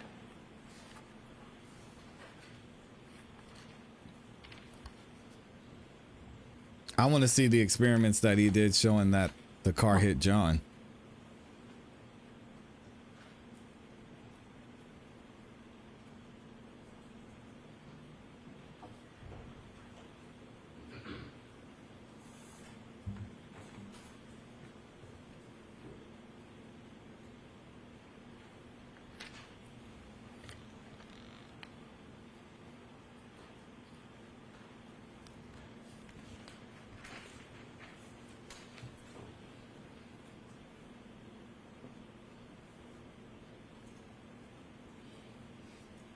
I don't know what happened this time.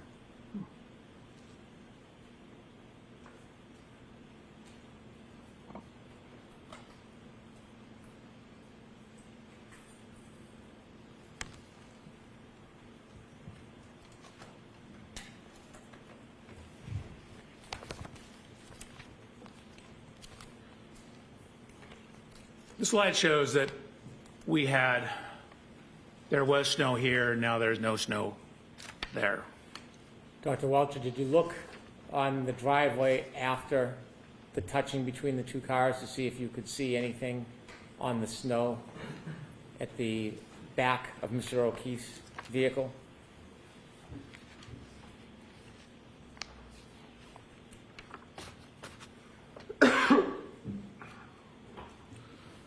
So referring to this slide, it's still going. this is after the Lexus has pulled away. Looking in the snow, I see nothing in the snow. Were you looking for anything in particular? Of course I was. I was looking for taillight fragments.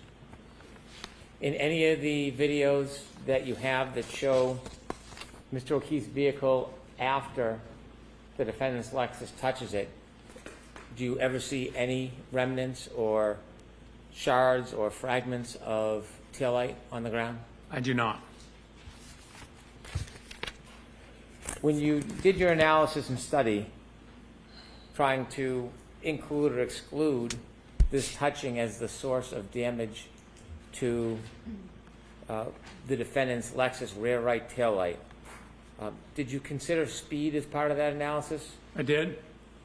I considered speed, and then again, knowing we have the positions of the vehicle, we looked at the degree of overlap, and there's only about 2 to 3 millimeters of overlap between the vehicles, which is insufficient to cause the tail light that's recessed in from the edge on the right rear of the Lexus to contact the rear of the Chevrolet.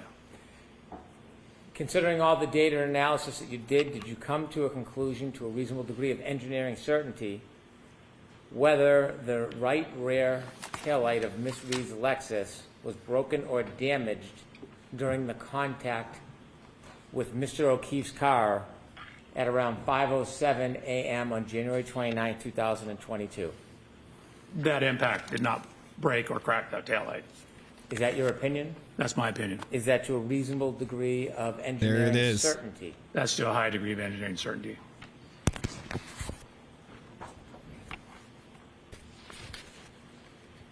You mentioned there were 3 areas of study, and we've been through 2. Correct. Could you tell us what you focused on your 3rd area of study regarding this case? So the 3rd area of study, I'm now focusing in on the injuries, the at-scene physical evidence, taillight fragments, broken glass, things of that nature. Okay. And when you conducted your studies and reached conclusions, did you, in your PowerPoint, provide slides to help explain your process and inevitably your conclusions? Yes, sir. If you can Yeah, take that's us a through good the question. Could third it have been section of cracked? Your efforts regarding this case, specifically your efforts to identify the different pieces of evidence and your conclusions about a collision in this case. Absolutely. Slide 104. Please. So this is a... Is this 105, Dr. Welcher? I'm sorry? 105, yes, sorry. Slide 105. This is a picture of Mr. O'Keefe's right arm, forearm, hand, and wrist. In anatomy, your arm is defined from your shoulder to your elbow, and then from your elbow to your wrist is your forearm, and then this is your hand. So technically, when you say arm, it really means from your elbow to your shoulder. Most people call this whole thing arm. It's actually the upper extremity. Arm is from shoulder to elbow. Elbow to wrist is forearm and hand. So you can see I wrote arm and forearm. So arm, elbow to shoulder, elbow to wrist is forearm. So looking at the injuries to Mr. O'Keefe's arm, forearm, as well as his hand. So this is me. I'm actually 6 feet, half an inch tall. What you see in the upper right is the coroner's examination report for Mr. O'Keefe. He's 73 inches tall. That's 6 feet, 1 inch tall. At this time, I was 220 pounds. Mr. O'Keefe, at the time of this incident, was 260. That's me showing I'm doing test 2. Sorry, guys, it skipped ahead. Hold on. Most this is people call important this stuff whole right thing here. Arm. It's actually the upper extremity. Arm is from shoulder to elbow. Forearm. Mr. O'Keefe's arm, forearm, as well as his hand. So this is me. I'm actually 6 feet, half an inch tall. What you see in the upper right is the coroner's examination report for Mr. O'Keefe. He's 73 inches tall. That's 6 feet, 1 inch tall. At this time, I was 220 pounds. Mr. O'Keefe, at the time of this incident, was 216 pounds. So I took measurements of myself. I'm actually wearing the same make and size shoes as Mr. O'Keefe, the same brand of jeans as Mr. O'Keefe, the same brand and size shirt of Mr. O'Keefe. You see the Lexus in the background. Okay, so he's saying he's the same size, the same weight, same height, wearing the same clothes as John O'Keefe. Now we're going to recreate what they're alleging happened to. I can't wait to see this. Here we go. We have matched the height to the Lexus. What I'm showing here is both my height, and then keep in mind where the height of this wing is relative to my right eye. So now I'm wearing, in addition, the same shirt and shoes. There goes the sweatshirt. Same type of sweatshirt, and actually the same kind of baseball hat. We tried to determine the exact glass from the waterfall grill. Found out they were getting different ones at different times, but I ordered my glass from the same distributor that Waterfall Grill ordered their glasses from. So you can see in my right hand here, I have a glass. Here's a glass. It looks similar. It's from the same location. And then in the lower right photograph, what I've done is I've rolled up my sleeve, taken the sweatshirt off, and I'm going to look at how this contact pattern lines up. So the first set of slides, I'm simply standing next to the Lexus. We know we have a broken taillight. We know how scratches on Mr. O'Keefe's arm. I'm seeing how those may or may not relate to the height and position of the taillight. Dr. Welcher, if you could back up one slide, I have a question for you. In the middle photograph, at the top of the Lexus, there's like a rim. What do you call that? I call it a wind wing. I mean, it could be a wing. Okay. Interesting. Air dam would be another. We don't care. Move on. Okay, so I then set about to do a little bit of testing with the Lexus. The first test you're going to see is me just walking backwards, or actually sideways, into the Lexus. What I've done is I've painted the Lexus right rear tail light with what's called grease paint. Kind of sort of like paint, but it doesn't dry. And then I have backed up sideways, side shuffled into the Lexus with my arm out, see what the damage pattern looks like, or basically where someone of Mr. O'Keefe's height's arm would contact the rear tail light. It's still not far enough down the wrist. I've shown the photographs again. I show the paint transfer onto my arm. The yellow grease paint on my hand was to show where my hand would hit the tail light. It's still not enough. And so you can even see from this, John's arm is scratched all the way down here. It's scratched here. Walking slowly sideways into it. This is kind the of approximate location of the tail light. It's not funny. And I'll line it up with the broken tail light in a second. Lines up with the approximate location of the lacerations on Mr. O'Keefe's arm. Dr. We do the let same. me ask you a question. I would love to see the defense hire him and say, hey, can you recreate this using a dog bite? And say, is this possible? Could it have possibly been a dog bite? Let's get a dog in here. This is some BS, man. When you're engaging in these demonstrations, are you attempting to try to show exactly how Mr. O'Keefe was struck? Yeah, I want to hear. So we don't know exactly how he was struck. And pedestrian. What do you mean, no? You've got the glass from the waterfall. What? How is he not? All right, I'll let it are go. extremely sensitive to exact angles. And so where exactly your foot is, whether your foot's off the ground, can have an effect on where you end up after that. We just don't have enough information in this case to determine all that information. We know the taillight was broken. We know the glass was broken. We know we have damage to the rear of the Lexus. We know we have lacerations in Mr. O'Keefe's arm. So I'm trying to see if there's any correlation between all those. Well, can body posture on a clip or a side swipe collision change the trajectory or the injury? Of course. Can the way somebody moves or reacts before impact change it? Objection, Your Honor. Sustained. Would he have been able to break the tail light? Change the trajectory of the person and the injuries. So, for example, if you get hit and knocked off balance or clipped and knocked off balance, you can take additional steps. That'll affect how far your body travels. If you have one foot on the ground versus the other foot on the ground, affects how the body rotates. If your arm is at 90 degrees or 85 degrees, will affect the kinematics. We attempted to model different possibilities, and we're getting results that were all over the map. This is really embarrassing. Small changes in the pedestrian position give you huge change in the output.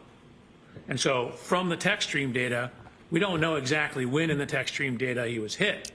So we don't even know the exact impact speed. In most pedestrian reconstructions, you typically have a point where the impact occurred, like where the person was, like in the crosswalk, for example, and they get hit and their tire leaves a rubber scruff. That's called the area of impact or point of impact. You then can look at how far they were thrown, and using some laws of physics, calculate how fast the car had to be going. Well, we don't have that in this case. We don't know exactly where Mr. O'Keefe Yeah, was doctor. So on you don't know shit. Get out of here, dude. the roadway when this happened. Sorry, I'm about to go to the next slide. Oh. Without having an exact point of impact or an exact speed or an exact body position, are you able to specifically replicate What about the injuries to the back of his head? Collision in the way Mr. O'Keefe's body would move? Exactly replicate? No. And again, in terms of how he would move, again, we don't know where exactly on the roadway he started. So in terms of how he moved, that's a function of where he started. We don't know if when he was clipped, he took an additional step before falling backwards. So that will change how far you are off the roadway. We don't know. Reasonable the impact, doubt. which you'll see in a second, even at 2 miles an hour, will induce rotation of the body. So depending on the speed, the higher the speed, the more rotation.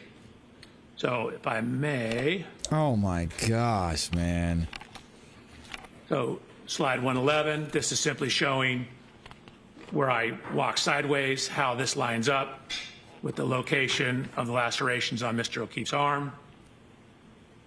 Here's the post-contact scuffing on the taillight. Here's a picture of Miss Reed's vehicle on the right-hand side. So now I said, okay, you know, that was me walking into the car. Let's have the car drive into me. I did this at very low speeds. And you'll see, and we'll show this from 2 different angles. That's me showing I'm doing test 2.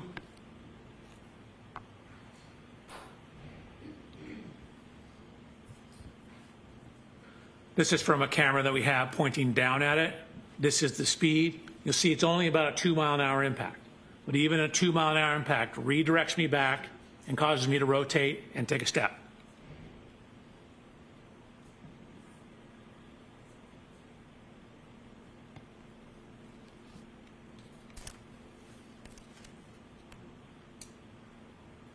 This is crazy.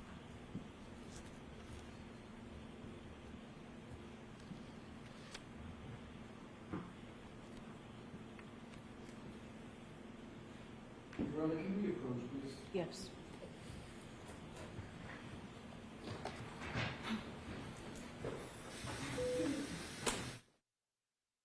We got another sidebar.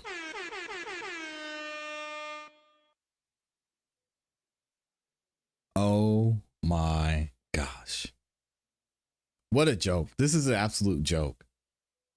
This guy has all this evidence, has all these data points, and still at the end of the day says, well, we don't know. We don't know where the impact point was. We don't know what actually happened. We don't know how fast he was rotating. We don't even know if he was actually hit.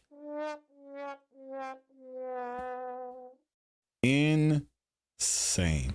Insane. Go back to Let me rewind this for y'all. This is crazy. or give a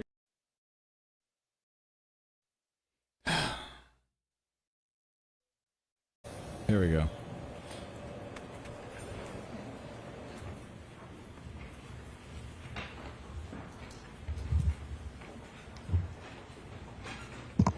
And what slide is this? I think I just can't see it. What slide is this? 114. Thank you. You're welcome. One moment, Dr. Welcher.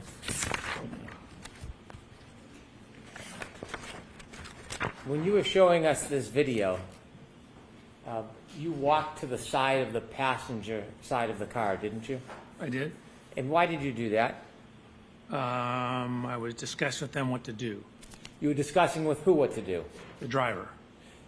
In no way were you trying to imitate or give a demonstration of what you believed Mr. O'Keefe's movements to be? Oh, no.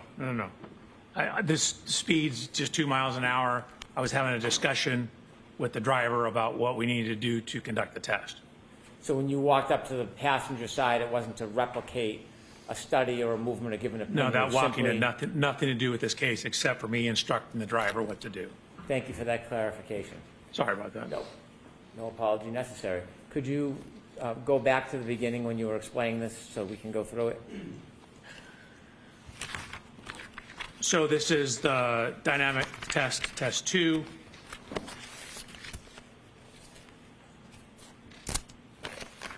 So again, this is the view from behind. Just to avoid the confusion, I will start it here. Garbage.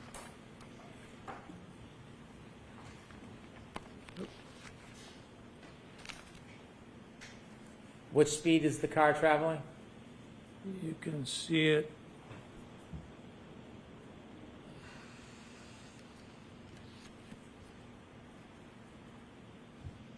About 2 miles an hour. Okay. Excuse me, Your Honor, that is the objection that we spoke about. Oh, okay. All right, so that's noted, Mr. Lexi. Got a continuing objection. So similar to the other test, this is the post-contact image of the transfers onto my arm. Actually, the yellow paint you can see from my hand is here. This is from the arm and forearm. Here's the paint transfer pattern. And that slide number, I'm Dr. sorry, Welcher? I'm terrible with that. That's Slide okay. 116 now. That was 115. Thank you. Slide 116. What I've done is I've taken these yellow lines to show the extension of the components on the rear of the exemplar Lexus. Then I've done this extension of those same components on the rear of Miss Reed's Lexus and shown how the approximate location of the fractures in the taillight match up with the approximate location of the contact of the arm onto the taillight. Dr. Welcher, do you have any indication of how Mr. O'Keefe's arm was bent, what angle it was bent at? Not exactly, but No, for these not at to all, be actually. taillight shard fragments, they would need to be in the area of the taillight, but it could be further up. We know from the police photographs that there was a damage to the rear body panel in the area I'm searching here. So it's possible his arm was a little higher up and the glass hit the rear of the Lexus and caused that damage. In the bottom right. Excuse me, Your Honor, objection and speculation. I will strike that last part about the glass. Thank you, Your Honor. The purpose of the circle is for what, Dr. Welcher? To show, in this case, primarily the location of the lacerations up on the arm, the upper part of the arm, and that they match up with the locations of at least the one remaining shard in the rear taillight of Miss Reed's Lexus. Looking at the picture of the Lexus, bottom right middle, are there any marks on the Lexus itself that you took note of? Yes, it's on the next slide. Thank you. Actually, it's 2 slides. So there, again, this is the evidence marker. There was a horizontal scuff. We know Mr. O'Keefe had blue jean type pants on. There's a scuff in the area that would approximately correspond to hip level for Mr. O'Keefe.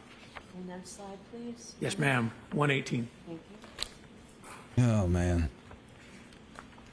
Did you describe what you saw on the bottom right-hand corner photo as well? I believe, yes, I did. That's the scuff that lines up with the approximate height of Mr. O'Keefe's right hip. So then I included previous image that you've seen, slide 119, with the reconstructed photograph of the rear taillight, showing where some of the fragments are. You can see where those fragments are relative to the curvature of the taillight. They'd be in the area somewhat centered within the region of the 2 yellow lines on slide 119. Is there anything about the photograph in the top right-hand corner that's important? If so, could you zoom in and show us? So again, it's showing that this is when it's, I believe, in the Sally Port at the police station, showing that scuff on the right rear body panel. Do y'all think the jury is buying this? Did you see any similar scuffs in the middle back of the car? Objection, Your Honor. Sustained. Did you see anything notable as far as damage to the middle back of this Lexus? The middle, Yes. like back where the doors are? With the middle of the back of the car, did you see any similar damage to the middle? or There the were left? scuff marks that ran along the bumper. Okay, continue, please. So this is just showing his jacket he was wearing, that the puncture marks coincide to the marks on his arm. This is from the autopsy report. A couple things it notes: a 1/2 centimeter abrasion on his right lateral knee. He's got a laceration on his right eyelid.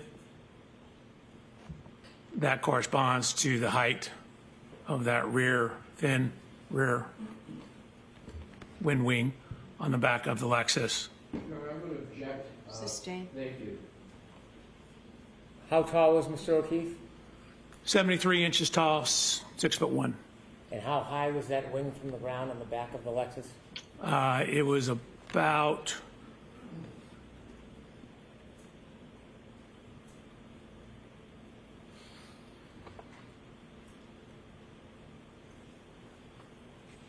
it's about 5 feet 11 inches, maybe 5 feet 10 and a half.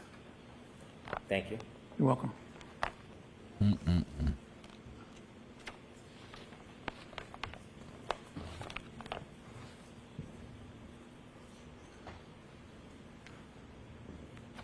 Did you notice anything about Mr. O'Keefe's right knee? I noticed there was a 1/2 centimeter abrasion on the right lateral knee. Did you note how high from his foot that bruise was on his knee? We don't know the exact length of his knee. The abrasion appears to be right here at knee level. If you go back and look at where my knee is, that would be at the approximate level of the bumper. And could you focus in on the bumper to show it relative to the height of your knee? Sure. Oops.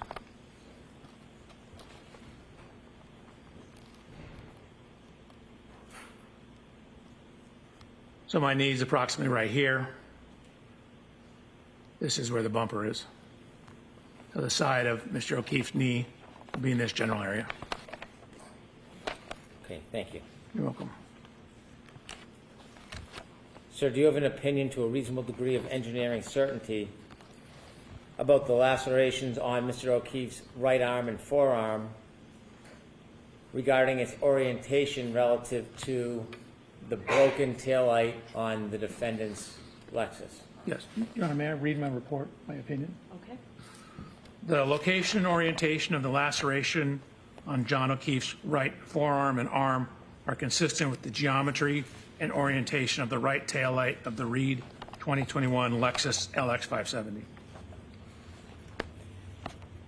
After considering these three different subjects that we discussed, the tech stream data, analyzing the touching between the defendant's Lexus and Mr. O'Keefe's car, and then your demonstrations regarding the injury to Mr. O'Keefe's right arm, did you consider further evidence in reaching any conclusions as an accident reconstructionist Oh my gosh, and a this question. biomechanical engineer?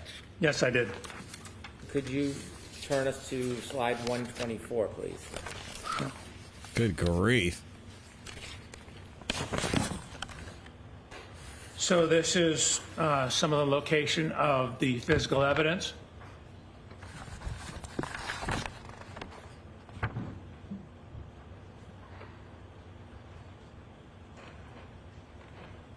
Red plastic, clear plastic. There, his point of rest was indicated to be 7 feet off the roadway. There was a sneaker that was found near the curb.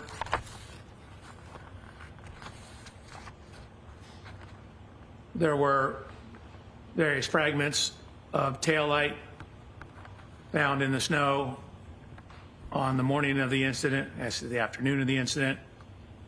Could you zoom in on those photos so that we can see the dates? The date? Yes. Oh, sure. So January 29th at 5:46 p.m. This one's at 5:52. One's at 5:59. This one down here is at 5:46. So there were various fragments of the taillight that were ultimately pieced back together and determined to be from Miss Reed's right rear taillight. Additional evidence was found. This is taken on the afternoon of the accident, again around 5:50 p.m. Could you zoom in, please, for us? Sure. So what you see here was later identified as Mr. O'Keefe's right shoe. Slide number, Dr. Welcher? Yes, ma'am. 127. Saying he got knocked out of his shoes. January 29th at 5:50 p.m. So a series of photographs. Again, you can see on the right-hand photograph that this is the roadway, this is the curb. The grass will be up towards the top of the right image on slide 127. The shoe is found, up against, in the roadway, up against the edge of the curb. Baseball hat, again, acquired a same baseball hat. Baseball hat was also found in the snow. You can see. I want you, before you move ahead, the baseball hat, could you give us a close-up view and also the date and time? So that's where it's buried in the snow. These were taken on February 3rd. I'm not sure what time it was.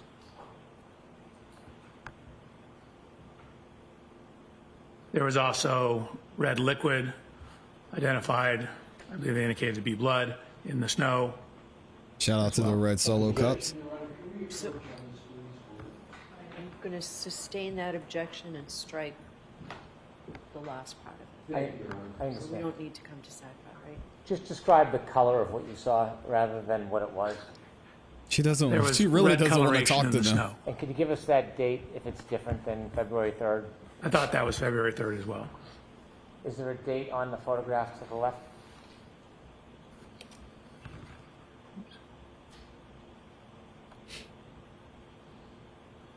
I don't see one. Okay. Do you know if those photos were taken by the Canton Police Department? Assistant. Do you know when exactly those photos were taken? I don't, except I have them dated as February 3rd. But I think that may just be the baseball hat photos. Okay, can you continue?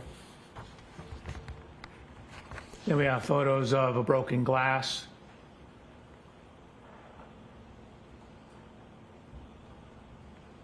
Surrounded by red marks in the snow.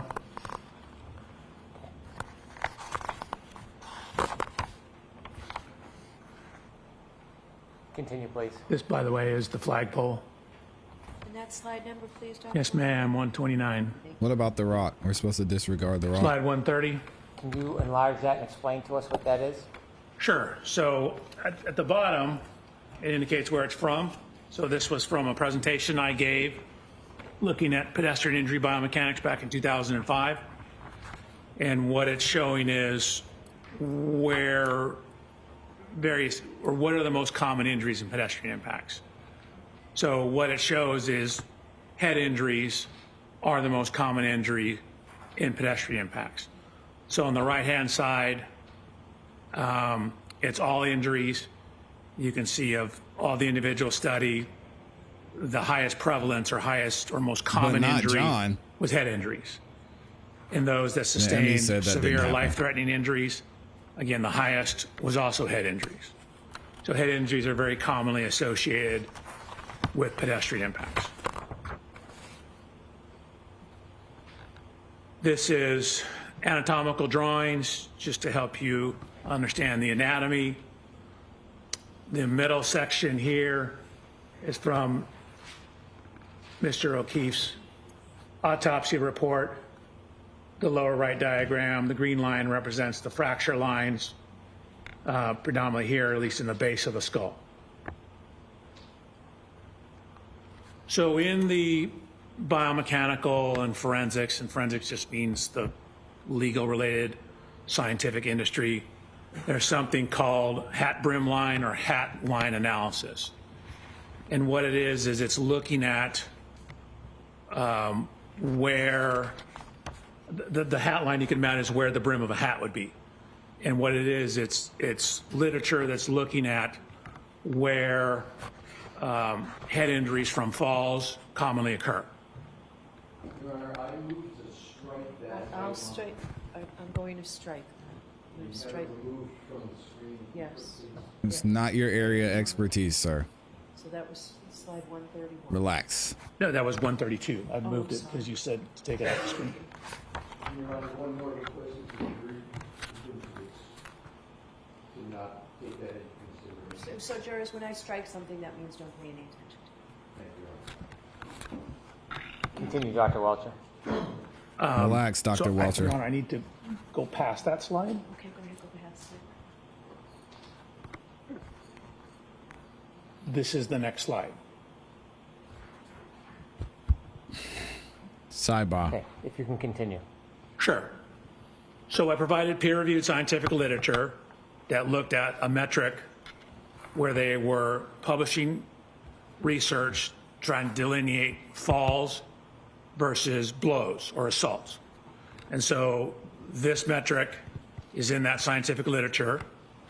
They looked at a total of 400 different events, 235 falls, 165 assaults. And so you can see where it says mandible. So mandible is your lower jaw. Can you enlarge that a little bit, please? Your Honor, pardon the interruption. I'm moving to strike. Yeah, let's take that slide down, and I'm going to see you at sidebar, please. I knew it. There it goes with the sidebar. So it looks like this is crazy. Now we know why he's showing this, because this is going to help them paint the narrative about how John O'Keefe was deceased. Oh boy, y'all. So that's 6 sidebars today, give or take 2. According to y'all. So I think we're going to shut it down for today. He said he's not a doctor. He said assault. Yeah, he said these it look consistent with maybe a fall versus an assault. Nasty work. Either way, we're going to pick this up tomorrow morning. So we'll be up in here early. We'll finish this testimony. We've got 30 minutes left in the day. I highly doubt they get to cross-examination today, but I could be wrong. And even if they do, I don't think it'll be quick. So we're going to get to the rest of that in the morning. Thank you to everybody who supported. Thank you to everyone who liked the video, and especially y'all that went the extra mile and sent in the super chats and cash apps. Shout out to Brenda over on the cash app. Kara Hampton, Slim Life, CPE, Virginia Wiley, Mr. Brown, my guy, Cynthia Harris also, and Keep It Moving, New York. I appreciate y'all. Thank y'all for the love. We will be back. Also, I'm going to be dropping a couple clips later on this afternoon, so make sure y'all check that out and into tomorrow morning. Hope y'all have a great rest of your afternoon. And as always, you know what to do. Keep growing, keep pushing, keep it classy. We go.